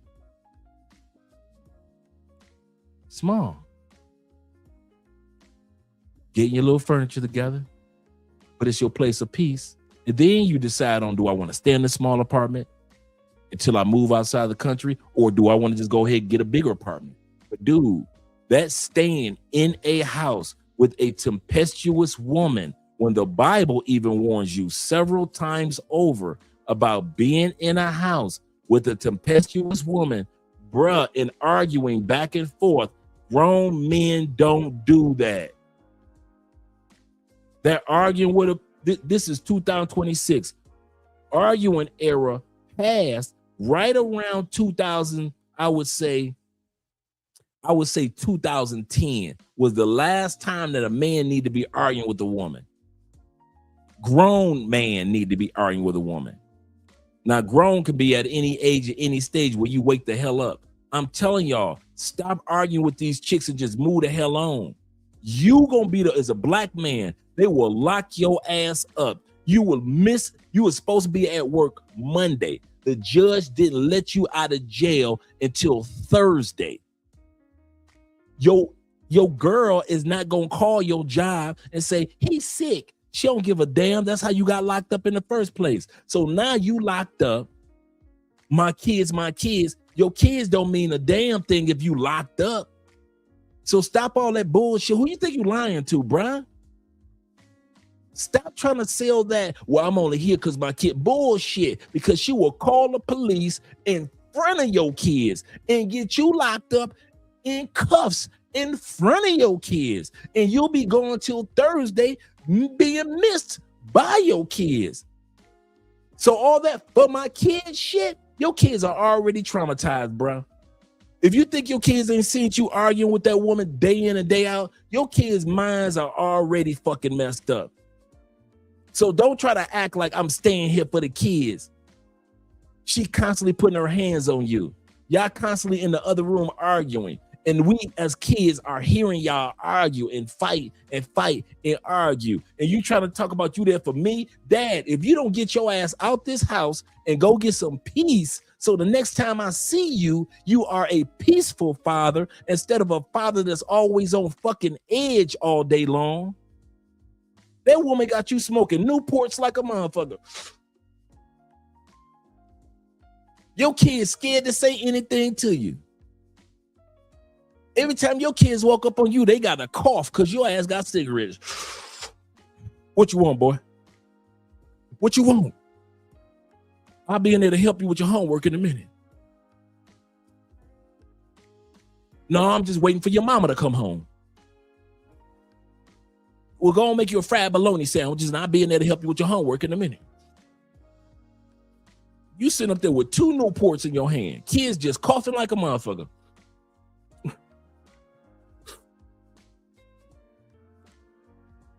Plot your exodus. And if it's a woman you know you ain't even got no kids with, I do not get.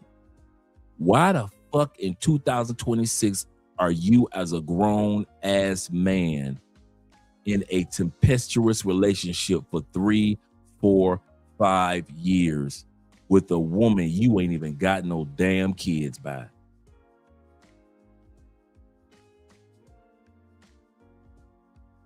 I'm gonna tell you one thing. If I got rent money, if we got an apartment and we gotta pay rent, or we got a mortgage, we gotta pay the rent. You know what's gonna come up short for the next 3 months? My part of the rent. in my part of the mortgage, because the next 3 months, I got first month rent on my new apartment. I got last month rent on my new apartment. And I'm buying furniture for my new apartment. Fuck this spot. She gonna argue with me if I pay rent. She gonna argue with me if I don't pay the fucking rent. Fuck this rent. Fuck this apartment. I don't care if they sit back and say, in 30 days, y'all gotta get the fuck out. Don't worry, I'm out in 15 anyway. I got a whole new apartment on the other side of the city that this bitch don't know nothing about. Next time she see me, she gonna have to come into the parking lot of my job. Bullshit you not. Ain't no way in hell y'all supposed to be sitting up here dealing with this bullshit. And y'all grown adult men in 2026. And you been with a tempestuous, toxic chick for 3, 4, 5 years. And she fat, and she ugly like Tigger chick. And she broke like Tigger chick. I'm gonna say that the last thing I'm gonna say. Couldn't be me. Couldn't be me. Shout out to my brother LJ, the Southern Vegan in the building. And also shout out to my brother Chaos Reigns representing. Make sure we follow our brother tonight. He's got a live stream he's gonna be doing later tonight.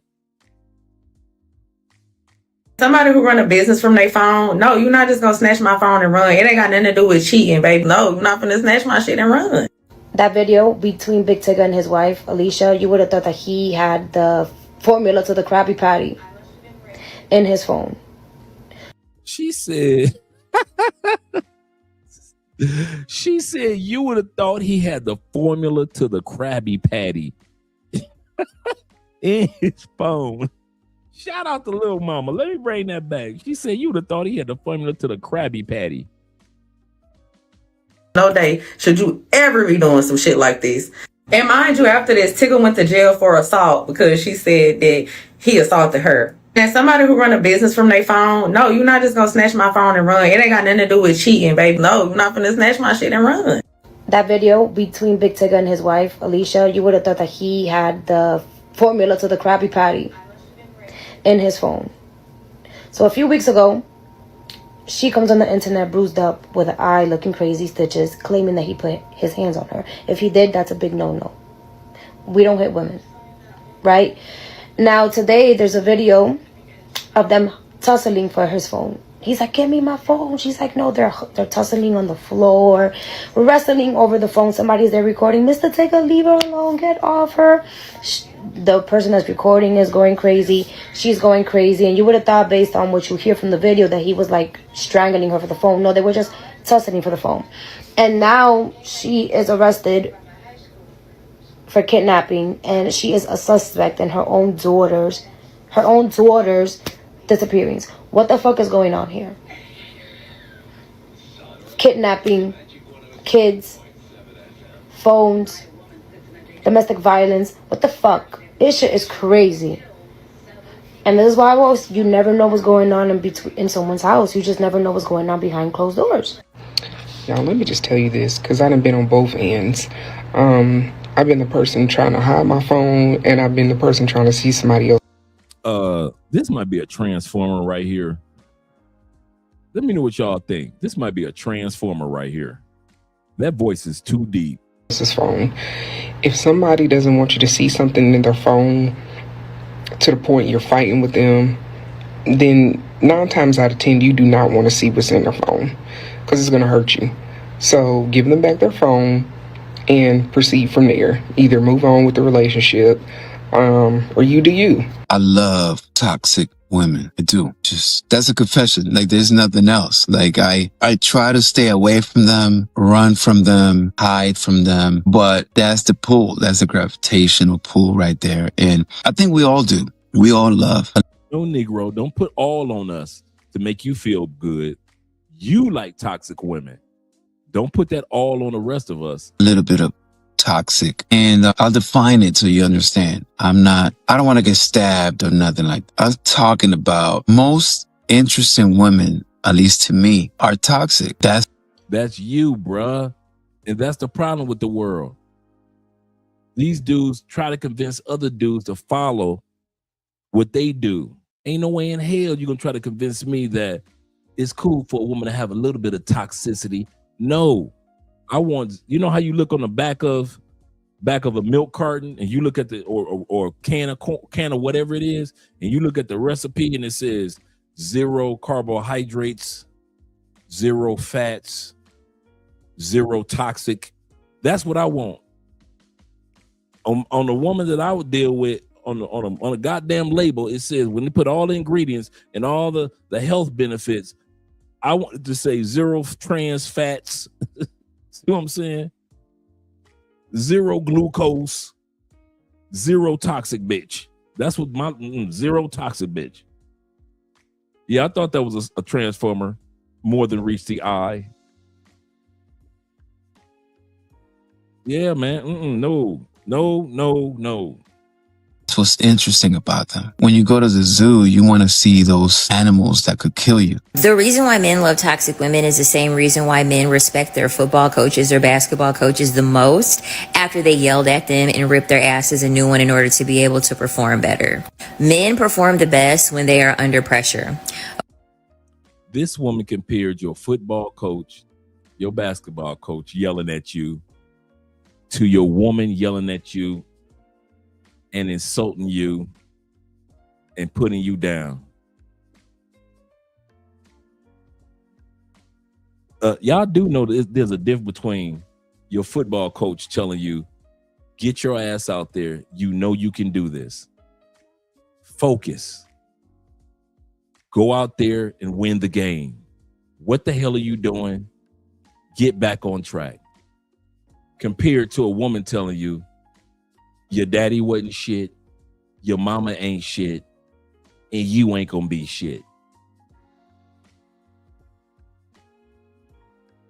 And is it just me, or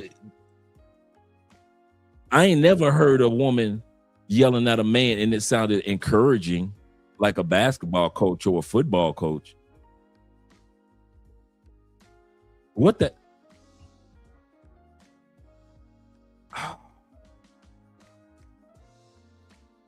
These black women will come up with anything to justify some bullshit.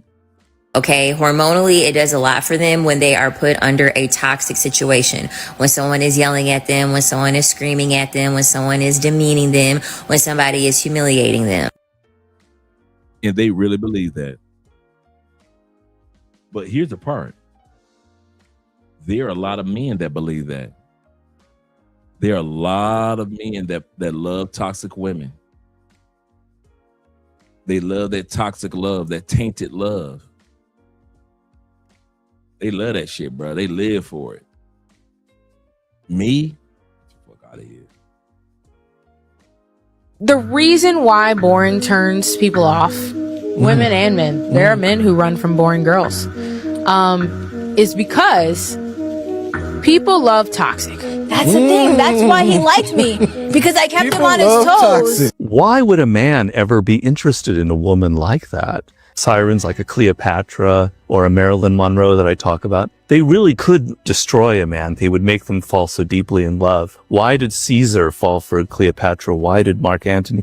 It's because men secretly want that. They want the danger. They want the possibility that maybe this woman will destroy them. They want the danger. They want the element of risk involved. They're secretly attracted to. And let's state some real facts around this motherfucker. A lot of black men, I ain't say all, are obsessed with crazy toxic women. See, the thing is, men love a chase. They love a hunt. They love to be under pressure. So when you put that pressure on them, they gonna fall every time. Felipe, I always see your Instagram and stuff, and like you love toxicas. I love them, man. Like what shape, sizes, colors don't matter. It doesn't matter. Like what is it about that toxica that you love? It just makes life interesting. If I'm being honest. Really? I'm being honest. It really does. Like keeps you on your toes. Like if she like keys your car, you get horny or what? Bricked up? I ain't gonna lie, like it's a little turn on, you feel me? Yeah, like I'll wait till we get back to the house, you feel me? You better be keep my shit, better keep my bag. You wanna scratch my car, scratch. Men love a chase, they love a hunt, they love to be under pressure. So when you put that pressure on them, they gonna fall every time. Felipe, I always see your Instagram stuff and like you love toxicas. I love them, man. Like All shapes, sizes, colors don't matter. It doesn't matter. Like what is it about that toxica that you love? It just makes life interesting. If I'm being honest. Really? I'm being honest. It really does. Like keeps you on your toes. Like if she like keys your car, you get horny or what? Bricked up. I ain't gonna lie. Like This is what y'all like. Y'all like them like this. This what y'all like. Just like that. Like keeps you on your toes. Like if she like keys your car, you get horny or what? Bricked up. Start off like that when y'all in Colombia. I ain't gonna lie. Like a little turn. Then y'all see the real them. This what y'all like. Right here. On, you feel me? Yeah, like nah, wait till we get back to the house. You feel me? You want to keep my shit, better keep my bag. You feel me? Yep. You want to scratch my car, scratch my bag better. So, and one thing I know is a nigga ain't never done with me because I be like the nigga one and only like unique girl. Like all the other girls probably act the same and then they get me. And then they get me and they be like, bitch, you fucking crazy. Don't ever text my phone again. You done call. Like I said earlier, when did fat chicks have enough authority to be put in the toxic category? When y'all love fat chicks that much that a fat chick can talk crazy to y'all, that a fat chick, since 70% of the women in our community are considered fat, y'all let fat girls call the police on y'all? Y'all let fat girls talk crazy to y'all? Y'all got fat girls throwing grits on y'all. Fat girls? Is it like that? I'm being real. I'm asking. Is it like that in the States? We already saw that y'all like the Venom looking chick. We get that. But y'all letting fat girls go on social media and tell the world, hey, they love us too. They love us so much they ain't going nowhere from us either.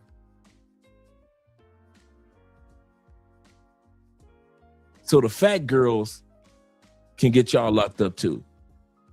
Y'all some lames, bruh. Call my phone 359 times, bitches, you fucking crazy. And I be like, yeah, I am. I'm fucking crazy. I really am. And then I give them about a cool little month. This is what y'all like. And they be, what you doing? You miss me? You already This is what y'all like. These right here. replaced me, nigga. I thought I was crazy. Why do you want me? Why do you want me? Remember, I'm crazy. But see, the thing is, they ain't never had a bitch to test them like.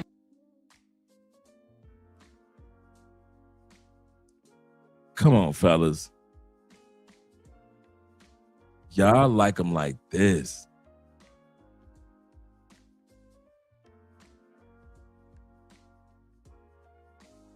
Oh, beautiful.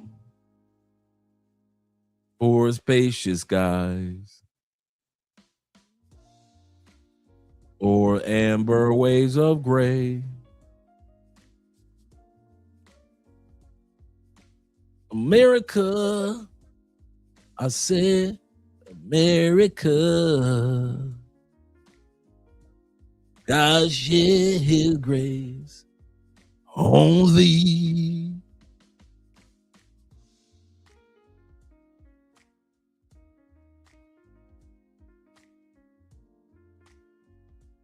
This is what y'all toxic is. Not a baddie. Not a baddie, but a big girl. Me. That's all it is. They ain't never had a bitch to test them. And then when they realize that all these other women ain't like the big dog, then they want big dog back. What you want big dog back? What you going crazy over big dog for? Remember, I was crazy. Remember, I told you I would set your tires on fire.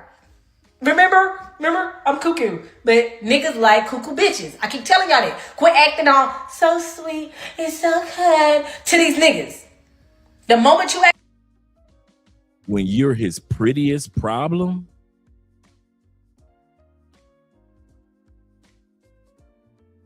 man, y'all self-esteem is shot in the States. Act a little crazy, then you gotta cut them off after you act crazy. Give them about a month, they'll be back. They'll be on your line, calling your phone. That's what the fuck they do. So fat chicks is the end thing in the States. I'm asking because I don't know. Y'all into the fat girls, okay? So where the fat girls a fat chick can key up your car. A fat chick can put sugar in your tank. So it's fat chicks that's coming up to your job in the parking lot arguing with you. Y'all like the fat girls, American men. I got it. Y'all spending money on big bitches. I got it now. That's what they do. They love it. They love it. I don't care what a nigga love. What Cardi say, you gotta act toxic because a nigga love a toxic bitch. They love that shit. They love that shit. They be trying to act like they don't like it, but they love it. Let's be honest. Toxic women are attractive. I love me some toxicity. I'll drink that shit up with a cup. The way they do crazy shit, the push and the pull, it's pretty emotionally stimulating. They have this young woman that's extremely toxic. And I want you to hear what she said she used to do with her ex. Let's check that out. We listen and we don't judge. Y'all, so when I was with my ex, I would make a fake Snapchat and then I would text him from my fake Snapchat. And since I knew his password, when he was asleep, I would go into his phone and reply from his Snapchat to my fake Snapchat. And then I would just wake him up out of his sleep and just cause chaos. Like, why you texting other bitches? I just went through your phone. I seen everything. I don't know why, y'all. It was just fun, but I'm a changed woman now. Why go through all those issues and problems? Why do that? Saying it was fun. You really need therapy. Like, what's all the toxic you done did to like one of your partners or something like that? Y'all went up some shit like that. Yeah. Oh man, I got some stories. Like my baby daddy, y'all went to his phone one night and he was sleeping. His mouth was wide open. I took some pick of red pepper and some hot sauce and I was just pouring all the stuff in his mouth. He woke up choking. Damn. And then I just laid back down and I'm like, what's... Damn. Bro, what? That'll have me hot. She just pours shit in your mouth. You wake up choking. She talking about, I just laid back down. Bro, hell nah. She tripping, bro. She look like she do shit like that. Like when you got her fucked up, she gonna do hella weird shit. I have called you 5 fucking times. 5 times. This is the shit that pisses me off. I don't want to hear you had your fucking ringer off because you already know how that situation goes if I call you and you don't fucking answer. That's the shit that pisses me. I don't know who needs to hear this, but men do not actually like nice women. They like bitches. Yes, they do. I don't know what to tell you. I have watched this play out enough time to say it without hesitation. The nice woman gets appreciated. She gets called sweet, gets told she's easy to be with, and then she watches that same man pursue someone who was none of those things. Now she cannot figure out why. She's wondering. She's left bamboozled. Easy is comfortable, but the most compelling women are almost none of the most comfortable ones to be with. They're Behold, this is a perfect example of a brother with the toxic white girl. Think about all the millions he lost. He was supposed to be the next supervillain for Marvel, for the Marvel movies. Kane the Conqueror lost all that movie money messing with this one raggedy, scraggedy, look at this, a scraggedy looking white girl.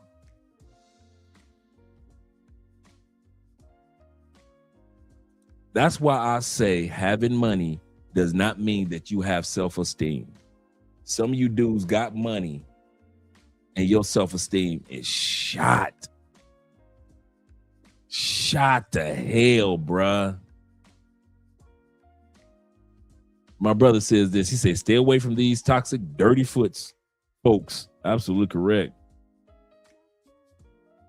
Man lost everything over a scraggedy chick. Some of us forgot about this situation right here. Remember, she was chasing him down the street.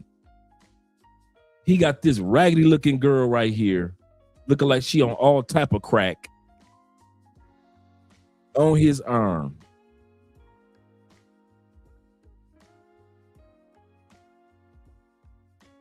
Yeah, man. Still would have been with that Marvel movie money. Probably would have got Megan in some of those movies. Brothers, we got to do better. toxic woman, the woman who loves chaos, who loves emotional turmoil. Now, let's be real here. Most women need and want that subconsciously. They don't even realize that they like that. But for a woman to actually seek it out and crave it, that's a different story. If she like craves it and looks for it and starts drama arguments out of nowhere just for her own dopamine hit, then that's definitely a red flag. And that's somebody who you don't want to be with in your 20s. I've seen plenty of times where guys could not work on themselves, could not work on their business, could not work on their purpose because they're too emotionally involved with the woman that they're talking to in the moment. Like the woman has them so caught up in their emotions. He's trying to figure out what she's doing. They're starting arguments, always on the phone, talking back and forth. Like there's never a peaceful time in the relationship, but at the same time, they still decide to stay together. And like I said, I've seen this countless of times where that has inevitably not only led to a breakup, but led to a regression in that man's life. A lot of you guys make decisions, especially with women, based on a bunch of dumb shit. And what do I always say, fellas? Dumb shit leads to what? Gee, as within, so without. So I'll give you an example. If the only thing you see when you look at a critter is ass and titties, 9 times. Brother said the critter. I might have to use that one. He say the only thing y'all see when y'all look at a critter leads to what? Gee, as within, so without. So I'll give you an example. If the only thing you see when you look at a critter is ass and titties, 9 times out of 10, you're gonna make your decisions on women based on what? What you see. All right, fellas, you gotta pay attention to this. Some of you guys have no discernment. All right, fellas, and the reason why you get cheated on, you get left, you get ghosted, you get rejected, you get friend zoned is because you choose women that don't even want you, G. What's your #1 toxic trait? Toxic trait? I mean, just personally, I don't fuck with toxic. I ain't gonna lie, this my opinion about these hoes. These hoes ain't. I just fuck with toxic. I ain't got no toxic traits. I just don't fuck with toxic. Well, what kind of women you like? I like loyal women. You do too, don't you? Yeah, that's what I'm saying. Yeah, tight with that. Hey, we treat these like anything nowadays. When I say my texting on bitch, I'm stupid. Stop playing with me. Stop playing with me. I told you that's my sis. Now let's just go. That shit is stupid ass in 2019. I told you about that shit, man. I told you stop playing with me, right? Stop playing with me, son. No funny. Oh, you guys are aggressive, baby. Oh, you choking me? You don't like that shit. Choking me. Keep choking me. Keep choking me. Ooh, baby. I'm mad at you. I'm baby. Are you mad at me, baby? Where you going? Why you running, baby? Stop acting like that.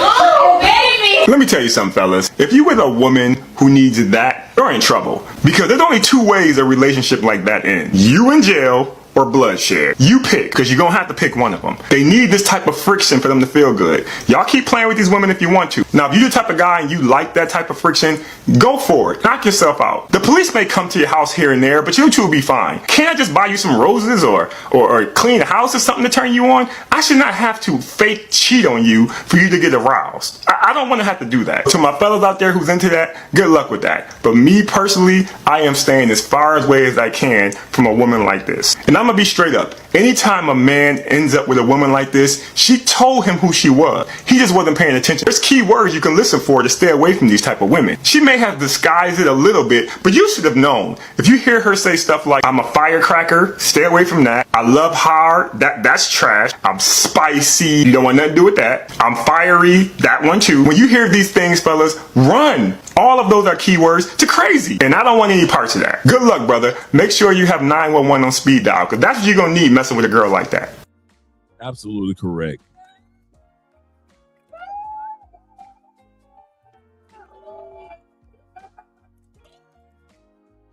Corporal ST says this. He said, these broads have been indoctrinated by this. Nope. Nope, Corporal. Nope. This episode is not about the ladies. The ladies are not. This is probably the most ladies wrong episode that we've done. Say this again. This is the most ladies being wrong, they need to improve. No, this episode is on us. Bucks stop with the man. Each one of these men, from the dude that's doing 20 years in jail, who never saw that bitch before, and in less than an hour brought that bitch to a hotel room. That's his fucking fault for dealing with that ignorant hoe. Tigger knew she wasn't shit, had 3 kids and 1 kid missing. That's his fault. The baby daddy, who the first time that bitch had him go to jail in 2009, he still kept going back to jail for that pussy. That's his fault. I'm tired of us. There are times when, yes, it's the woman's fault. They got to improve. But this whole episode, all I saw was a bunch of irresponsible ass, low self-esteem having ass men. Some episodes are dedicated to us getting our shit together. Pussy controlled men. That's all I saw tonight. Weak ass men. We can't put everything on feminism. We can't put everything on program. It's our ass that got programmed. Maybe by our mama, maybe by our school teachers, maybe by our older sisters. I don't know who the hell programmed us, but I'm telling you now, you cannot put it on the women. Ain't no fucking way. We just looked at a brother like Genuine, who admits, hey, I did a lot of wrong stuff. I've changed my ways, and I got a good woman. You got a dude like Tigger that didn't do a bunch of wrong shit, but choose the wrong woman. Ain't no fucking way I'm gonna be as successful as Tigger. And the other brother that was on there on the screen said the woman had called his leasing agent that was leasing him his business location. All of it was the men's fault. None of this. Women show us their red flags, but y'all too busy. We are too busy trying to fuck these hoes, and we lose out. So I don't want to hear no fucking excuses about the women this, the women no. This whole episode was about us growing the fuck up as men. This whole thing, when these cameras go off and lights go off in a few minutes, it's still about us still needing to grow the fuck up before we use our passports and go to other countries. Because I keep seeing the same. Here's the part, Corporal. Here's the part that makes me know that it's us men. Because when dudes fly to other countries, Corporal, guess what they do? The same things. Guess what type of women they pick, Corporal? The same type of bitches. See, if they were only in the States, Corporal, or if I was only in the States, yeah, okay, I would say it's the ladies on some bullshit. I would be like that too. But since I'm out here with you guys, and I see, and my job is to sit back and watch how all of us move. I'm like the watcher in Marvel. My job is not to instigate. My job is to watch and keep record. And I see y'all when y'all get y'all passports and y'all say, fuck them American women, they on some bullshit, they toxic, they feminists, them motherfuckers act like a goddamn fool. And I agree with y'all, and I will agree with y'all. And what do y'all do when y'all get y'all passports? You fly your ass to another city, another country, and choose the same raggedy bitches. So now whose fault is it? The American women's fault because you chose a raggedy ass foreign woman? Too many dudes are doing it. That's why I said, the buck stop with us, because I see us go to other countries and do the exact same things over and over and over again. Over again. That doesn't go for all of us. That doesn't even go for most of us. Most of us are some good dudes. We're responsible men in the United States. We're responsible men when we're outside the United States. That's why I say eat the meat, spit out the bones. This episode is not for everybody. All you good men, you already know I'm not talking to y'all. But the knuckleheads, that's knuckleheads in the States like Tigger, like a lot of dudes were saying, Tigger should get a passport. For what? For what?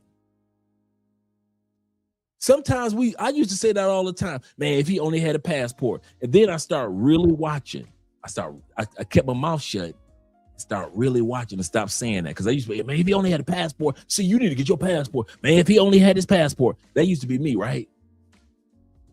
And then I shut the fuck up and really start watching and realizing, hell no, Tigger don't need no passport. Because a nigga like Tigger would come right to another country and do the exact same shit. And I see it over and over again with dudes that come to these other countries, do the exact same shit they was doing, the same type of woman, same behavior, all that shit. Okay, you think I'm playing? Remember when Austin Holloman went to Thailand? And he was dealing with that toxic ass Thai chick? Remember that? And everybody was like, why you fucking with her? You know why? Because Austin probably was dealing with, shout out to Austin, but he's probably dealing with toxicity, as we saw with his mom. No offense to his mom. We saw that young man being raised in toxicity. And so when he got his passport, zoomed his ass to Thailand from the Philippines, I mean, from Africa. And what happened? He was with a toxic bitch, wasn't he? And everybody was like, why are you fucking with her? And he's not the only one. There's been plenty of incidences where we've sat back and we watched some of our favorite YouTubers be with some of the most toxic ass women in foreign countries. Why? I'm telling y'all, I don't know why y'all think that dudes are going to be different when they leave the States. No, the countries are different. The cultures are different. The opportunities are different. But if you're going to be the exact same person you were in the States, nothing is going to be different for us. Nothing. So this episode is all about us making sure that we are different before we leave the States. Because if we don't, the one thing that we have in common is going to go with us. And that's us. Yep. My brother says this. He said, you're right. He said, they would choose the same thing and the same type of women over there again. Yep. He said, I stopped effing with toxic and wild women over 35 years ago. He said, I just go off.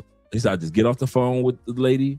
He said, I just got off the phone with the lady from Ghana. Yeah, man. Just, you gotta be nothing dramatic. Just, it ain't working out. It ain't working out.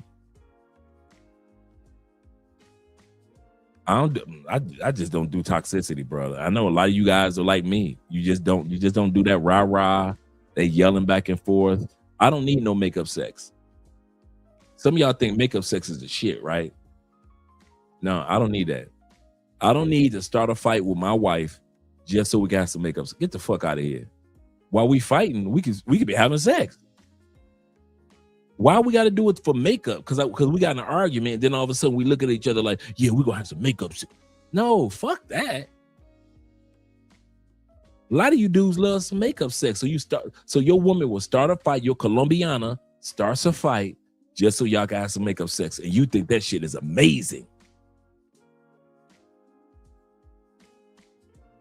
And as soon as her brother show up to your hotel room with a machete, then you looking stupid.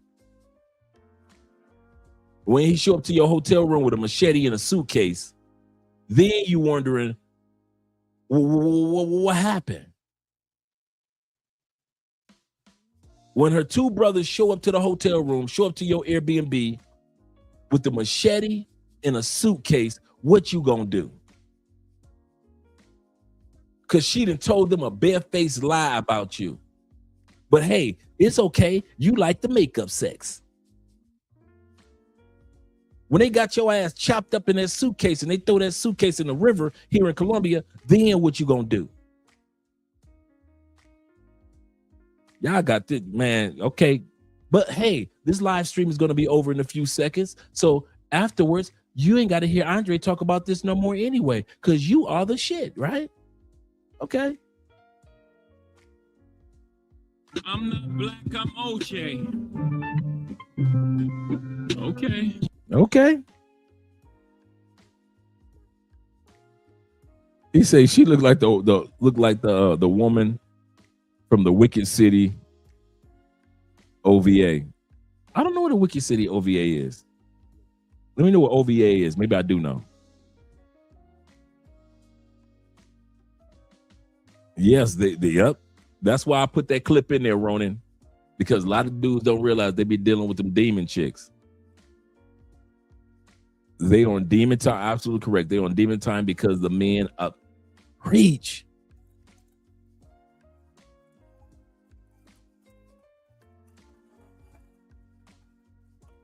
We allow it, guys. We do. We allow it. We allow it. We allow it.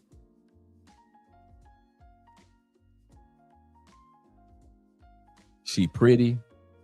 She get firehead. She let me bust on her face. She let me fuck her in her booty. Oh my God. I kill somebody about this one.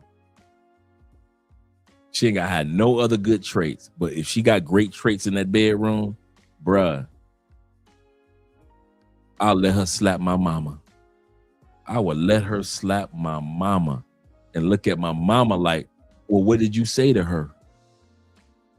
That's how we treat these women. Now, let's be real. I mean, I'm being honest. I'm your brother. We look at these women and treat them like if she would just slap the dog shit out of our mother. Shout out to our mothers and mothers who are passed on. That bitch can go kick your mama's tombstone over right now. Your bitch ass ain't going nowhere. And they know it. That is their number one tool. Their number one tool of toxicity. Women know, or some women, I won't say all women are toxic, but the toxic women know that you ain't gonna do shit. That's the core of why they're toxic. Toxicity doesn't work on a man that's gonna leave. I'm gonna say this again. Toxicity doesn't work on a man that doesn't put up with that shit. Toxicity doesn't work on a man that's gonna leave after the first conversation. Toxicity doesn't work on a man that they know gonna hang up on their ass and never call again. It's no use of them being toxic. Toxicity only works on men that ain't really going no goddamn where. You call them back like that. One young lady said. She said, "Yeah, you get mad at me for a month, and then here you go call them back, talk about some. Did you replace me already? Bullshit, girl. You replaced me already? Damn, I was just cooling off. You know I love you, girl. Yeah, I'm coming back. Yeah, I'll be back in town next week. I love you, girl. Don't be giving my pussy away." Y'all them lame ass niggas. Y'all them lame motherfuckers. That's why toxicity work. And now fat girls, broke chicks, and ugly chicks have discovered if he don't leave, even us fat girls can be toxic. If he ain't gonna leave, even us broke chicks can be toxic. If he ain't gonna leave, even the ugly chicks know they can be toxic. Because the key to toxicity will always be your bitch ass staying or you gonna go. And if you ain't never gonna leave, she gonna run them. And that's in all countries around the world. I'm not talking about just America. That's globally. If you let a Chinese bitch talk crazy to you and you ain't going nowhere, and she noticed that, she gonna talk crazy to you tomorrow. Why? Your bitch ass ain't going nowhere. You ain't going no. Get the fuck out of here. There are Brazilian women right now that will not talk crazy to me, but she'll talk crazy to your ass. Why? Because she know if she say something crazy to Andre, she know Andre ain't gonna call no more. And she like Andre. So she know to sit her ass down somewhere. But you, shit, she can talk as crazy as she want to. All she gotta do is suck your dick and talk crazy. Your bitch ass ain't going nowhere. Because you got your first Brazilian pussy. Man, please. Please.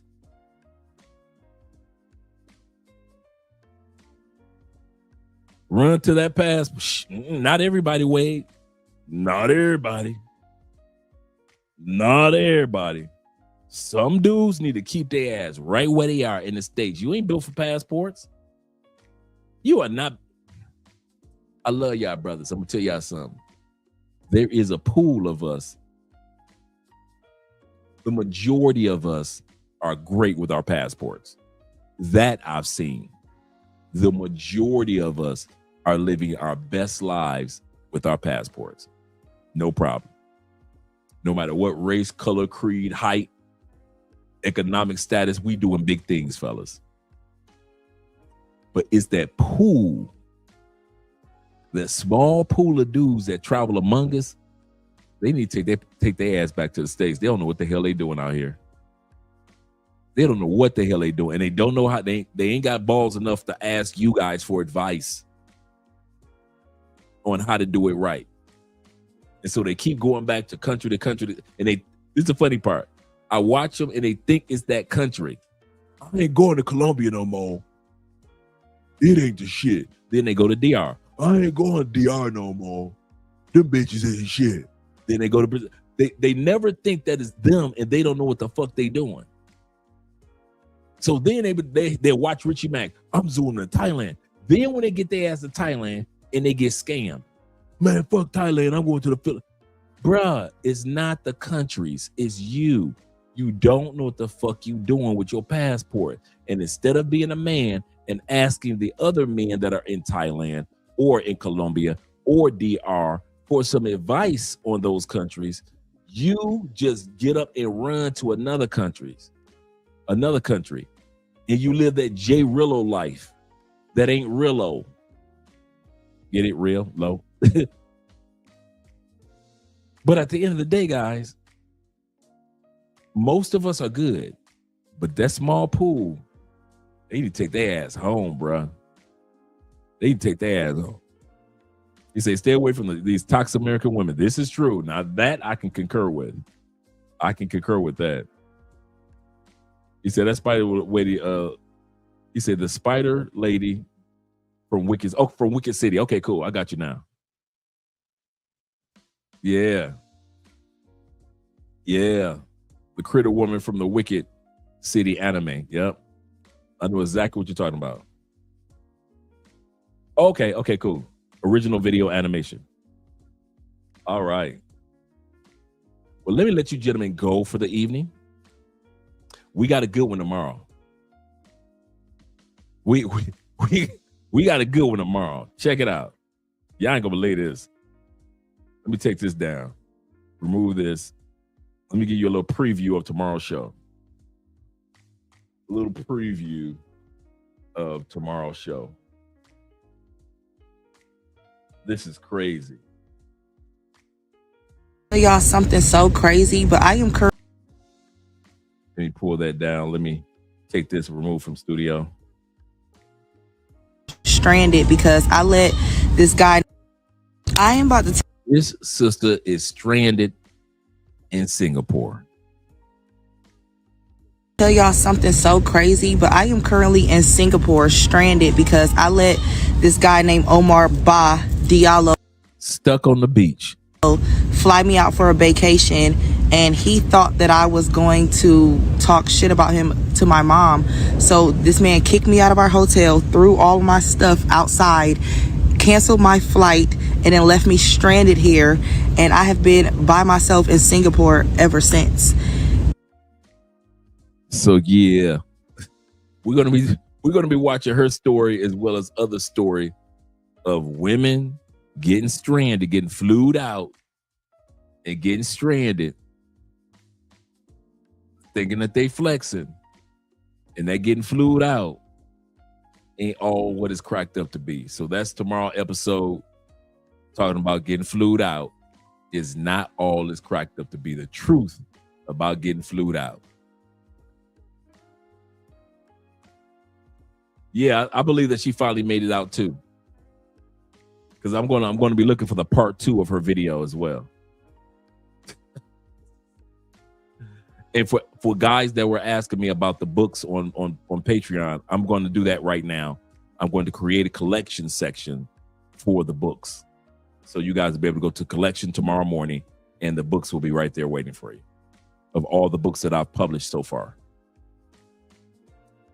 Twine in the building says this. He said, honestly, he said, I He said, I'm that guy that flew out, or honestly, that guy that flew her out, sent out texts from other men to her. Wow. Yeah, we're going to have some fun with this one tomorrow. All right, gentlemen, let's get ready for our outro video. Let's get ready. You guys have a great evening. Have a good evening. Let's go.